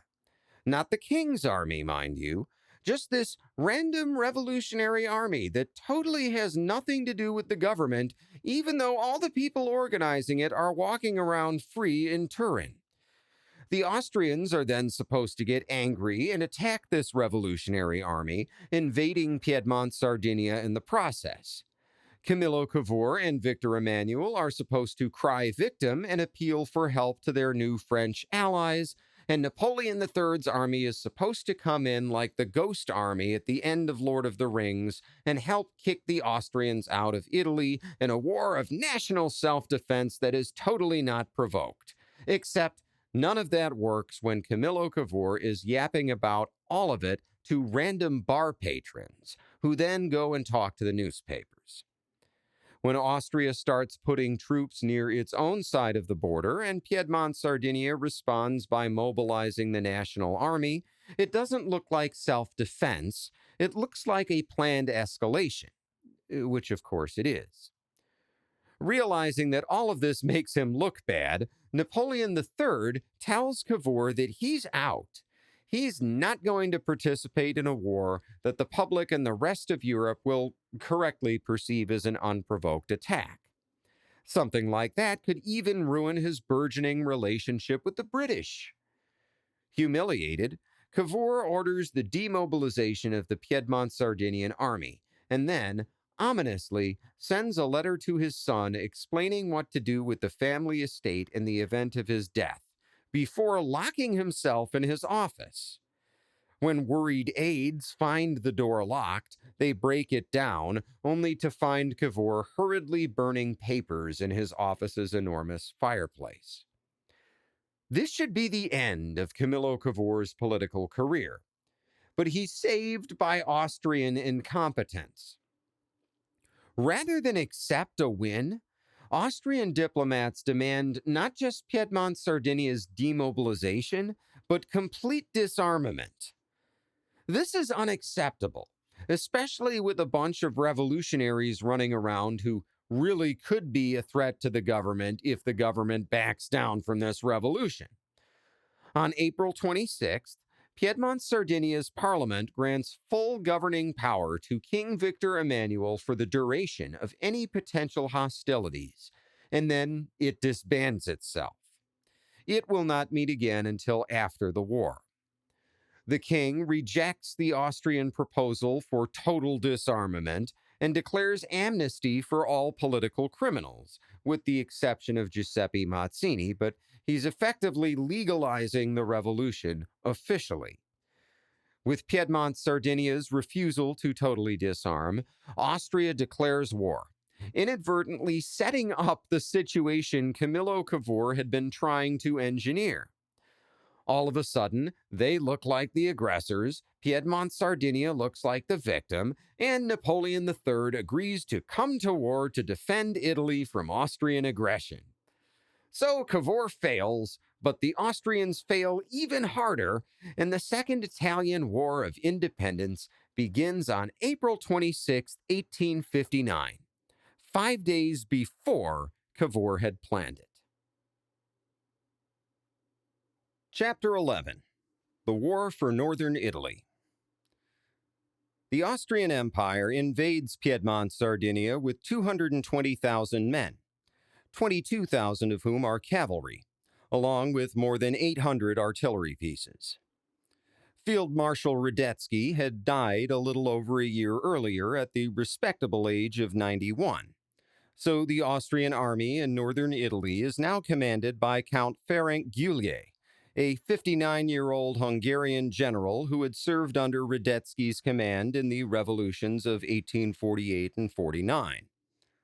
Opposing the Austrians, Piedmont-Sardinia is fielding 70,000 men, including 4,000 cavalry and 90 artillery pieces.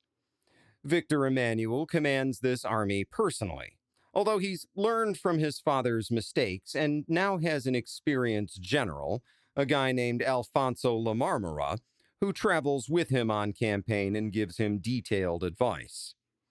It's also worth noting that Piedmont-Sardinia's army is supported by untold thousands of Italian revolutionaries and volunteers who aren't counted in the official numbers. Then, of course, there's the French. Napoleon III's army had already entered Piedmont-Sardinia a day before the Austrians, on April 25, 1859, in anticipation of the Austrian invasion. The emperor has gone all in on defeating Austria, committing nearly half of the entire French army, a force consisting of 170,000 men, including over 300 artillery pieces and a small but elite cavalry contingent of 2,000 men. Moreover, Napoleon has taken advantage of unrest in the Balkans. Where else? See, in the aftermath of the Crimean War, the Ottoman territories of Moldavia and Wallachia had declared themselves to be semi-independent vassals of the Sultan and formed a new country called the United Principalities of Moldavia and Wallachia. Most of the other major powers have recognized this shift to semi-autonomous status, but the Austrian Empire has not. So Napoleon has sent the United Principalities a shipment of 10,000 modern rifles, and they declare war on Austria in support of Piedmont-Sardinia. And to be clear, this tiny Balkan country never actually threatens the Austrian Empire, but it does force the Austrians to keep 30,000 men in the Balkans as a defensive force, men who otherwise could be committed to the campaign in northern Italy. Also worth noting is the presence of Russian troops in modern-day Poland, along the Austrian frontier. This is a peacetime garrison, but remember that Tsar Alexander II is angry with the Austrians for their neutrality in the Crimean War. His peacetime frontier garrison is pretty substantial, so the Austrians also have to keep some of their own guys back in Eastern Europe just in case. This is a deliberate policy on Tsar Alexander's part. See, after meeting with Camillo Cavour to plan this war, Napoleon III had gotten in touch with Tsar Alexander and made a proposal. Let bygones be bygones and gang up on the Austrians. Alexander is not willing to get into another war and refuses to take sides in the coming conflict.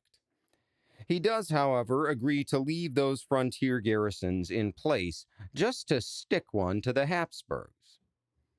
Anyway, the French army had moved into Piedmont-Sardinia before the Austrians, and it's also using the railroads for transport, the first time a major army has ever done so. So you might expect the French to get to the front quickly and help engage the enemy, but they actually take their time, giving Austrian commander Count Friedrich an opportunity to attack the Italians while they're outnumbered. Instead of taking advantage of this window to launch a quick, decisive assault, Juliet's army meanders its way around the Ticino Valley before finally crossing the river into Piedmontese territory. This crucial delay gives the Italians time to flood a large region of rice fields on their side of the Ticino River, which slows the Austrians down even further. Just like Austria's diplomatic leaders, her military leaders are exhibiting gross incompetence, where an even halfway competent leader would have been successful. Remarkably, Count Juliet's army still manages to make some progress into Sardinia, capturing the northern cities of Novara and Vercelli on April 30th and May 2nd, respectively. The next goal is to pivot southwest and drive towards the Piedmont-Sardinian capital of Turin. Take the capital, win the war, right? Well, maybe. But Juliet's already taken far too much time for what's supposed to be a lightning assault, and by the time he starts to pivot his army towards Turin, the French are arriving in force, and the Austrian advance stalls along the Po River, where French and Piedmontese forces have established strong defensive positions at the major river crossings. At this point, on May 10, 1859, Napoleon III leaves Paris by railroad and joins his army on May 14th in northern Italy. Like Victor Emmanuel II, Napoleon takes personal command of his army in the hopes of inspiring his men, while simultaneously taking most of the advice given to him by his top generals. By now, the Italians and the French outnumber the Austrians, and they're able to go on the offensive. They agree on a pincher strategy, with forces to advance in the north and the south while holding steady at the center. The advance to the north is to be led by Giuseppe Garibaldi, who has returned from his little Mediterranean farming island to command a volunteer corps called the Hunters of the Alps. These volunteers, drawn mostly from the Austrian-controlled region of Lombardy-Venetia, advance through the mountainous north, winning key victories at Varese and Como on May 26th and 27th. At the same time, French troops under the command of Marshal Achille Dillier crossed the Po River to the south. On May 20th, these troops win the first major battle of the war, defeating an Austrian army nearly 3 times their size at the Battle of Montebello. The Austrian infantry fights vigorously throughout the day, but retreats when attacked by Piedmontese cavalry who have been attached to the French army. With victories in the north and the south, Napoleon III orders an advance along the entire front, enveloping the key city of Milan. On June 5th, French and Piedmontese troops face off against Marshal Juliet's Austrians at the town of Magenta, just east of Milan. There, Juliet hopes to take advantage of a bend in the Naviglio Grande, a wide, man-made canal that runs from north to south but cuts around Magenta in an arc. By fortifying the 4 bridges that cross the Naviglio Grande near Magenta, the Austrians hope to blunt the French advance. But Napoleon III simply orders some of his men to march a few miles north, cross a different bridge, and attack the north end of the Austrian line. Juliet pulls a bunch of his men north to fight back the French, but because the French are advancing between the Naviglio Grande and another small river, both of their flanks are protected, and the Austrians can't use their superior numbers to surround them. However, this movement of troops up from the southern bridges weakens the rest of the Austrian defenses enough that French light infantry are able to cross the canal with boats further south and establish bridgeheads to ferry more troops across. The French and Italians are now across the canal and are attacking the Austrians in multiple locations. So, despite outnumbering his attackers and having started the day in a good defensive position, Guillier is forced to withdraw. The Austrian withdrawal is of the orderly fighting variety, and at no point does the Austrian army completely collapse. Nonetheless, the withdrawal is inevitable, with the French and Italians steadily advancing and not giving Guillier a chance to reestablish his line. The Austrian garrison evacuates Milan on June 8th, and Napoleon III and Victor Emmanuel II march into the city together at the head of a column of French and Piedmontese soldiers. Field Marshal Guillier eventually stops his retreat after withdrawing all the way to the Quadrilateral, that array of 4 fortress cities where Field Marshal Radetzky has made his stand during the last war. There, Guillier is relieved of command by none other than 29-year-old Emperor Franz Joseph, who takes a page from Napoleon and Victor Emmanuel II's book and opts to command the Austrian army personally, albeit with much assistance from an experienced general named Karl Ludwig von Grün. And after the series of Three Stooges-level screw-ups he's just witnessed from Guillier, it's hard to believe that Franz Joseph can do any worse. He might just manage to do worse. Over the next 2 weeks, the French and Italian forces continue to advance, hampered only by the defeat of Giuseppe Garibaldi at a small battle in the north. Even there, the Austrians never reestablish a firm defensive line. Garibaldi just gets too aggressive and gets sucked into an ambush, but the ambush itself is still part of the overall Austrian fighting retreat. 2 weeks later, on June 22, 1859, the French, Piedmontese, and Austrian monarchs, along with their armies, will meet in the first of a series of maneuvers that culminates in the largest European battle since the Napoleonic Wars, with about 130,000 men on each side. This battle, the Battle of Solferino, will also be the last battle anywhere in the world to date, where all participating armies are led by their country's sitting head of state. In mid-June, both sides in the war are battling a common enemy, the clock. The French army in particular relies on public support for the war effort, which tends to be high at the beginning of a conflict and then tapers off as casualties and expenses make an impact back home. The same can be said for Piedmont-Sardinia, which relies heavily on revolutionaries and volunteer units that could melt away if they lose a major engagement.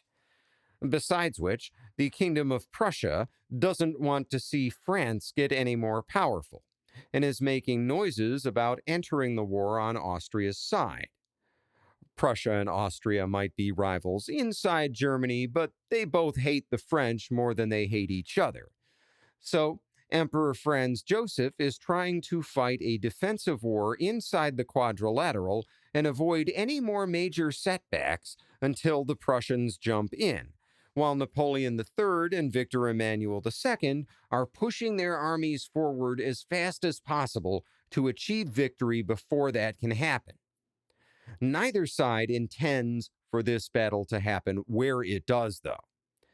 The armies first come within sight of each other on June 22nd, when French forces deploy across the Mincio River and occupy a series of villages, including the village of Solferino, in preparation for the entire army to cross the Mincio the next day. That day, June 23rd, is marked by a series of frantic maneuvers by both armies, with the French and Sardinians trying to get across the Mincio as quickly as possible, and the Austrians trying to stop them. Because of the disorderly, ad hoc nature of their deployments, neither side has a cohesive battle plan, and when shooting breaks out in earnest on the morning of June 24th, it happens in 3 places, and the battle that will come to be known as the Battle of Solferino is actually 3 separate engagements that happen at the same time and on the same day. Fighting breaks out around 4 in the morning near the town of Meudon, south of Solferino, where a French corps under the command of General Adolphe Neel stumbles into 3 regiments of Austrians who have entrenched themselves around the town. Neel's corps is moving early and quickly because they had been camped the furthest from Solferino of any French troop formation, and had been trying to get to where they thought the battle was going to be, at Solferino. Instead, General Neel finds his army strung out along a 3.1-mile front, confronting an Austrian force 3 times its size. The Austrians attack him repeatedly from their trenches, and Neel is nearly driven back before another French general, Patrice de MacMahon, shows up with a second corps of troops to help fight the Austrians. The 2 sides will fight to a standstill in the late afternoon when General Neel finally breaks off contact. But the result is that a number of Austrian troops get tied down south of the main battle instead of getting to Solferino where they could be more useful. Yes, some French troops are tied up too, but not as many as the Austrians. Most of the Italian troops at the battle are located on the Allied left flank, to the north of Solferino, where they attack the town of San Martino around 7 in the morning. Taking advantage of their superior numbers, larger number of cannons, and some local hills, 39,000 Austrians are able to beat back 3 attacks by 22,000 Piedmont-Sardinian troops over the course of the day. The main effect of this action is, again, the diversion of a larger number of Austrian troops by a smaller number of Allied troops. This gives the French and Italian troops in the center of the battle, at Solferino itself, a numerical advantage. That engagement proves decisive, as the Austrian defenders are unable to hold up against a series of assaults by waves of French troops. Around 2 in the afternoon, Napoleon III orders a cavalry charge, led by his elite and fresh Imperial Guard, and they overrun a ridgeline encompassing a series of villages, amongst them Caviana in Solferino. More French troops move up to take the position as the Austrians try to regroup. The following account is from an anonymous London Times reporter, written in a book called The War in Italy, that's credited to Italian artist Carlo Bossoli and features a number of paintings of the war. The Times reporter writes, quote, "This advance in the direction of Cavriana told very much on the Austrian troops, who still tried to hold the hills behind Solferino. But it was evident that, if it was not checked, those troops would be cut off, and at the same time Cavriana and the passage of Valeggio. The loss of the position of Solferino had decided the day, and the Austrians from that moment began to fight for their retreat. It was still, however, not more than 3 p.m. There were more than 5 hours of daylight remaining. It was all important, therefore, to keep the Allies from Cavriana as long as possible so as to gain time to effect the retreat.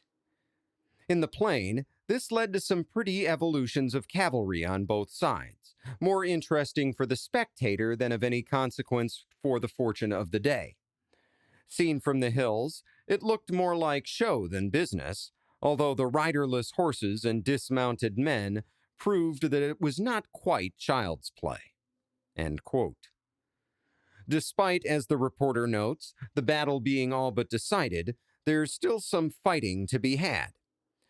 Austrian General Ludwig von Benedict, who is still successfully holding his ground against the Italians to the north at San Martino, refuses to retreat, even though he's at risk of being cut off from the rest of the Austrian army. He will continue to hold his position until his men are overwhelmed at approximately 8 in the evening, 2 hours after the rest of the fighting has already ended. Meanwhile, disorganization in the French command prevents their troops from properly pursuing the Austrians and gives Franz Joseph's men to dig in. Our anonymous Times reporter continues his account of the action at the center of the Battle of Solferino. Quote, "It was on the heights behind San Cassiano that the Austrians made their great effort to check the advance on Cavriana. The first detached hill of the range, where the Turcos had established themselves, became the object of a sanguinary struggle. Taken and retaken 3 times, it was at last carried by a combined effort of the whole division de la Motte Rouge, supported by a brigade of the Grenadiers of the Guard, which had been sent up as a reserve. The reason of this hard struggle was that the Second Corps had orders to wait for the coming up in line of the First Corps and the Voltigeurs, who were to advance from Solferino on Cavriana, while the Second Corps advanced from San Cassiano. With this order, the Second Corps could never pursue the enemy whenever he was driven from the position, and thus he had time to reform and try a new attack." End quote. By 6 p.m., the Austrians are in full retreat everywhere but the north, and by 8 p.m. the battle is over. And if this sounds confusing and disorganized, the Times reporter's account is 13 pages of very dense, mostly colorless prose that gives us all kinds of nitty-gritty details, but I can sum it up in 2 words: a disorganized mess. And as anyone who studies these things can tell you, disorganization in war will get a lot of men killed. Imagine all these repeated attacks with men getting killed in each wave, or taking and retaking the same hilltop more than once in a day. When the sun sets on June 24, 1859, more than 40,000 Austrian and 28,000 Allied troops are casualties, for a casualty rate of just over 26%. Of these, nearly 7,700 Austrians and 3,900 French and 800 Italians are confirmed dead. This butcher's bill is totally unnecessary, the result of leaders clumsily bashing their armies against each other like little boys with action figures. In fact, the Battle of Solferino is so violent that it will change the way people think about war. A Swiss businessman named Jean-Henri Dunant is an eyewitness to the battlefield and sees the horrible wounds inflicted on the men by modern weaponry like shrapnel and explosive shells. Moved by this experience, Dunant will go on to write a book called A Memory of Solferino, in which he proposes the creation of an international, politically neutral, humanitarian organization dedicated to the care of wounded soldiers. This book attracts the interest of several influential members of Swiss society, who invite Dunant to join them in the creation of a new organization, the International Committee of the Red Cross. Dunant's account, along with others, will also provide the motivation for the Geneva Conventions. After the Battle of Solferino, the Austrian army falls back once more, deeper into the quadrilateral. But Napoleon III refuses to pursue them immediately. Instead, he signs a ceasefire with the Austrians on July 8th, followed by an armistice on July 11th. This is done in the name of the Franco-Italian alliance, but only Napoleon and Franz Joseph are involved in the negotiations. Victor Emmanuel simply receives word of it and agrees. On paper, this is a huge victory for the Franco-Italian coalition. Piedmont is to receive a huge chunk of territory in northern Italy, although large portions of territory in the northeast are to remain in Austrian hands. Specifically, Piedmont-Sardinia gets almost all of the region of Lombardy, which includes the city of Milan. But the Austrian Empire keeps the region of Venetia, which includes the city of Venice. And Austria gets to keep a little strip of Lombardy that includes the fortified cities of Mantua and Peschiera, allowing them to maintain control over the quadrilateral.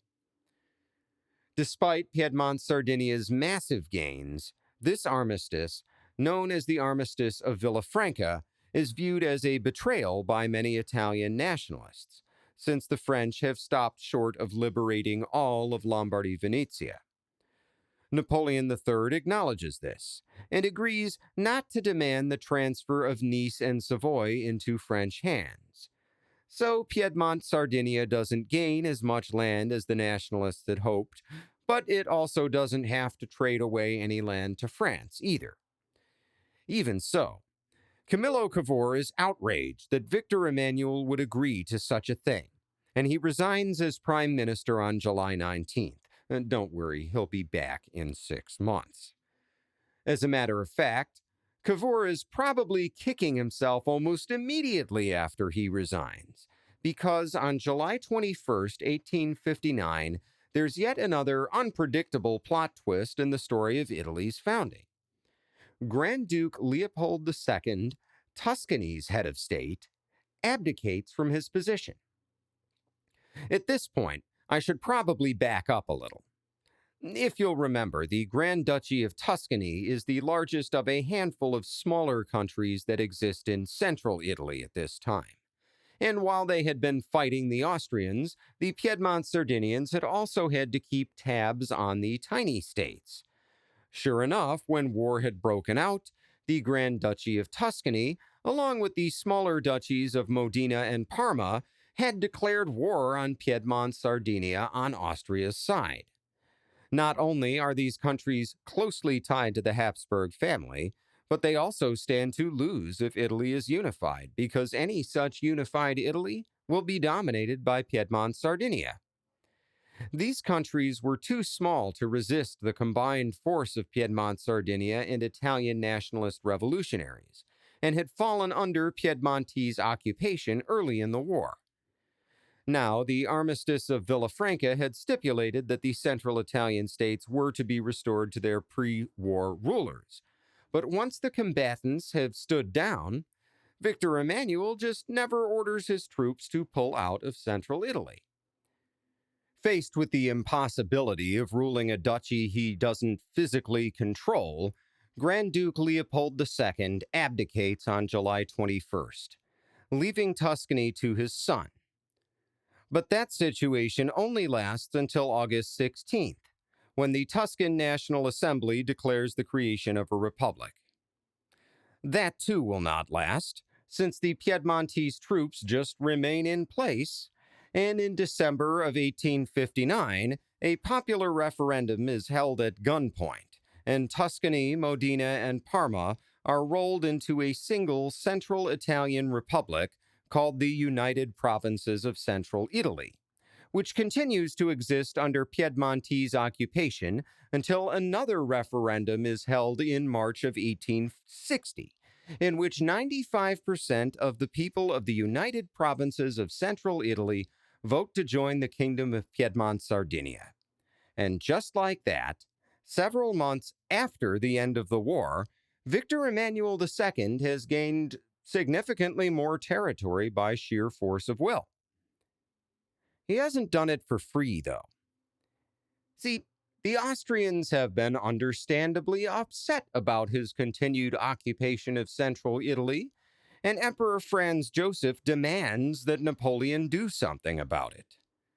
Well, Napoleon isn't eager to help the Austrians. He'd only made peace with them in the first place because the war was becoming unpopular at home. By the same token, he doesn't want another war with Austria, nor does he want Piedmont-Sardinia to get too powerful. So he demands that if Victor Emmanuel is going to keep central Italy, he hand over the regions of Savoy and Nice to France, as had originally been the plan. Victor Emmanuel II agrees, and that's how the border of France and Italy ends up in the Alps instead of in the flatter land to the west. Probably a more sensible border from everybody's perspective. All of this is codified in the Treaty of Turin, signed on March 24, 1860. I'd be remiss if I didn't mention an unsung victor of the Second Italian War for Independence, and that is the United Principalities of Moldavia and Wallachia, that little country over in the Balkans that had joined the Franco-Italian alliance. Thanks in part to their war against Austria, the United Principalities eventually gained full international recognition of their semi-independent status. In 1862, this is formalized with their reformation as the Romanian United Principalities, then as the Principality of Romania, and finally, after fighting their own war of independence, this country will become the modern-day state of Romania in 1881.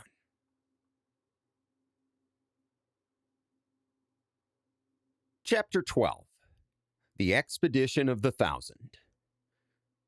One person is not thrilled with the Second Italian War for Independence, and that's Giuseppe Garibaldi. If you'll remember, Garibaldi was born in Nice, and from his point of view, there's no point in giving Nice to the French if Italy is not going to be unified in exchange. All of Italy. To do this, Garibaldi is willing to work with King Victor Emmanuel II, with whom he has become friends.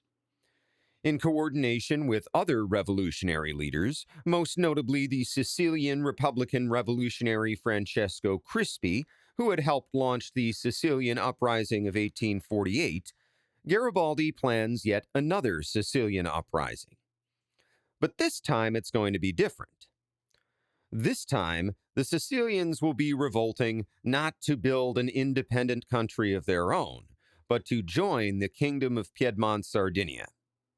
It's a matter of realpolitik. Sicilian nationalists have tried and failed to get rid of their Bourbon king already. So if they can't have a republic, why not be ruled by an Italian king instead of a Bourbon king who goes back and forth between being a French and an Austrian puppet? Speaking of the Bourbon king, there is a new ruler in Naples.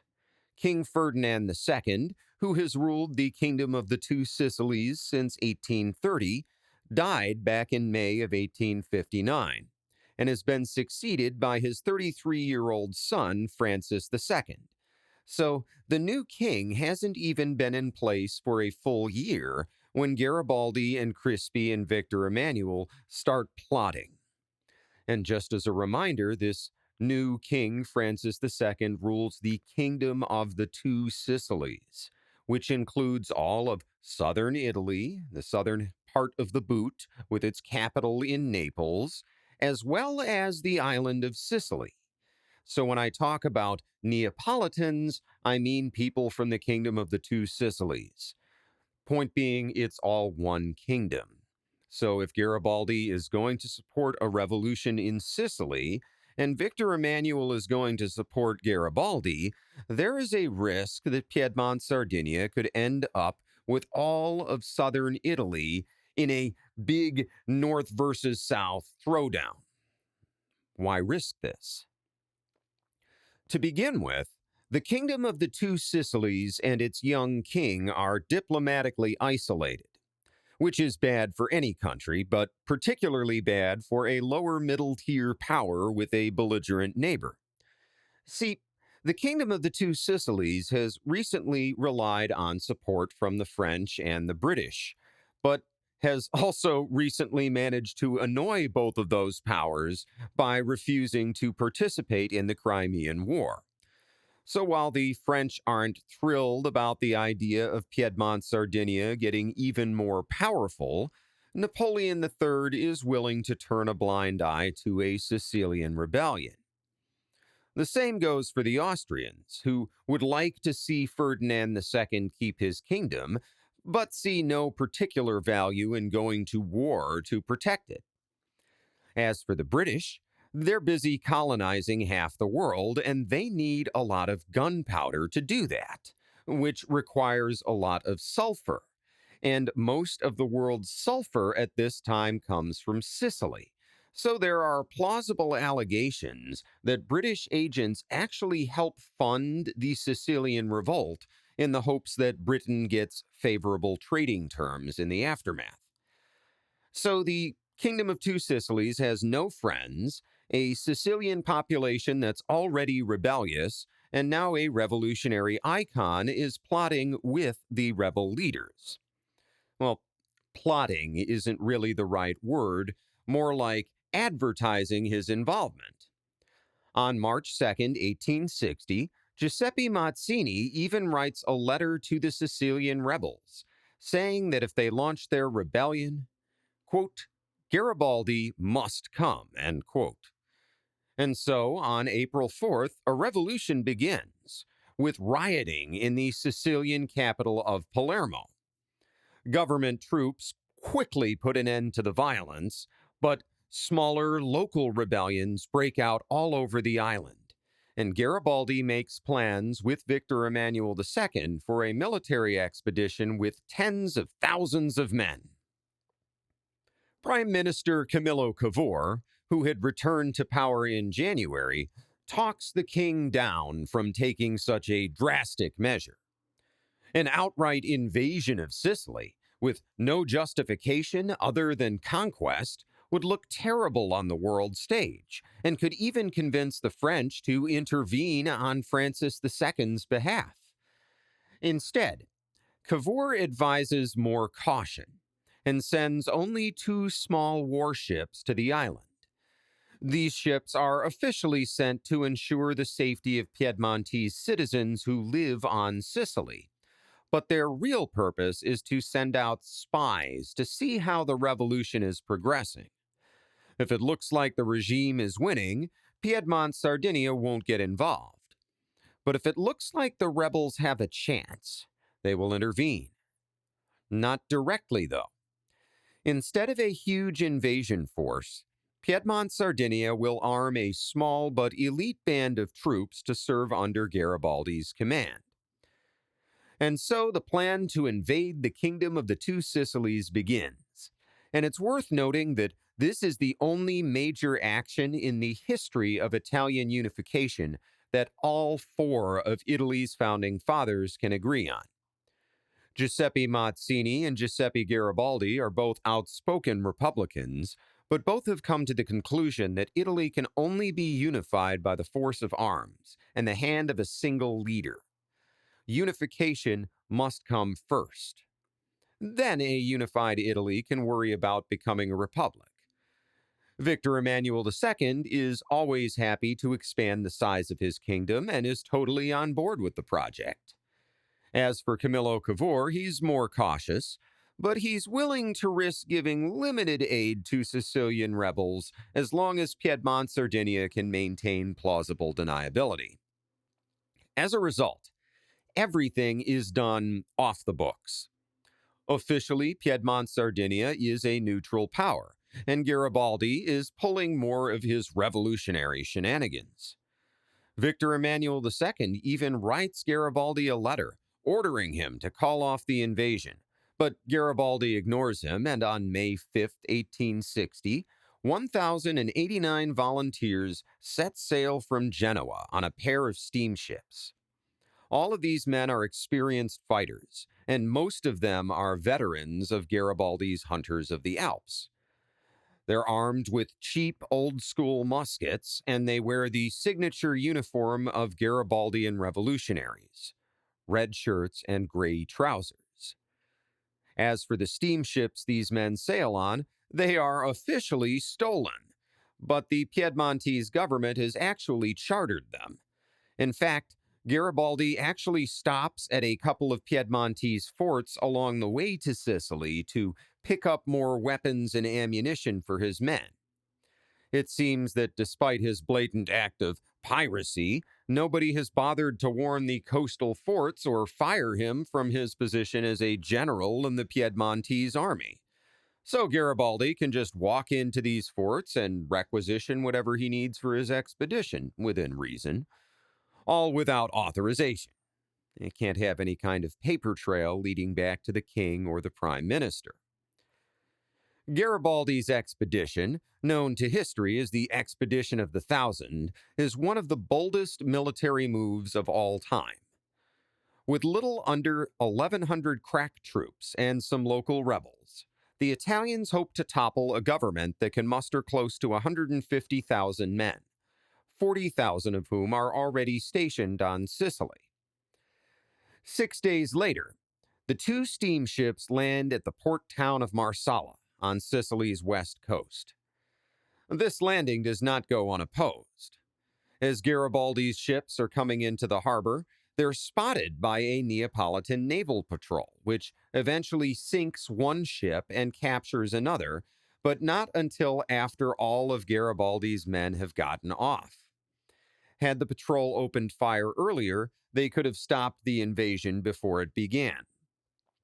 Here we encounter a historical conspiracy theory, because as it turns out, there are a couple of British Royal Navy vessels in the harbor as well, and there's an allegation that these ships are present specifically to provide a shield for Garibaldi, because as he steams into the harbor, he goes right past them, and this supposedly deters the Neapolitan ships from firing at him since they don't dare risk a near miss striking a Royal Navy vessel.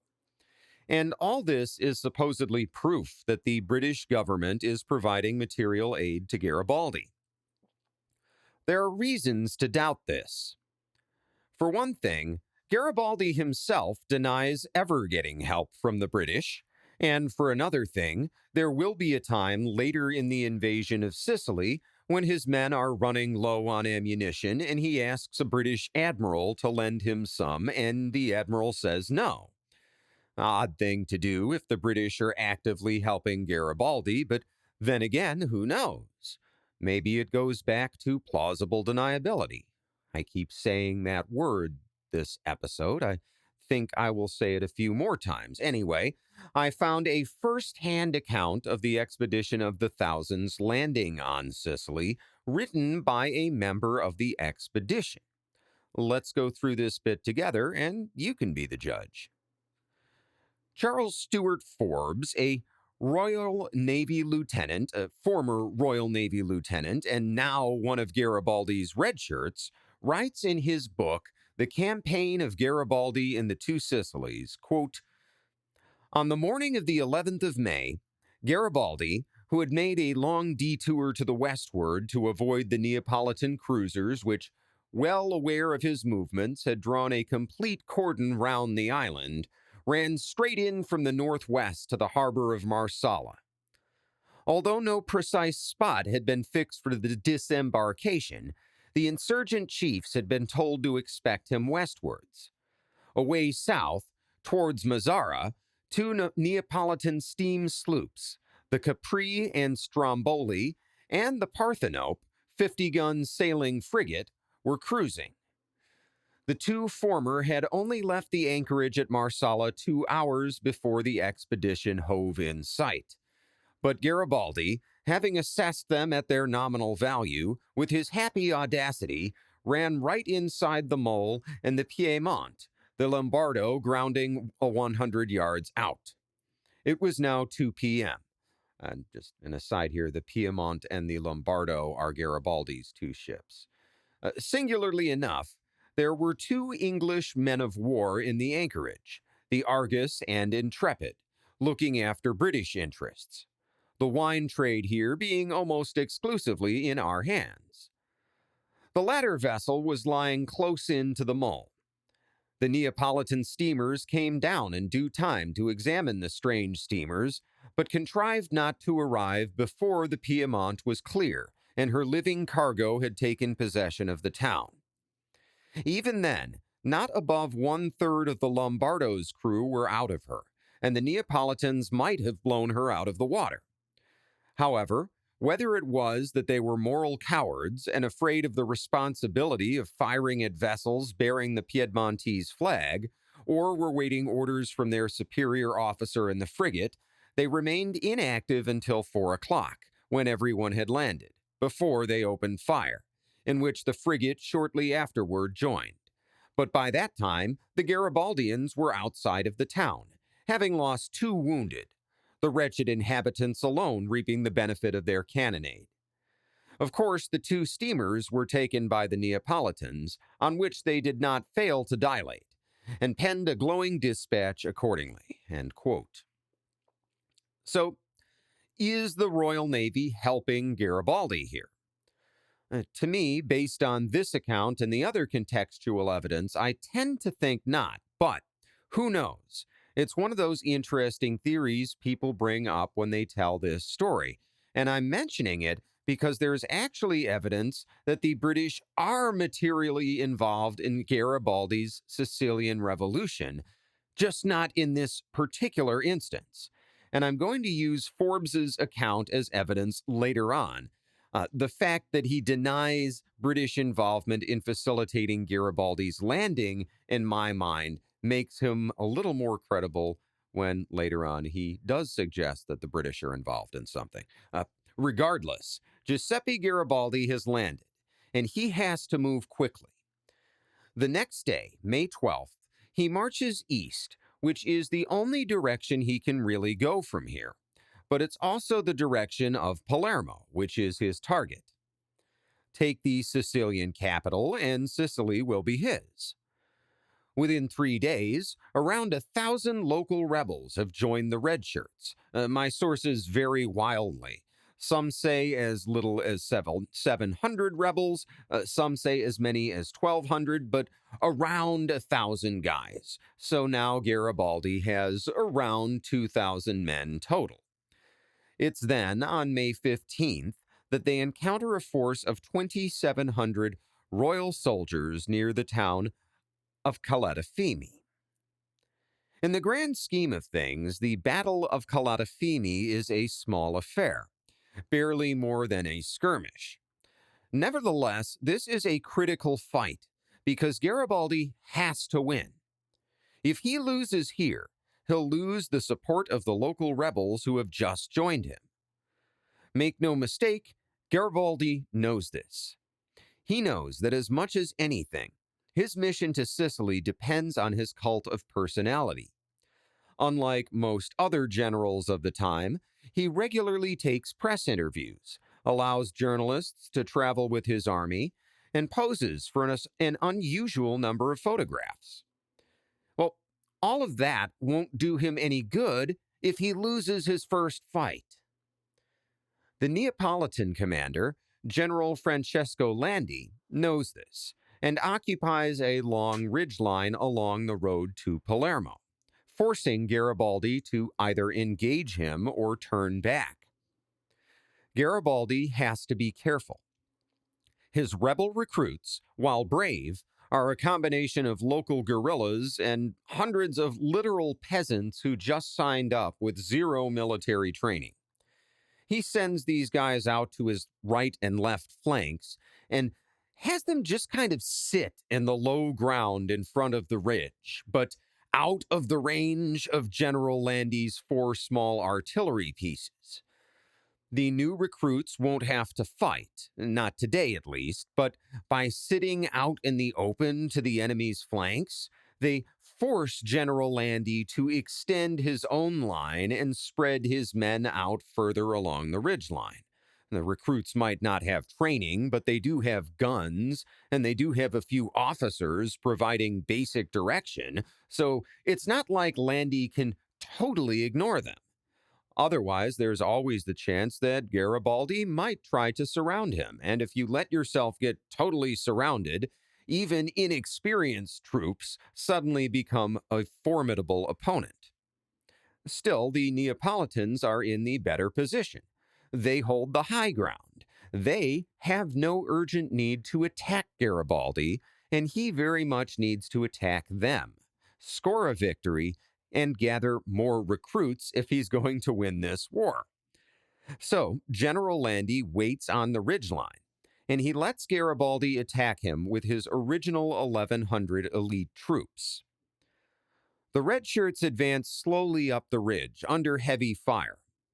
Now, I haven't seen any photos of the battlefield, but the descriptions I've read say it's a fairly high, deep ridge, and that this area around town, where there are a bunch of farms, the ridge is terraced.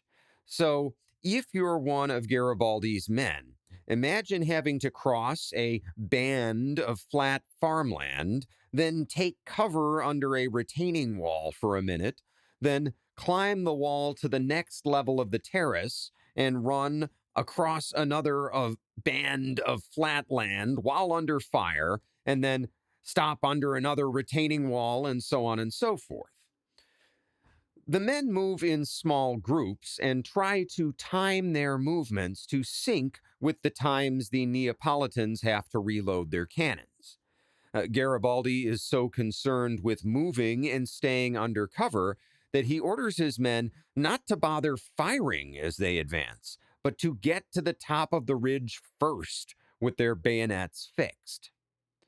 After 3 hours, the guns from the top of the ridge stop firing. Amazingly, General Landy has run out of ammunition because, whoops, turns out someone had been selling the local armory's supplies on the black market, and now there's a battle and the men don't have cartridges. Garibaldi orders a charge, and his 1,000 men advance with their bayonets fixed. According to legend, when he orders the charge, Garibaldi tells his men, "Here we make Italy or we die." General Landy retreats, and the road to Palermo is open. At the end of the day, the red shirts suffer 32 killed and around 170 wounded, including Garibaldi's oldest son, Menotti Garibaldi, who survives and continues to fight beside his father for the rest of the elder Garibaldi's life. After giving his men a day to tend the wounded and bury the dead, Garibaldi resumes his march towards Palermo on May 17th. But Palermo is defended by a huge garrison, one that is constantly being reinforced and will eventually grow to 21,000 men, commanded by General Ferdinando Lanza.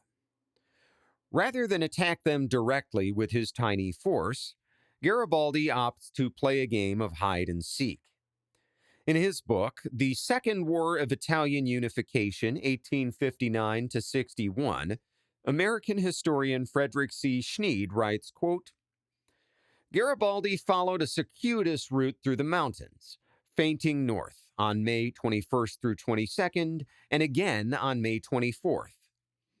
He then continued east and made his approach on Palermo from the southeast on May 27th. The 10-day march confounded General Lanza, who dispatched Colonel Metchel from the city, but the Neapolitans were unable to locate Garibaldi's column and headed south toward Corleone, unaware that Garibaldi had skirted north. In the meantime, Garibaldi sent La Massa and Gil Barrosa, who commanded the Sicilian peasant volunteers, into Palermo to organize resistance. When Garibaldi stormed the Porto Termini on May 27th, he had 3,300 men, including 750 of the 1,000. End quote. So Garibaldi marches around the countryside, gathers recruits, forces General Lanza to send a bunch of guys out looking for him, thereby weakening Palermo's defenses, and only then does Garibaldi attack. You'll have to bear with me here, because once again we return to the allegations or conspiracy theories that the British government is somehow involved in this revolution. So we're going to have a few more quotes, this time continuing with Friedrich Schneid's general overview of the battle. Quote, "The Garibaldini broke into Palermo and raised the city in revolution. In the weeks prior to the attack, Lanza had received reinforcements. He had 21,000 troops in the city and a squadron of warships in the harbor. Barricades were thrown up in the streets, and fighting between Neapolitan troops and insurgents raged for 2 days. Neapolitan warships bombarded sections of the city, and it appeared as if Garibaldi's coup de main had failed. On May 30th, Garibaldi's forces were running low on ammunition. To his good fortune, disaster was averted by the intercession of British Admiral Mundy. His squadron lay off Palermo, observing the combat. He offered to negotiate between the two parties and bring calm to the city. Lanza feared that if he refused, Mundy's squadron would act to protect British citizens. Unknown to Lanza, Mundy had no such orders. The general therefore agreed to mediation, which concluded with an armistice until further direction was received from Naples. Lanza sailed to Naples, where King Francis II authorized him to withdraw from Palermo. On July 7th, the Neapolitan garrison boarded ships and sailed for Naples. Garibaldi would have failed without Mundy's intervention. End quote. So, Garibaldi goes into Palermo. His men are hugely outnumbered. The citizens throw up a bunch of barricades, but there's not enough ammunition to fight the royal troops. And then the British admiral steps in to negotiate a truce. And Schneid tells us that the British admiral, Mundy, had no orders to intervene. But this overlooks the fact that his mere presence near Palermo in time of war may compel him to intervene. And I'm not criticizing Schneid's account here because it's meant to be a shorter summary of the battle, but to understand why Admiral Mundy, who has no orders to intervene, might be expected to intervene, we have to get down into the barricades with Garibaldi's men. Here's what Garibaldi himself has to say, and pardon the long quote, but not only is this relevant, it's like an adventure novel, so it's kind of fun. Anyway, Garibaldi writes in his autobiography, quote, "We did not obtain any great contingent of armed men from the city of Palermo, the Bourbon party having taken care to remove all weapons from it. But it must be acknowledged that the enthusiasm of these honest citizens never failed, either in the murderous street fighting or the furious bombardment by the enemy's fleet, the fort of Castellamare and the royal palace. On the contrary, many presented themselves to us, armed in the absence of muskets, with daggers, knives, spits, and iron instruments of any kind. The volunteer companies, too, fought courageously, and filled up the gaps and the decimated ranks of the 1,000. Even the women were sublime in their patriotic impulse. In the midst of that hell of bombs and rifle bullets, they cheered on our men with look, voice, and gesture. They flung down from the windows chairs, mattresses, furniture of every kind as material for the barricades, and many were even seen coming down into the street to help in building them." End quote. Paints an inspiring, patriotic picture, doesn't it? Hundreds and then thousands of people with no guns rising up with their kitchen knives, and the women throwing furniture into the street to build barricades. Garibaldi goes on to tell us how the people have set up powder mills for his men to try and keep the ammunition flowing. They're making gunpowder, but even as they're trying to do this, they keep running out of ammunition. Even so, the red shirts are able to surround the royal palace, where General Lanza is staying. At this point, the fighting seems to grind to a standstill because Garibaldi's men just don't have enough ammunition to fight their way into a fortified building. And meanwhile, the Neapolitan fleet in the harbor is bombarding the city.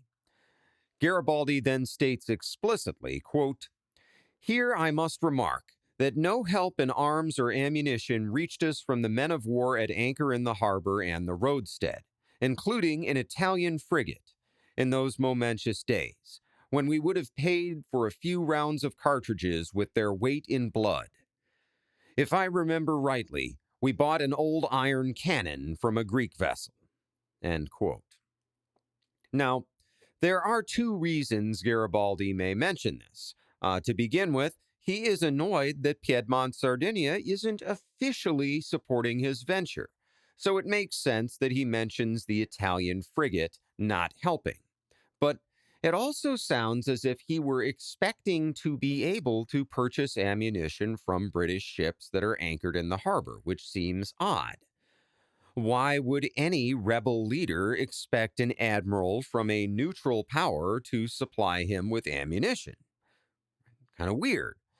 But it's something that would make sense if Garibaldi has been given verbal support by British agents and is trying to see how far that translates into material support. None of this is to diminish the achievements of Garibaldi or his redshirts, by the way. Depending on how many of the Sicilian locals are armed, they're outnumbered by somewhere between 5 to 1 and 10 to 1. They're outgunned, and they still manage to divide their enemy's force in half and surround the enemy general in his castle. It's very well done. So the question isn't whether Garibaldi is some kind of British puppet. He's nobody's puppet. The question is whether he's getting some help. And at this point, he needs some, because the Neapolitan soldiers outside Palermo, the ones who had been out looking for him, they have now returned and are attacking his men at the gate. If the royal troops win there, Garibaldi will himself be stuck inside the city. He continues in his autobiography, quote, "Warned of the enemy's progress in that direction, I collected a few companies and hastened thither. On the way, I received information that General Lanza wished to continue negotiations on board the English flagship anchored in the Palermo roadstead under the command of Admiral Mundy. Leaving General Sertori, my chief of staff and command of the city, I repaired to the vessel aforesaid, where I found Generals Letizia and Crimean, who had come to treat with me on behalf of the commander-in-chief of the Bourbon army." End quote. Letizia's terms are that his troops will withdraw, but that Palermo will swear continued loyalty to King Francis II. Garibaldi refuses to agree, but the two generals do agree to a 24-hour truce, and Garibaldi goes back to consult with his own people, who tell him they want to continue the fight. Even so, he writes that he is continuing surrender.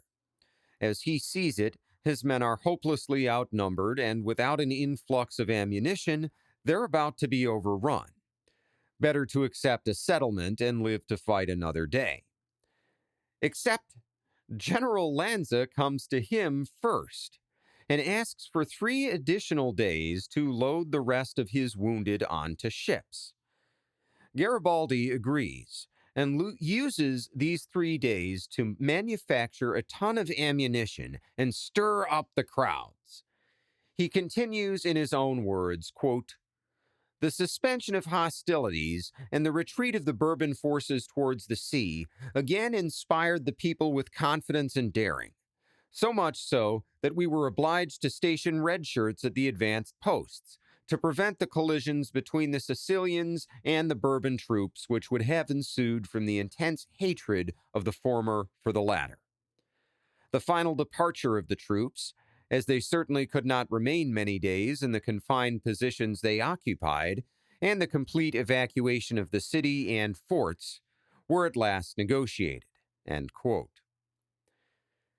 Now I want to return to Charles Stewart Forbes, the Royal Navy lieutenant, former Royal Navy lieutenant, who denied earlier British involvement in Garibaldi's landing and is still proudly serving as one of his redshirts. Forbes opens Chapter 5 of his account by saying, quote, "It was generally believed that Admiral Mundy and the commanders of the various squadrons of men of war lying in the roads in order to afford protection to their compatriots and watch events made an energetic protest to Lanza against the bombardment on the morning of the 28th.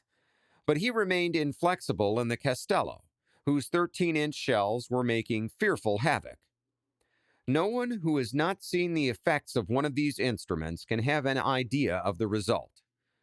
Churches, convents, hospitals, and houses alike came in for their share, and their denizens, if they escaped being buried in ruins, too often became the victims of the fires that succeeded. It required a stern man to turn a deaf ear to the terrific ordeal to which he was subjecting the inhabitants, but a sterner still to inflict it. End quote. This sounds like a straightforward condemnation of Lanza's bombardment, right? It's certainly a pretty vivid description of the horror inflicted on the people of Palermo. Forbes must just be spinning the narrative that the Neapolitans are awful and Admiral Mundy has no choice but to broker an armistice. But then Forbes continues, quote, "However, there are always two sides to mundane affairs. The Neapolitan general, Lanza, had offered battle outside the town. Garibaldi very sensibly would not accept it. It did not suit him. Was the Neapolitan, then, to be blamed for doing his duty in bombarding the town? Garibaldi brought the fight there, not he. What was he to do? Lay down his arms at once when he found he was beaten at a game of hide-and-seek, or endeavor to support the cause he had sworn to defend? Where, then, is the difference, and why all this howling at the foul barbarity of the Neapolitan commanders? Simply that the cause they defended was rotten.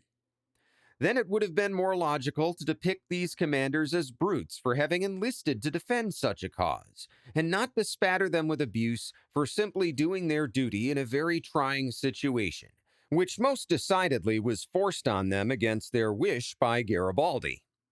When they were out of the town ready to fight, the latter said to himself, 'No, I'll come in and utilize the moral advantage of revolution, and thus sap a vile cause which has been publicly condemned by the representatives of those two fleets lying in the roads.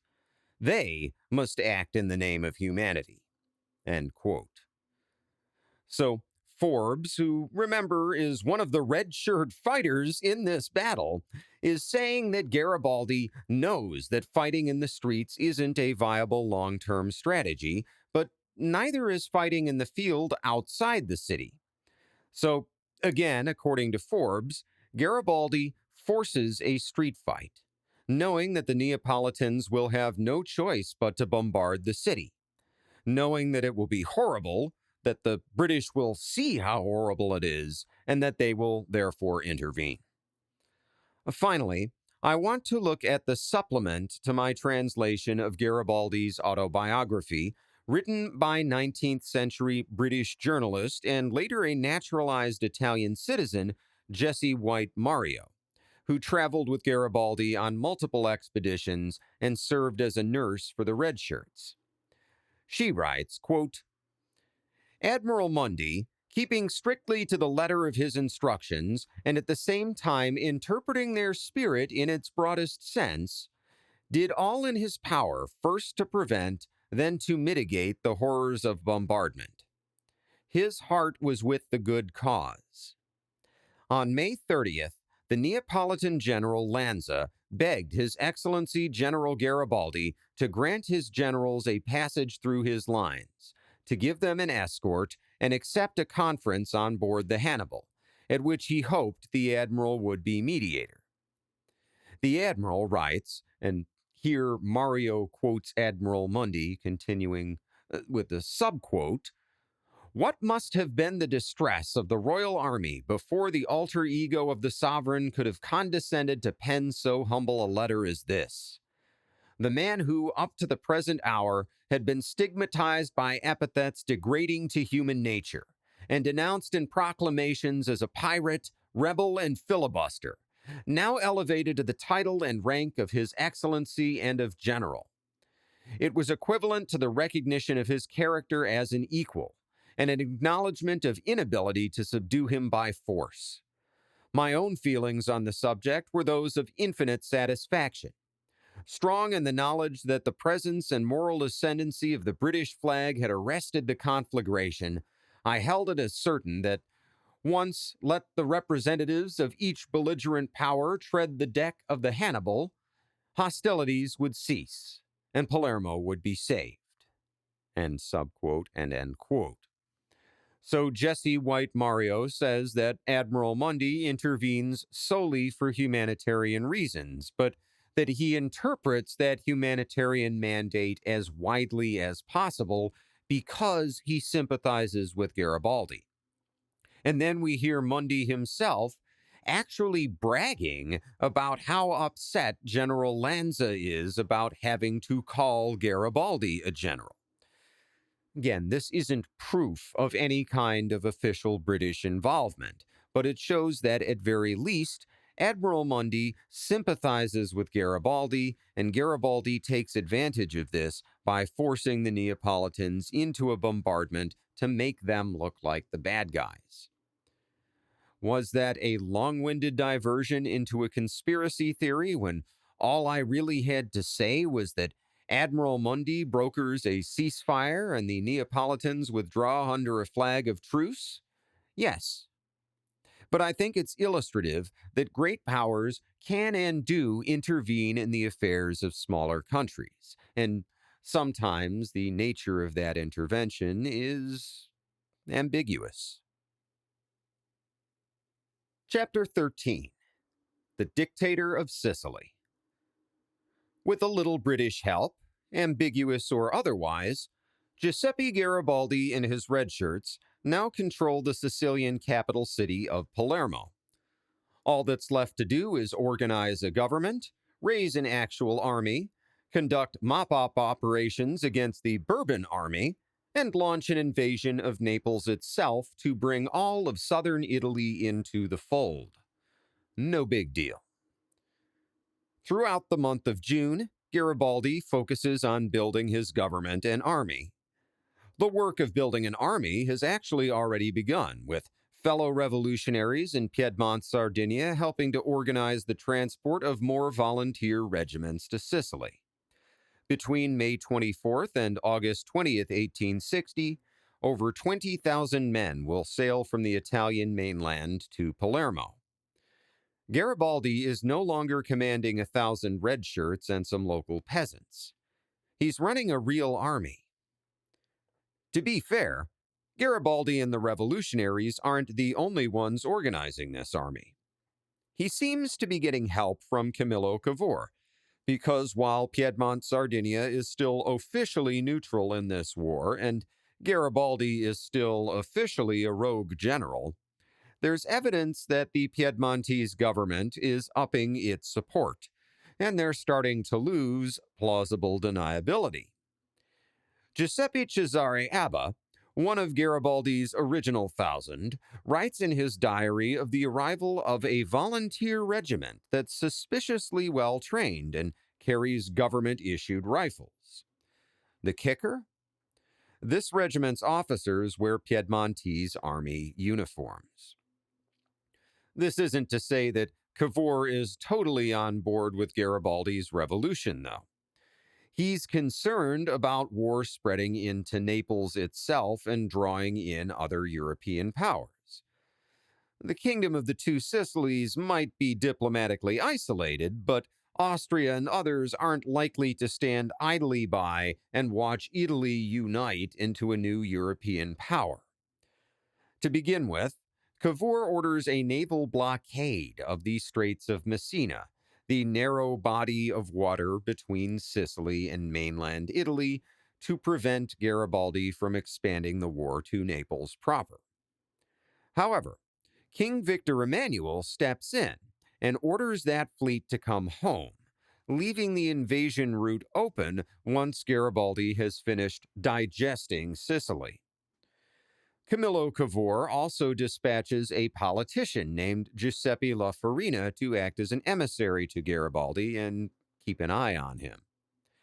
Now, what happens with La Farina is difficult to parse because we have letters between him and Cavour and Garibaldi and other people, but they're all lying to each other about their intentions and motivations, so depending on which historian you read, you can get very different takes on what happens with him, but basically Cavour wants Garibaldi to slow his roll and be content with taking over Sicily, and he wants La Farina to talk Garibaldi down as well as report back to Turin, but La Farina is an Italian nationalist and former member of the National Society, so he may or may not actually want Garibaldi to slow his roll, and it ends up being irrelevant anyway because Garibaldi sidelines him and eventually exiles him for unclear reasons when he forms his Sicilian government, which he does on July 7, 1860. That day, Giuseppe Garibaldi declares himself Dictator of Sicily, ruling in the name of King Victor Emmanuel II. He's just hijacked the Sicilian Revolution and used it as a stepping stone to the complete unification of Italy. Once he controls the island, he'll offer it to Piedmont-Sardinia on a silver platter. While this is going on, King Francis II is scrambling to control the situation back in Naples. On June 25th, he declares the restoration of the liberal constitution of 1848 and 49, ending absolutist rule in the Kingdom of the Two Sicilies. It's interesting to think about what would have happened had Francis II given his people a constitutional monarchy a year or two earlier. It's likely that he could have de-radicalized enough revolutionaries that Garibaldi's invasion force would have failed. As it stands, the kingdom's liberalization is too little too late, although it's worth noting that because Francis II never gets a chance to implement most of his reforms, it's impossible to say whether he's serious or whether his liberalization is just a short-term political ploy, similar to what Friedrich Wilhelm had done up in Prussia. Ironically, Garibaldi's new Sicilian regime and Victor Emmanuel's regime to follow will be far less liberal than the one Francis II is offering. In his book, The Risorgimento, Italy 1815-71, British historian Tim Chapman writes, quote, "While the island was being freed, many of the peasants took advantage of the failure of Neapolitan rule to burn down government offices and destroy tax records. The lawlessness was something that Garibaldi had to tackle, and he did so by making an example of the peasants who had rebelled. They were shot. Then he enlisted the support of landlords to help him maintain law and order and begin to implement Piedmontese laws. Garibaldi's aim was not only the removal of corrupt Neapolitan rule, but its replacement with efficient Piedmontese/Italian government." End quote. With his government established and his army assembled, Garibaldi now moves to expel the remaining Neapolitan troops from Sicily. He splits his army into 3 columns. One to march across the southern coast towards the city of Syracuse at the southeast end of the island. The second column is to march due east across the center of the island to the city of Catania on the east coast, where the army sent to Syracuse will march north to meet it. Both of these armies will then continue a march north towards the strategically critical city of Messina at Sicily's northwest corner. That's where the third column will meet them, after having marched across Sicily's north coast. If the last Bourbon troops can be evicted from Messina, only the Straits of Messina, a body of water only 3 miles across, will separate Garibaldi's army from the boot of Italy. Garibaldi's third column, marching across Sicily's northern coast, will face the last serious Bourbon resistance on the island. Roughly 25 miles from Messina, the fortress of Milazzo sits on a small peninsula, just 5 miles north of the road between Palermo and Messina. Occupying that fortress are 4,500 Neapolitan troops under the command of Colonel Ferdinando del Bosco, and bypassing them is not an option. 4,500 troops is a lot of men, more than enough to disrupt communications and supply between the two cities. If Garibaldi's army marches past the fort, Bosco's men can immediately block the road behind them, cutting off Palermo and trapping Garibaldi's army in the east. Garibaldian General Giacomo Medici encounters some of Bosco's troops on July 17th, and the two forces skirmish with each other over the next few days without any real results. Medici has only 2,500 men, and is outnumbered enough that he doesn't dare attack the fortress at Milazzo directly, while Bosco doesn't want to get too far from the fortress and leave it vulnerable in his absence. So the revolutionaries and the Neapolitans are at a standoff, but General Medici sends for help, and Garibaldi arrives on July 19th with an additional 2,000 men. The following day, July 20th, Garibaldi attacks. Although their numbers are more or less even, Garibaldi correctly reasons that Colonel Bosco won't be willing to engage in a battle of attrition. If Bosco loses a lot of men, even if he wins this battle, he still won't have enough men remaining to block off the road to Palermo. Holding the little fortress will then have no point, and he'll be forced to withdraw to Messina. Conversely, Garibaldi is getting all kinds of reinforcements from all over Italy. He can afford to lose a lot of men today because he knows he can replace them. So Garibaldi, the old guerrilla leader, arranges his men in big rectangular formations and deploys them like a traditional general would, engaging Bosco's force in a set-piece battle at dawn. Garibaldi's men take far more casualties than their opposition, suffering 750 men killed or wounded to Bosco's 200 losses. This discrepancy probably comes down to training, as Bosco's men are professional soldiers, while most of Garibaldi's men are raw recruits who have never been in a battle before. Even so, Garibaldi's pre-battle reasoning is correct. Despite his army inflicting nearly 4 times as many casualties as it receives in the morning's fighting, Colonel Bosco nonetheless orders a retreat to the fortress to keep his men safe. This proves to be his undoing, because as it turns out, Garibaldi has managed to get his hands on a single, small, old warship, and he orders this little ship to sail up and bombard the fortress. Bosco tries to hold up, but then a Piedmontese naval squadron arrives, not to stop their rogue general, but to assist him in bombarding Milazzo.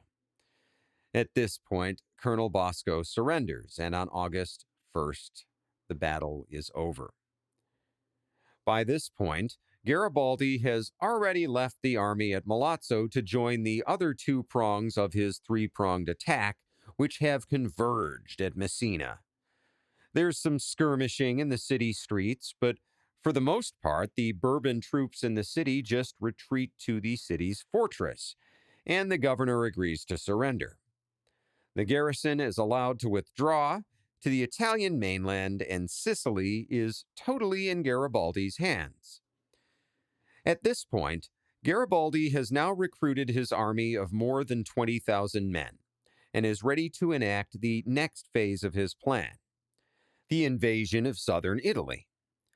And I don't normally get into the nitty-gritty of military unit numbers because that sort of thing is boring to most people, but I can't help but mention that Garibaldi's Sicilian army is divided into 4 divisions: the 15th, the 16th, the 17th, and the 18th. Well, why the 15th through the 18th and not the 1st through the 4th? Because the Army of Piedmont-Sardinia has 14 divisions numbered 1 through 14. So Garibaldi has started his count at 15 in the anticipation of the 2 armies becoming one in the near future. It's a neat little piece of propaganda that costs him nothing. As Garibaldi plans his invasion of Naples, he receives 2 letters. The first is from Camillo Cavour, warning that such an invasion will draw other European powers into the war, and sternly ordering him to remain in Sicily. The second is from Victor Emmanuel II, and it's much more loosely worded, with some winking and nodding that, well, Garibaldi isn't supposed to invade Naples, but maybe it would be a good thing if he did. And Garibaldi decides this is good enough for him to go ahead. On August 19, 1860, he crosses the Straits of Messina. He lands not near the city of Reggio, the closest major city, which is heavily defended, but instead 16 miles southeast at the village of Melito di Portosalvo. At first, he only has 3,700 men, but the rest of his army crosses within a few days. And just like that, the invasion of southern Italy has begun. Chapter 14. The Conquest of Southern Italy. So far, Giuseppe Garibaldi's invasion of the Kingdom of the Two Sicilies has gone off without a hitch. He's already sworn to take Naples, depose King Francis II, and hand southern Italy to King Victor Emmanuel, right along with Sicily. This has gone over surprisingly well with other European powers, with Austria in particular lodging a number of diplomatic protests, but nobody actually stepping in to help King Francis. On the other hand, Garibaldi has also sworn to continue his march past Naples to Rome itself, depose the Pope, and unite all of Italy, the Eternal City included. Unlike an invasion of Naples, this will not stand. French Emperor Napoleon III is Pope Pius IX's personal protector, and lets it be known that if anyone tries to depose Pope Pius, they'll have to deal with the full might of the French army. This is Camillo Cavour's worst nightmare. If the French were to intervene, the Austrians might jump in as well to counter French influence, just like the French had jumped in last time Garibaldi had tried to take over Rome in order to counter Austrian influence. Garibaldi could lose everything he had gained, which of course would mean that Piedmont-Sardinia could lose everything that it had gained. So, how do you stop Garibaldi from invading the Papal States? Invade them yourself, of course. If only there were some way to keep the French from intervening. As it happens, Cavour is able to get the French on board. See, the Papal States include not just Latium, which is the region around Rome on the western side of the Italian boot, but also Umbria, a stretch of mountains and fertile valleys in the middle of the boot, and Marsh, a coastal region in the east along the Adriatic coast. Cavour convinces Napoleon III that if Garibaldi invades Rome, he'll be aided by thousands of local revolutionaries. But if Cavour invades Umbria and Marsh, while avoiding the area around Rome itself, he can connect Piedmont-Sardinia to Naples, thus unifying Italy geographically without having to kick the Pope out of Rome. With Italy geographically united, Garibaldi will stand down, ensuring the Pope's continued safety in a smaller papal state. So, as Garibaldi's army is massing at the southwestern tip of Italy, 40,000 Piedmont-Sardinian troops are deploying near the Papal States up in the northeast.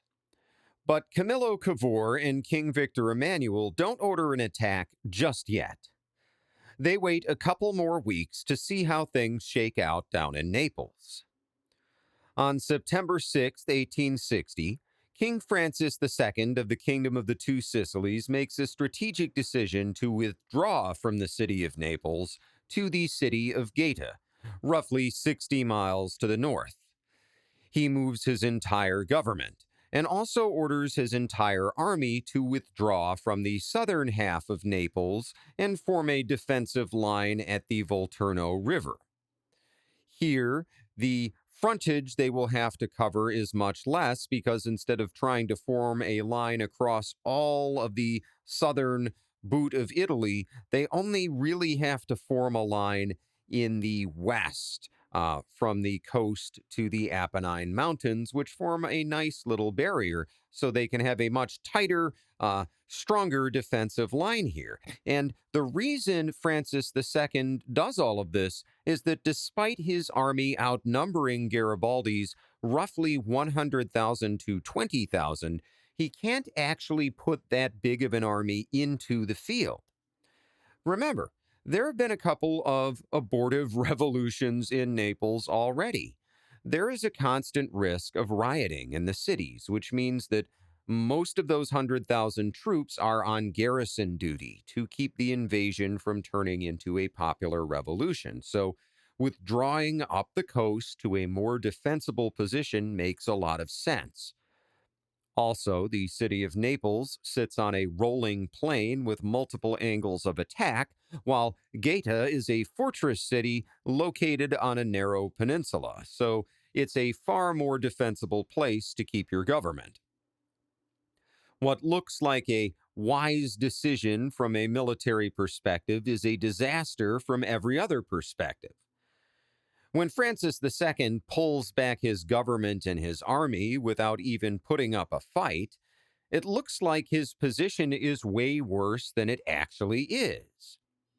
In the absence of royal troops, Garibaldi marches into Naples the very next day, taking the capital city without a shot being fired. In fact, he's welcomed by cheering crowds. Camillo Cavour and Victor Emmanuel now think that it is time to invade the Papal States.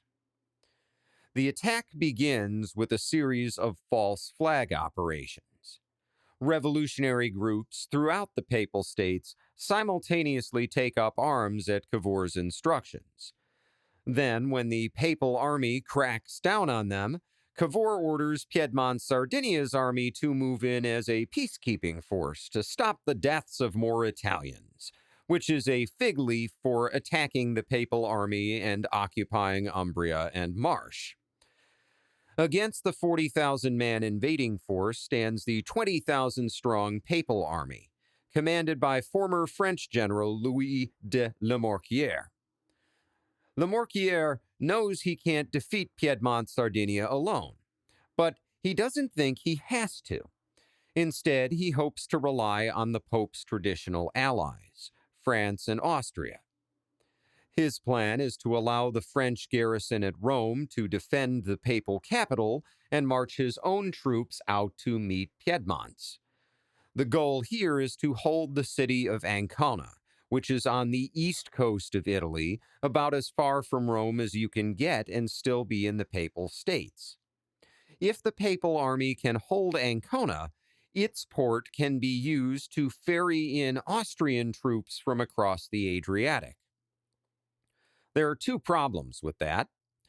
First, the Piedmontese navy is blockading Ancona, which means any Austrian relief force would first have to win a naval battle just to be able to land.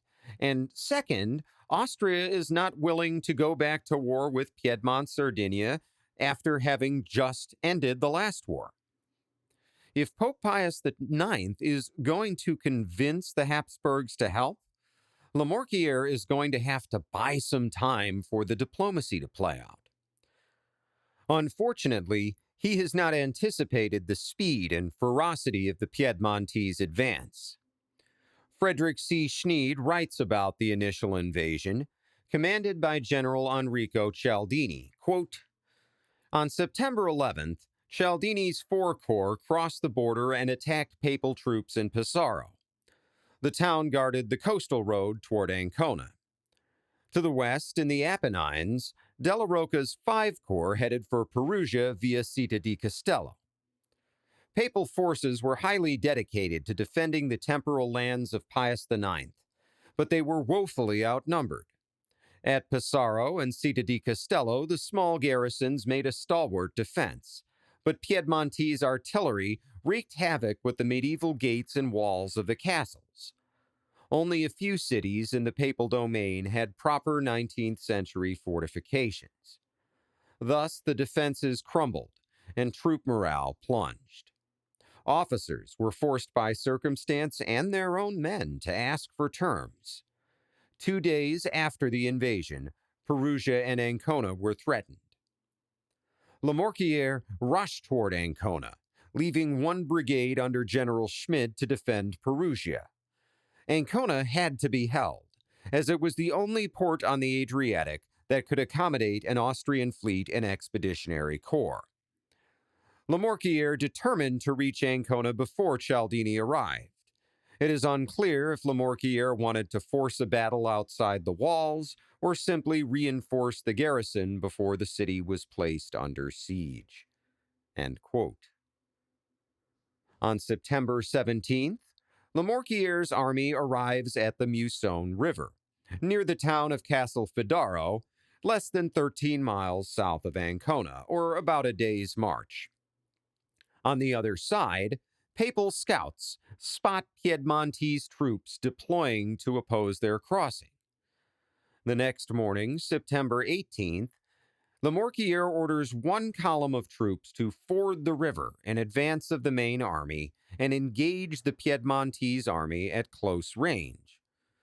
This will tie the Piedmontese down and allow the rest of the Papal army to cross the river and continue their march unopposed.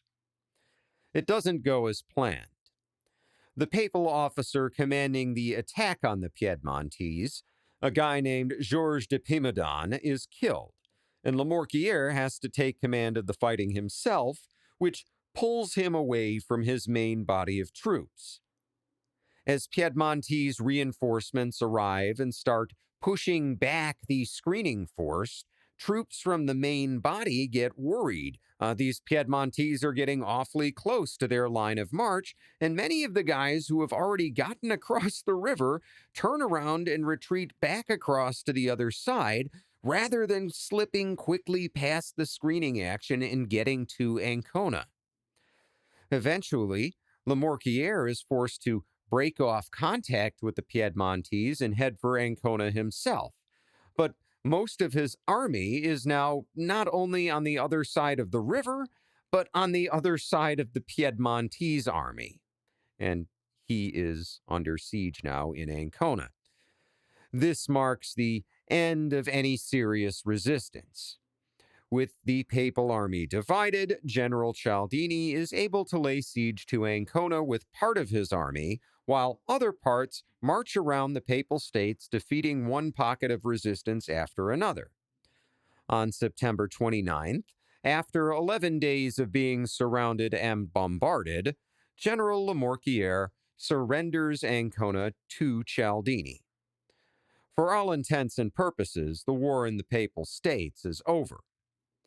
While neither Pius IX nor any of the next three popes will recognize the loss of Umbria or Marche, there's nothing they can do. Referendums are held in these territories, and under the watchful eyes of Piedmontese soldiers, the people vote to leave the Papal States and become part of the Kingdom of Piedmont-Sardinia. 2 days after Lamoricière's surrender at Ancona, the other shoe drops. On October 1st, 1860, Giuseppe Garibaldi tries to cross his own river, the Volturno, where the Neapolitans have established their strong defensive line. Garibaldi is camped just east of the city of Capua, in anticipation of crossing the Volturno the following morning. To picture the battlefield, imagine a river running roughly from east to west, with a slight northward bend in it so it has a little arc. Garibaldi is camping in that arc, just south of the river. Capua is to the west, also on the south side of the river, and is host to a large Neapolitan garrison. There's also a second Neapolitan force to Garibaldi's east on the north side of the river. The Neapolitan generals see an opportunity. They have forces on both sides of Garibaldi, his east and his west. If they attack him simultaneously from both directions, he'll be caught in a double envelopment, which is basically game over. The battle that follows, the Battle of the Volturno, has been called the Italian Gettysburg because of how decisive it turns out to be. Fighting breaks out at 6 in the morning when Neapolitan troops attack Garibaldi's left flank near the villages of Sant'Angelo and Santa Maria. Garibaldi had already anticipated this and had in fact taken a train to Santa Maria to command the fighting there in person, having arrived at about 3 a.m. Now, he'd actually planned to be at St. Angelo about 6 miles north when the fighting commenced, but the initial Neapolitan attack catches him off guard. In his autobiography, Garibaldi writes about how the Bourbon troops have used the terrain to their advantage. Quote, "Among the roads leading from Tifata and Mont San Angelo in the direction of Capua, there are some hollowed out to a depth of several meters in the soil overlaying the volcanic tufa of the district. Such roads were, perhaps, formed in ancient times as military routes, and the rainwater, running down from the surrounding mountains, has no doubt helped to scoop them out more deeply. As matters stand, a considerable force, even including cavalry and artillery, can pass along one of these lanes and remain completely invisible." The Bourbon generals, in their carefully thought-out plan of battle, had skillfully taken advantage of these lanes to send several battalions into our rear and station them during the night on the formidable heights. End quote.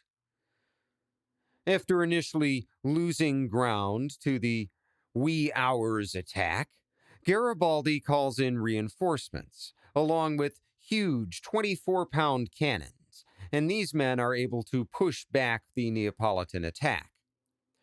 Meanwhile, on Garibaldi's right, the Neapolitan attack is disorganized, and some of their men get lost on the way to the fight.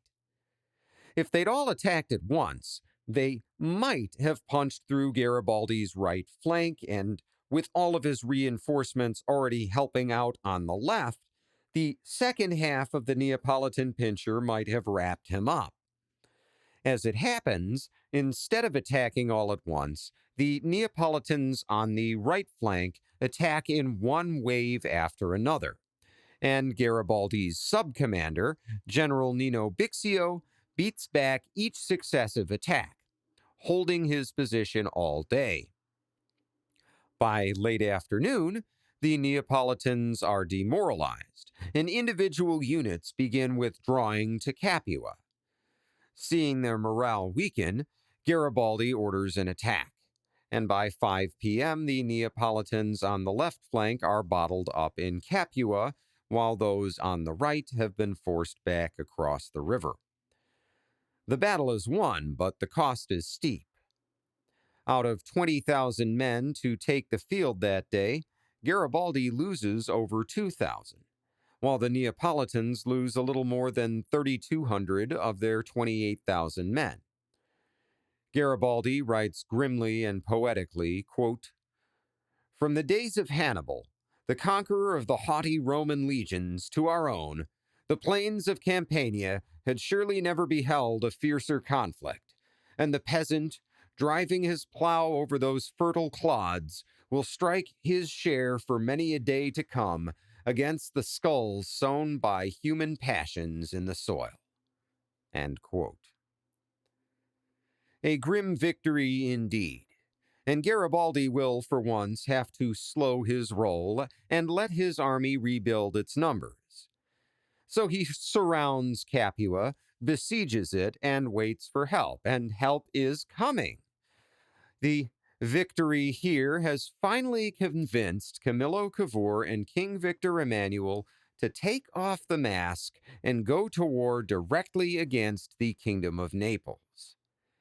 At this point, there's little King Francis II can do to stop them.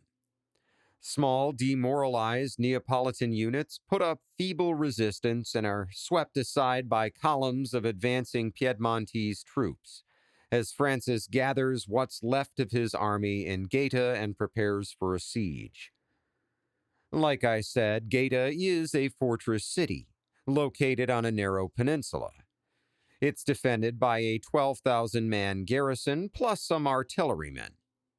There's also a squadron of French ships in the harbor, playing a similar role to the one the British had played at Palermo, but on the opposite side. The Piedmontese are able to bombard Gaeta from the landward side, but the Piedmontese navy doesn't dare fire on the city from the sea since the French ships are in the way. The siege lasts for more than 3 months, from November 12, 1860 to February 14, 1861, and it occurs in 3 phases. At first, the Piedmontese army digs in and bombards Gaeta from land, with a pause on the day of November 18th to allow non-combatants to leave the city. The bombardment continues through the beginning of December, along with some intermittent fighting outside the city, with the Neapolitans sending parties out to attack Piedmontese guns. The second phase of the siege begins on December 8th, when Francis II decides that he cannot win militarily and goes on a charm offensive instead. He issues a proclamation offering widespread reforms and liberalization, and calls upon the people of Naples to launch a guerrilla war against the Piedmontese.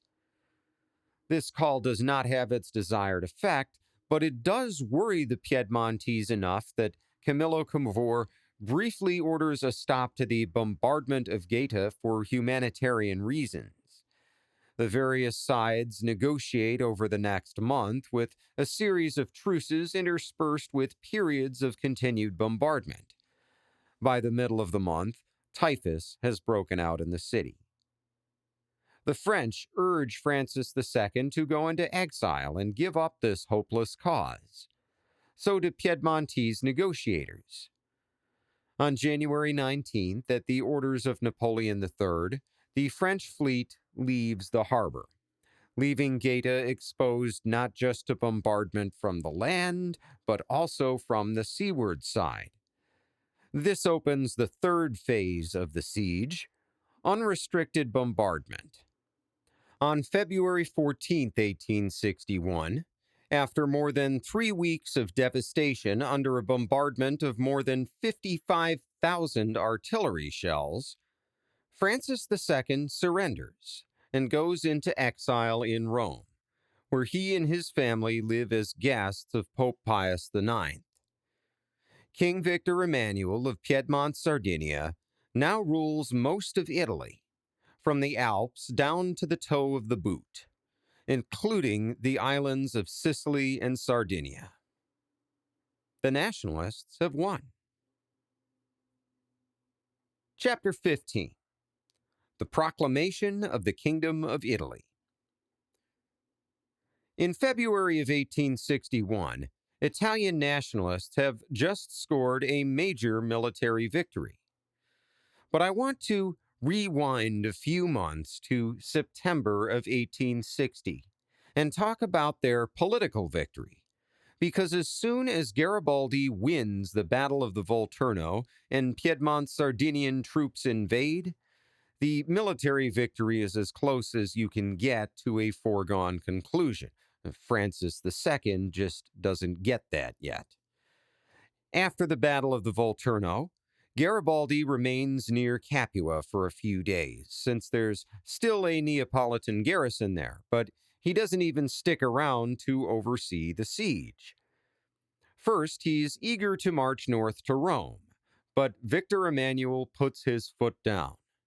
No, Garibaldi will not march on Rome, and if he does, Piedmont-Sardinian troops will fight against him, and Italy will fall into civil war.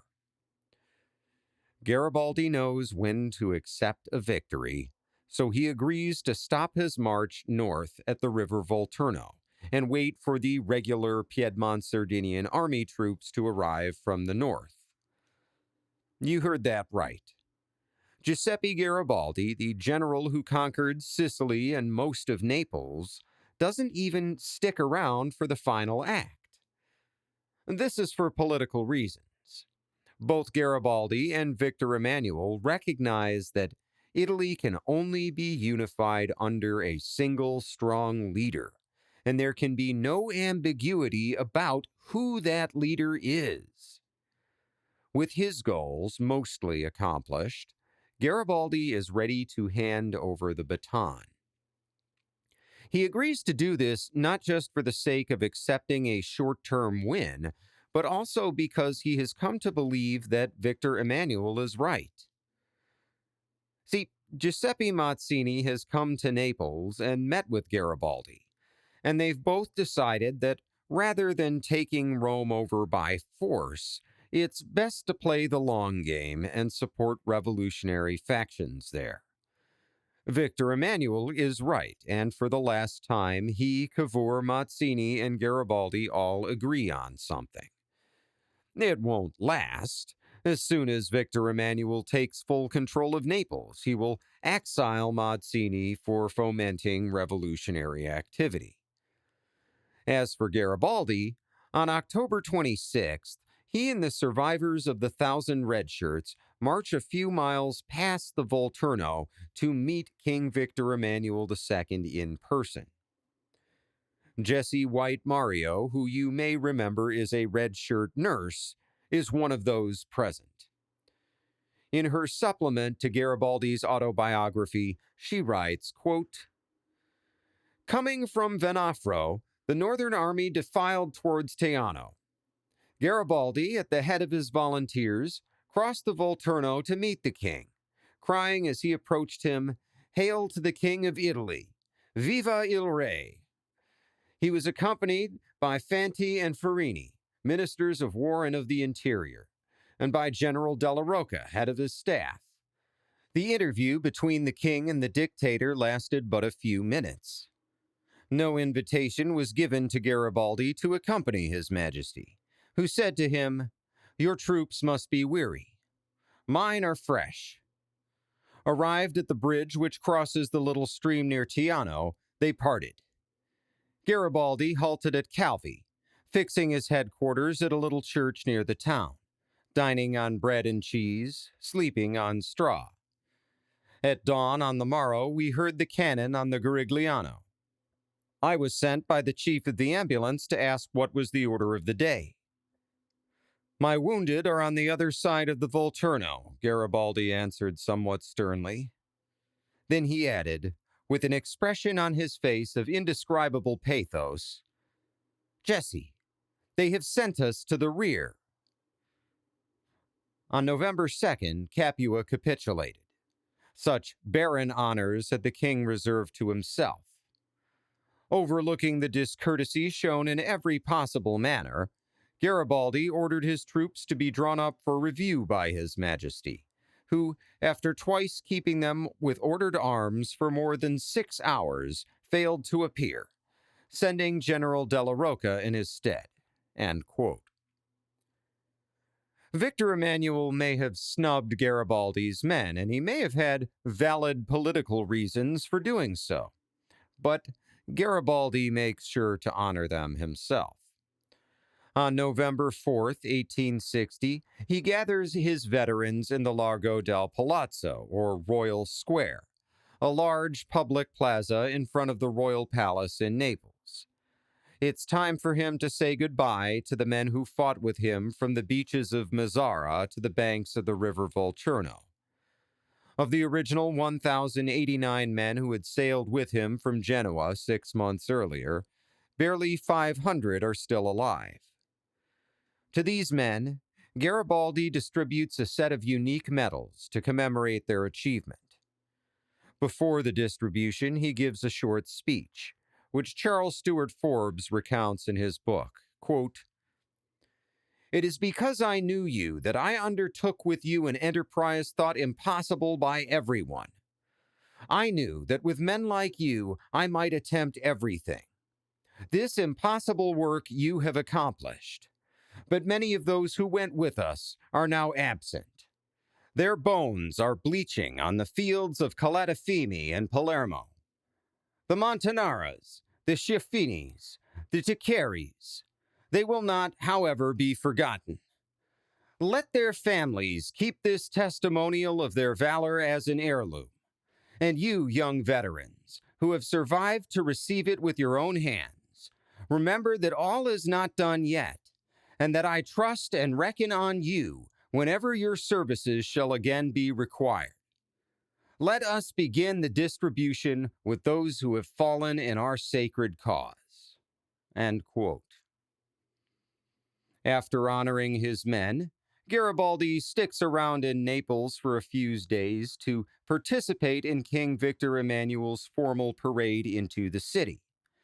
With that done, he once again returns to semi-retirement on the island of Caprera, off the coast of Sardinia. When the U.S. Civil War breaks out the next year, the Union Army offers him a commission as a general. But negotiations fall apart because, while Garibaldi is sympathetic to the Union cause, he views the immediate abolition of slavery as the only appropriate outcome.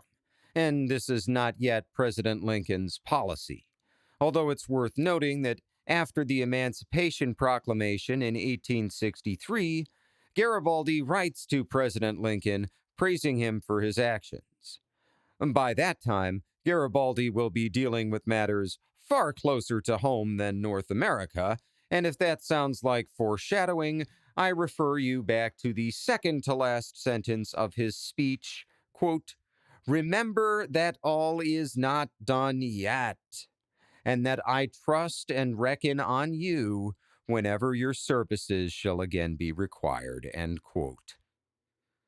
Victor Emmanuel II may be done with Garibaldi, but Garibaldi will not be done with Victor Emmanuel until he has united all of Italy, including Venice and Rome. This will require sacrifice, including a willingness to accept political compromise. Garibaldi addresses this in his autobiography, at the beginning of the chapter after the conquest of Naples. He makes a utilitarian argument, proposing that he, not Cavour or Mazzini, had the vision to unite Italy, and that any compromises he made in the process were justified because they were effective. Quote, "The value of a plant is in direct ratio to its productiveness, and in the same way, the value of the individual is determined by the degree of his beneficial productiveness in relation to his fellow creatures. To be born, live, eat and drink, and finally die is an insect's privilege as much as our own. In an epoch such as was that of 1860 in southern Italy, a man truly lives. He lives a life that is useful to the multitude. This is the true life of the soul. Let it be done by those whom it concerns, was the general motto of those who, having both hands in the public pocket, were disposed either to do nothing or to work mischief.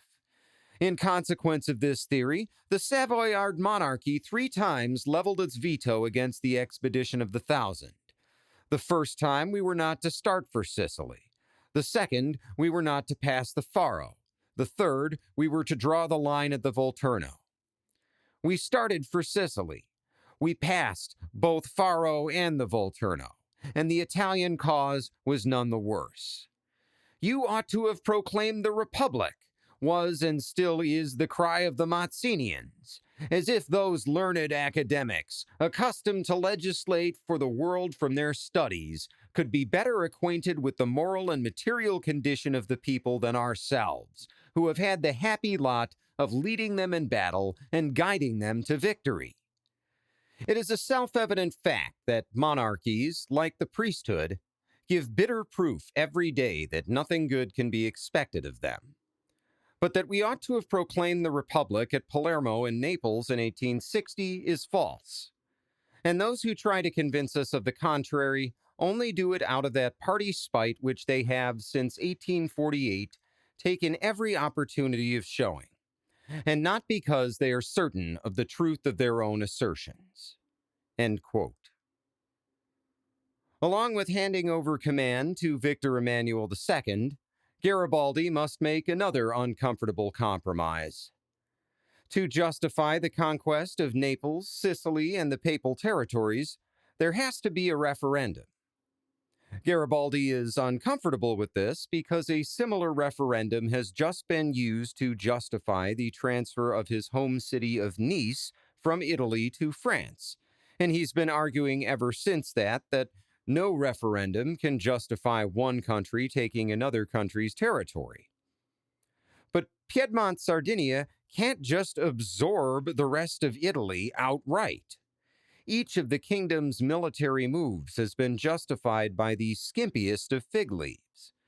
Without a popular referendum to provide a little more cover, other countries will start to call this what it is: naked conquest. A series of referendums are held at the end of October, with the results being announced on November 3rd and 4th, 1860. As is often the case with this type of referendum, the results are lopsided. In Naples, for example, 1,302,064 people vote to join the Kingdom of Piedmont-Sardinia, with only 10,302 no votes. The vote in Sicily is even more lopsided, with the proposal for annexation winning by 432,053 votes to 667.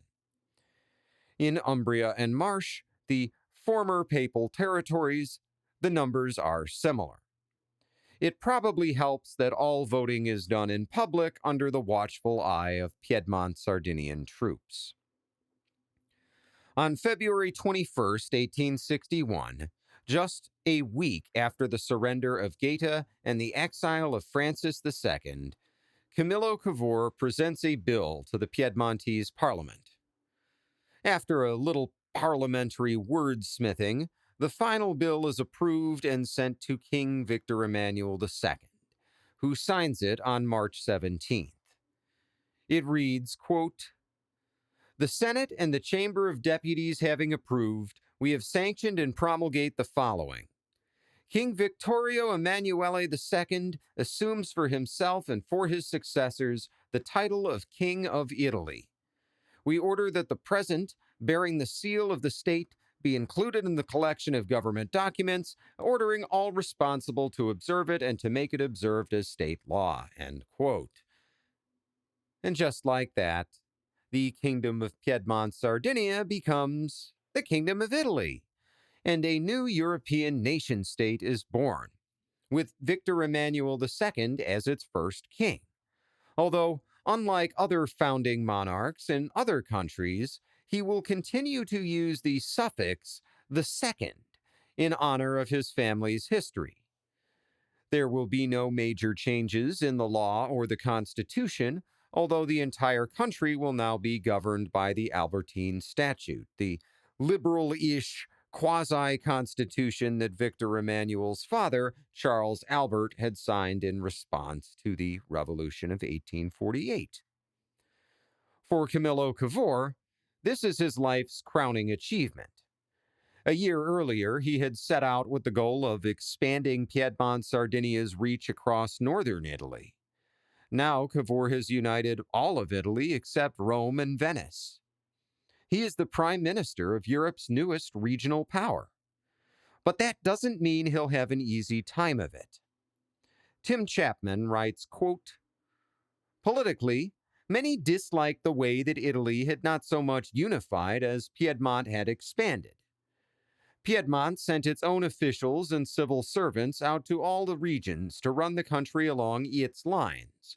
Laws and courts, education, armed forces, and so on were all Piedmontese. As a result, a civil war broke out in the south almost straight away, with the intention of breaking away from the north. The Catholic Church was hostile to the new Italian state, and it secretly helped the rebels in the Civil War. It disliked its loss of land, Romagna, Marches, Umbria, and the extension of Piedmont's anti-church Siccardi laws to the rest of the peninsula in the 1860s. Most of the leaders of the Risorgimento were excommunicated, and church-state relations became friendly only as late as 1929 under Mussolini. Religion was very important to the peninsula's peasants." End quote. The stress of first winning the war and now fighting to win the peace is taking its toll on Camillo Cavour. Dennis Mack Smith writes that the Prime Minister is sleeping less than 3 hours a night, often keeping his personal secretary in the office until 3 in the morning when the poor guy has to be back in again at 6 o'clock. On April 26th, less than 6 weeks before the proclamation of the Kingdom of Italy, future Italian Prime Minister Urbano Rattazzi says that it seems that no one is running the government at all. Cavour has become erratic, often issuing contradictory orders to the same people on the same day, and ignoring some branches of the civil service altogether, so other essential decisions aren't being made at all. The Prime Minister tries to keep a happy face on things and maintains an active schedule if for no other reason than that he has no choice. Dennis Mack Smith writes, quote, "Much of his enforced activity was in fact commonplace or trivial. Since a good deal of entertainment accompanied the inauguration of the new kingdom, he was obliged to arrange dinners for the new deputies and offer formal dances in the Palazzo Cavour during Carnival. He had to deal personally with a strike of bakers in Turin, with protests by university students against a new scale of fees, with working out an improved wage structure in the docks at Livorno, with compensation for damage sustained by an English farmer who owned the island of Monte Cristo, even with a bad case of bullying in the naval school at Genoa. He would have liked to inspect progress in the construction of the great railway tunnel through the Mount Cenis, but to leave Turin was impossible at a time when so many other major and minor problems required his personal attention." End quote. In mid-May, Cavour takes a sabbatical to his country villa near the town of Liri, about 30 miles northeast of Turin. The area is full of rice paddies, and at this time of year they're being flooded to water the new crop. And it being late spring in a Mediterranean climate, that much standing water spawns millions of mosquitoes. People at this time know mosquitoes spread disease, and even contemporary tourist guidebooks specifically warn people not to sleep near flooded rice paddies. But Cavour doesn't put much stock in modern theories of disease, so he does exactly that. And when he returns to Turin, he has a nice case of malaria. When a friend visits him at home on May 26th, he reports that the Prime Minister's eyes have turned yellow, a telltale sign of liver failure. He attempts to conceal his symptoms and even attends meetings of Parliament over the next 3 days, but on the night of the 29th, at the house of his mistress, Cavour suffers either a panic attack or a minor heart attack, and his doctor is called. The doctor doesn't believe in modern medicine either, and bleeds Cavour with leeches over the next 4 days, during which time Cavour tries to keep up ordinary business, but is unable to think clearly. When he tries to relax by reading a history book on Napoleon, his mind is so foggy that he can't follow the story from one paragraph to the next. Only on June 2nd does Cavour see a modern doctor who prescribes quinine, the appropriate treatment for malaria. Unfortunately for Cavour, he's too sick by now to keep anything down, and the quinine only makes him vomit. He's finally able to eat some soup on June 4th, but it's obvious to his friends and family that he has no strength left. Victor Emmanuel even intervenes and asks the doctors to perform another bloodletting, but Cavour is too weak to withstand even that. The next day, June 5th, his family sends for a priest to perform the last rites. Ironically, the priest who attends him, Father Giacomo de Poirino, had been removed from his position in the past because of his opposition to Cavour's government. Despite this, and despite Cavour having been officially excommunicated from the Catholic Church, Poirino agrees to provide his services, absolves Cavour from his sins, and when the Prime Minister dies early in the morning of June 6th, his family announces to the press that he died a good Catholic. As it turns out, Father Poirino wasn't supposed to provide any services to Cavour, since Cavour had been excommunicated by the Pope himself, and therefore only the Pope could lift that restriction, and this turns into a minor scandal in the press, so Father Poirino is actually summoned to Rome, where Pope Pius IX personally disrobes him. With no income left from the church, Giacomo de Poirino is forced to turn to the same government that had gotten him fired years before, and the Kingdom of Italy gives him a pension for his old age, a way of saying thank you for providing its first prime minister his last rites. Chapter 16. Rome and the Risorgimento. In the wake of the Kingdom of Italy's foundation, Pope Pius IX is left reeling. Here's a man who had ascended to the papacy with the reputation of a liberal reformer, who had indeed made a slew of reforms, even going so far as to enact a written constitution. Remember, this is the Pope to whom Garibaldi had once offered his sword. But upon withdrawing his full support from the revolution in 1848, he had become enemy number one for many Italian revolutionaries, including Garibaldi. If you'll remember from the last episode, Pius IX had then briefly lost control of Rome to the revolutionaries before Napoleon III and the French army had won it back for him. He had then instituted a new government under 3 cardinals, known as the Red Triumvirate. The most influential of these cardinals is a man named Giacomo Antonelli, who will serve as Pius IX's Secretary of State from November 29, 1848, until his death on November 6, 1876, a term of 28 years. And it's the appointment of Antonelli that marks Pius's perceived abrupt shift to the right. I say perceived because if you look closely, Pius has always been more conservative than his reputation. He's just been politically naive.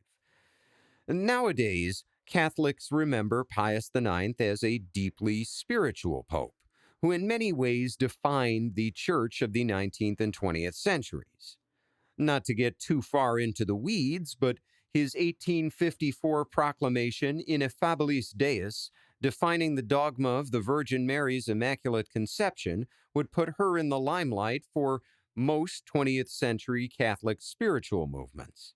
And the First Vatican Council, held from December of 1869 to September of 1870, would formalize the doctrine of papal infallibility, as well as produce an often misunderstood refutation of rationalist epistemology. The council might have done more, but it will end abruptly when it's interrupted by yet another nationalist conquest of Rome. As it stands, Pius IX is so influential that he's often referred to as the father of the modern papacy, and he currently holds the title of Blessed in the Catholic Church, which is the last title you get before they make you a saint. All of this to say that Pope Pius IX is an unusually religious man who thinks and writes a lot about religion, which is the number one job qualification for the head of the universal church. Unfortunately for Pius, the Pope wears a few different hats. First is the tall, pointy hat of the papacy, which represents the head of the Catholic Church. In this role, he speaks authoritatively for all Catholics, but he only acts in this role under very specific circumstances. It's not as if every time the Pope makes an offhand comment to a journalist on an airplane, he's redefining church doctrines, which brings us to the second hat the Pope wears, which at this time is a 19th century top hat, representing an esteemed member of ordinary society. When he's not talking strictly about religious matters in a certain context, the Pope has all kinds of opinions on all kinds of issues. And while these may be noteworthy because he's the Pope, Anything he says is really just his opinion. It does not automatically become church teaching. Finally, in most of papal history, the Pope has worn a third hat, a crown. He is the head of state for the Papal States, or in the 21st century, the Vatican City State. Some of his opinions and responsibilities are tied up with politics and the responsibilities of statecraft. So, when the Pope is speaking, the first thing you have to ask yourself is, what context is he speaking in? And as we'll see in a minute, even when the Pope is clear about the context, which isn't always the case, the press and the public often get confused and, for example, mistake a political statement for a religious one. This brings us back to Cardinal Antonelli, because when Pius IX appoints him as Secretary of State after the revolutions of 1848, he's consciously taking a step backwards from politics, and who can blame him? The nationalists he had originally supported had turned against him and tried to seize Rome. And all because, from his perspective, he had refused to sacrifice troops in a war against a friendly Catholic power, Austria, for the sake of Piedmontese monarchical ambitions and power.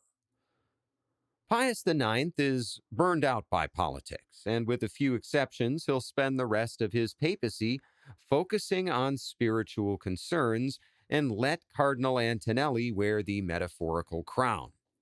So, who is Cardinal Antonelli?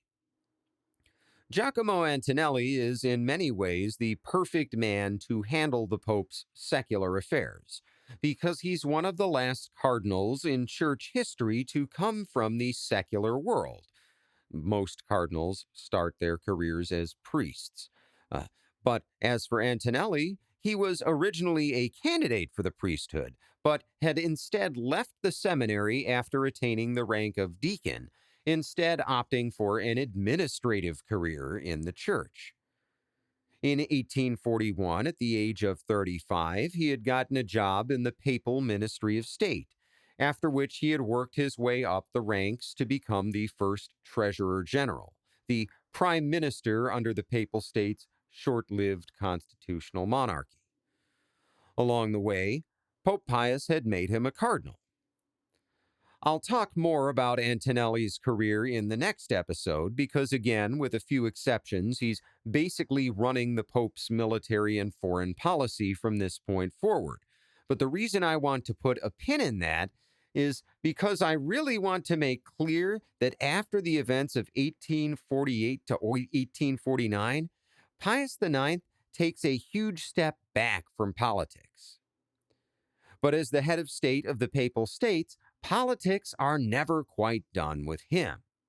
See, as the new Italian government consolidates its rule after the unification of Italy, from 1861 onward, that government spreads Piedmont-Sardinia's policies across the whole of Italy. And those policies include some serious restrictions on the church's influence in society. Prior to Italian unification, Camillo Cavour had enacted a series of laws disestablishing religious courts, banning certain monastic orders, and seizing those orders' property. Following unification, the state would continue these policies, along with further restrictions on monasteries, enactment of civil marriage laws, and the dissolution of theology departments in all non-religious universities. These are not the sweeping anti-clerical laws of the French Revolution. Priests and nuns aren't being executed en masse, and Italian citizens, almost all of whom are Catholic, remain free to worship. Italy doesn't even legalize divorce until 1970. But these restrictions on church power in previously papal land, particularly the seizure of church property, do require some response. Pope Pius will firmly oppose all such measures, and in 1874 he will go so far as to ban all Catholics from serving in the Italian government, a ban that will not be lifted until 1919. Unfortunately, all of these politics get dragged into a religious document that ends up having major historical implications. In 1849, the Provincial Council of Spoleto, a group of bishops in central Italy, had petitioned the Pope to provide a list of the most important religious errors of the day. This was partially in response to the recent revolution, but also a result of everything that had happened since the Enlightenment.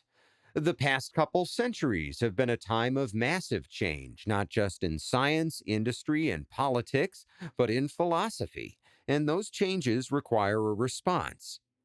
So, Pope Pius decides to put together this list of philosophical errors.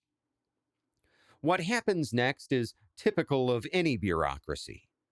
The creation of this list gets shuffled from one working group to another, drafted, redrafted, amended, redrafted again, and so on. A draft document will be leaked to the press in 1862, so 13 years after the Provincial Council of Spoleto had requested the document. Well, now it's 1862, and a draft document gets leaked. And this leads to many questions about what the contents of the final version of the document will be. But that document will not be released until September 8th of 1864. For one thing, this 2-year gap in which, by the way, the Pope says nothing about the leaked draft document, well, this gives the press all kinds of time to come up with all kinds of stories. But even the final document was never meant for public consumption. This document, called the Syllabus of Errors, is what the bishops of central Italy had originally asked for.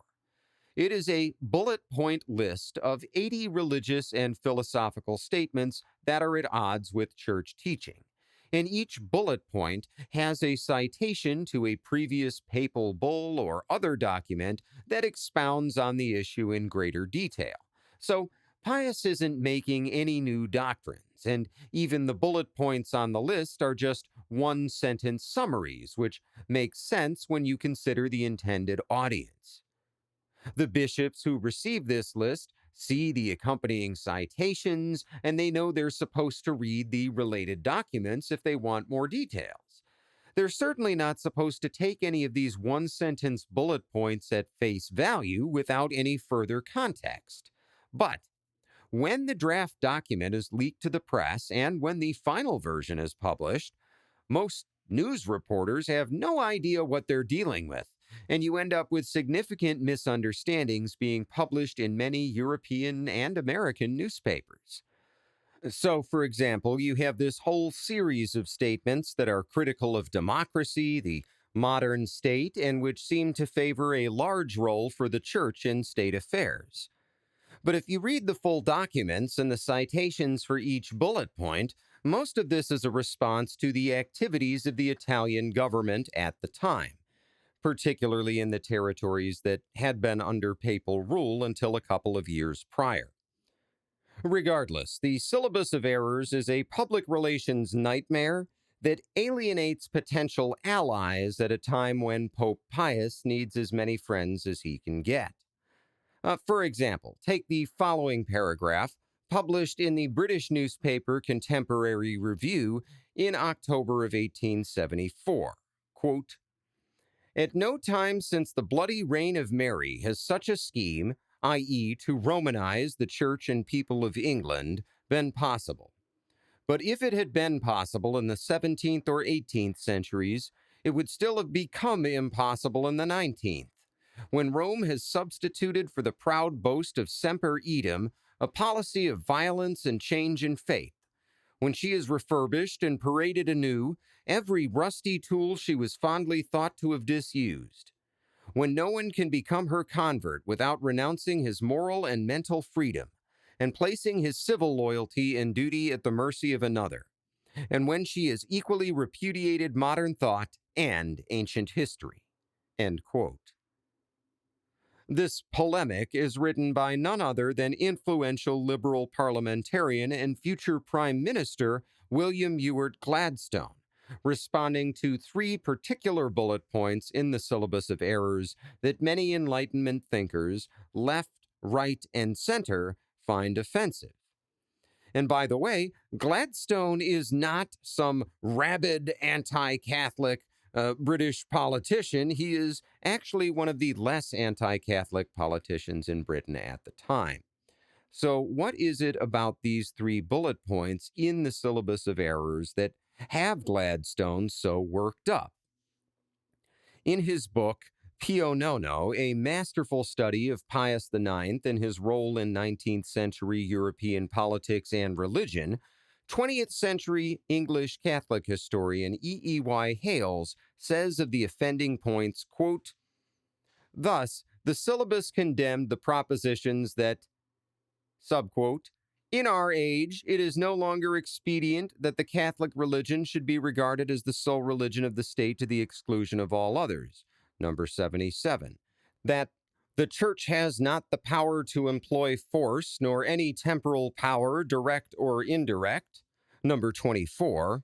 And that everybody should be free to give public utterance in every possible shape, by every possible channel, to all his notions whatsoever. An attitude which was held to lead to corruption of manners and minds, and to the pest of indifferentism." Number 79. These condemnations were generally taken to mean that religious toleration and freedom of speech were condemned. End quote. Hales then goes on to describe the Church's philosophical response to these condemnations of its own condemnations, and how the most potent answer is given by Félix Dupanloup, the Bishop of Orléans, in his pamphlet The September Convention and the Encyclical of December 8th.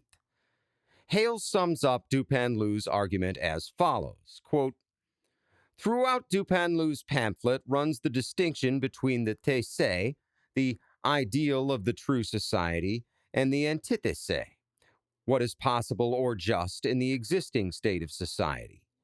Her opponents were talking in terms of absolutes, so the Church had to make clear what were the true absolutes, or at least must deny those that were false. The great mistake was to suppose that when she condemned a proposition on the absolute plane, there might not yet be much relative good in it, and that some measure of its practice might not often be healthy and beneficial. And when the absolute claims of a proposition were denied, it by no means followed that the contrary proposition was always valid. Thus, it was erroneous to say that the Catholic Church should everywhere be disestablished, but it was not true to say that she should always be an established church." End quote. Now, there's a reason Dupanloup publishes the Church's big response on this issue, and that's because he's French. And why is it so important that a French bishop write the Church's response? For the same reason that I've gone way off into the weeds on the syllabus of errors. I hope I've already made it clear how easy it is for even well-meaning reporters who read the syllabus out of context to misunderstand it. Now add to that a number of other public statements by Pope Pius against modernization in general, often when wearing his political hat. And of course, he is talking in the context of Italy, where the government is seizing monasteries from the church to make money from the real estate. But the press in places like the United States and Britain report on these statements and make it sound like the Pope is opposed to democracy and railroads. He's not, actually. Pope Pius sponsors the construction of railroads in the Papal States and has friendly relations with more than one democracy. In a speech at the Jesuit North American College in Rome, he even praises George Washington as a visionary founder, no doubt to the delight of the American seminarians in the audience and the irritation of the Canadians. But perception is everything. And the moment the press publishes the first leaked draft of the syllabus, European revolutionaries try to make all kinds of hay out of it. Giuseppe Mazzini is particularly excoriating. In 1865, he publishes a manifesto titled addressed to Pope Pius IX on his encyclical letter, in which he criticizes Pope Pius for some of the statements I've already discussed, among other points drawn from the syllabus of errors. But what fascinates me is this section I'm about to read, which is a little bit long, but in it, Mazzini criticizes Pope Pius not for being overly conservative, but for being too small of vision, not for being a tyrant, but for being the last in a series of popes too weak to resist other tyrants. If anything, Mazzini seems to be arguing for a more muscular, old-school type of Christianity, which I find fascinating. He writes, quote, "There was a time I regard with reverence, when the papacy did affirm and guide, depositories and guardians of the moral law, believing in their mission of justice and liberty for all, intrepid against all who sought to violate their power, and ready to suffer for their faith, which then was the faith of the peoples. The popes from the 5th to the 13th century aided and promoted the progress you now condemn. In that Rome, they had taught the barbarian to respect. They represented the ideal of the epoch, the dominion of spirit over matter, love opposed to brute force, the equality of souls, individual merit set up against arbitrary power, election against birth, justice against feudal and monarchical rule. They watched over and preserved the relics of ancient learning in their convents. They protected art, consoled and alleviated suffering, educated antagonistic races, and called them to brotherhood in the name of God and Jesus. Then might Leo truly declare to Rome, the center of a second civilization, although thou hast thy many victories, extended thy empire over land and sea, thou hast conquered less by valor and war than by the spirit of Christian peace. Then did Nicholas I write word to the bishops, observe whether the kings and princes be truly such, if they govern rightly, first themselves and then the peoples. Observe if they reign according to justice, because if they do not, we must view them not as kings but as tyrants, and arise against them and against the vices by which they are corrupted. Then did Innocent III declare to a powerful seignior, were we but to take into consideration your crimes, we should not only cry anathema upon you, but should call upon your people to arm themselves against you. And the seigneur humbled himself before the menace. And before these, a man of gigantic heart and mind, though misunderstood even yet by the majority amongst us, the son of the people, Gregory VII, had declared to the world that the sword of the prince must be laid down, as all human things bow down, before the Church of God. The king owes obedience to the pope. The apostolic authority is as the sun. The regal power is as the moon, illuminated by the reflection of its ray. And the people hailed that lofty doctrine with applause, and the Teutonic monarchy prostrated itself in penitence for its attempted resistance before the Italian pope in Canossa. But the popes of that day were the representatives of a duty. A bishop then declared in Orleans that the rich and powerful were bound to recognize the equal nature of the poor and servile, because one sole God reigned from on high over all.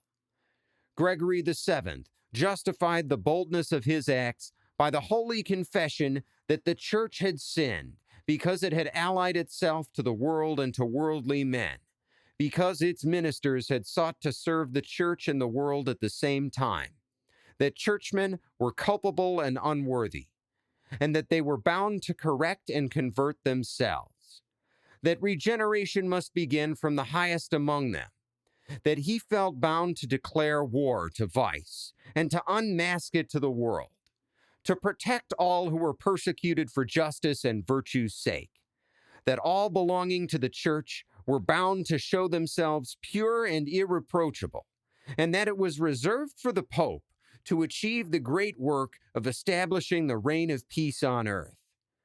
But you are both a prince and the servant of princes at the present day. The bayonets that conducted you back through blood to Rome belong to the man of the 2nd of December, he means Napoleon. You reign through force, not through faith. Your party is corrupt and corrupting. The sanctuary is surrounded by Neapolitan brigands, upon whom you confer your blessing, while you have no word of comfort for the peoples who invoke God's liberty and equality. Therefore do the peoples look, not to you, but to us, the precursors of the new church, to us, who teach them both by word and example, that it is possible to fulfill God's law on earth. Your predecessors conquered the nations in the name of a religion of spiritual liberty and equality. You do but persuade, from time to time, some unhappy maiden to accept the death of the cloister while yearning for life, or steal some neglected son of Israel and display him in triumph to the multitude as a convert." End quote. This last bit is in reference to the case of Edgardo Mortara, a 6-year-old Jewish boy who had been baptized in secret by a Catholic maid and then removed from his parents' home by papal authorities and given to the custody of Catholic parents. As the custody dispute escalated, the boy would ultimately be placed in the custody of Pope Pius himself. This becomes an international scandal at a time when Pius is already being criticized as reactionary. Mazzini is saying that the popes used to be great leaders and kingmakers, but that bit by bit they gave away their authority, and that now Pius IX is no more than a petty tyrant who took a little Jewish boy away from his family. A minute ago, I said that it was important that the bishop responding to criticism of the syllabus of errors was French, and this is why. Because Mazzini's open letter to the Pope isn't only meant to appeal to Italians. It's meant to appeal to other citizens of liberalized countries who view the Pope's perceived attacks on modernization as attacks on their way of life. Nowhere is this battle more critical than in France, because remember, it's the early 1860s. France is the protector of the papacy against Italian encroachment. If it hadn't been for Napoleon III's troops, Camillo Cavour probably would have let Garibaldi take over Rome instead of blocking him. Rome is the beating heart of Italian nationalism. Mazzini and Garibaldi talk about it the way a revivalist preacher talks about the New Jerusalem, like it's this great collective dream that simply must be attained. The only thing standing between the new kingdom of Italy and the eternal city is a garrison of a few thousand French troops, backed by the empire those troops represent. And with all the bad press around Pope Pius IX, it's becoming harder and harder for Napoleon III to justify providing that protection. We'll talk about that and more in the next episode of Relevant History.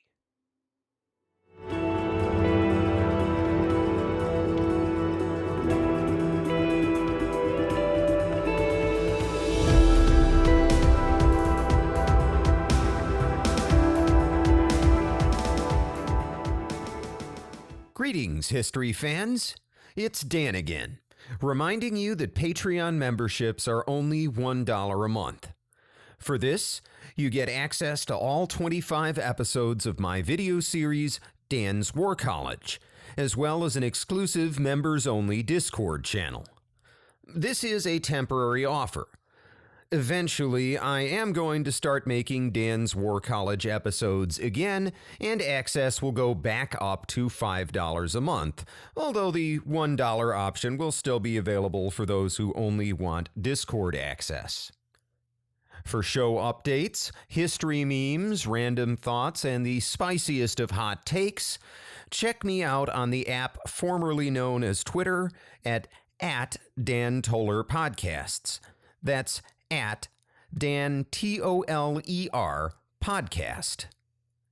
If you have a business inquiry, want to point out an error, or just want to say hi, you can reach me at dantollerpodcast@gmail.com. That's Dan, Toler podcast@gmail.com. For transcripts, interview links, and more, visit dantollerpodcast.com. Once again, that is Dan, Toler podcast.com. Finally, please like, subscribe, and leave a review if your podcast app lets you do that. Every little interaction helps more people find the show. The best way to help is to share this episode with your friends or shout it out on social media. This show grows by word of mouth, and every little share goes a long way. Thanks for listening.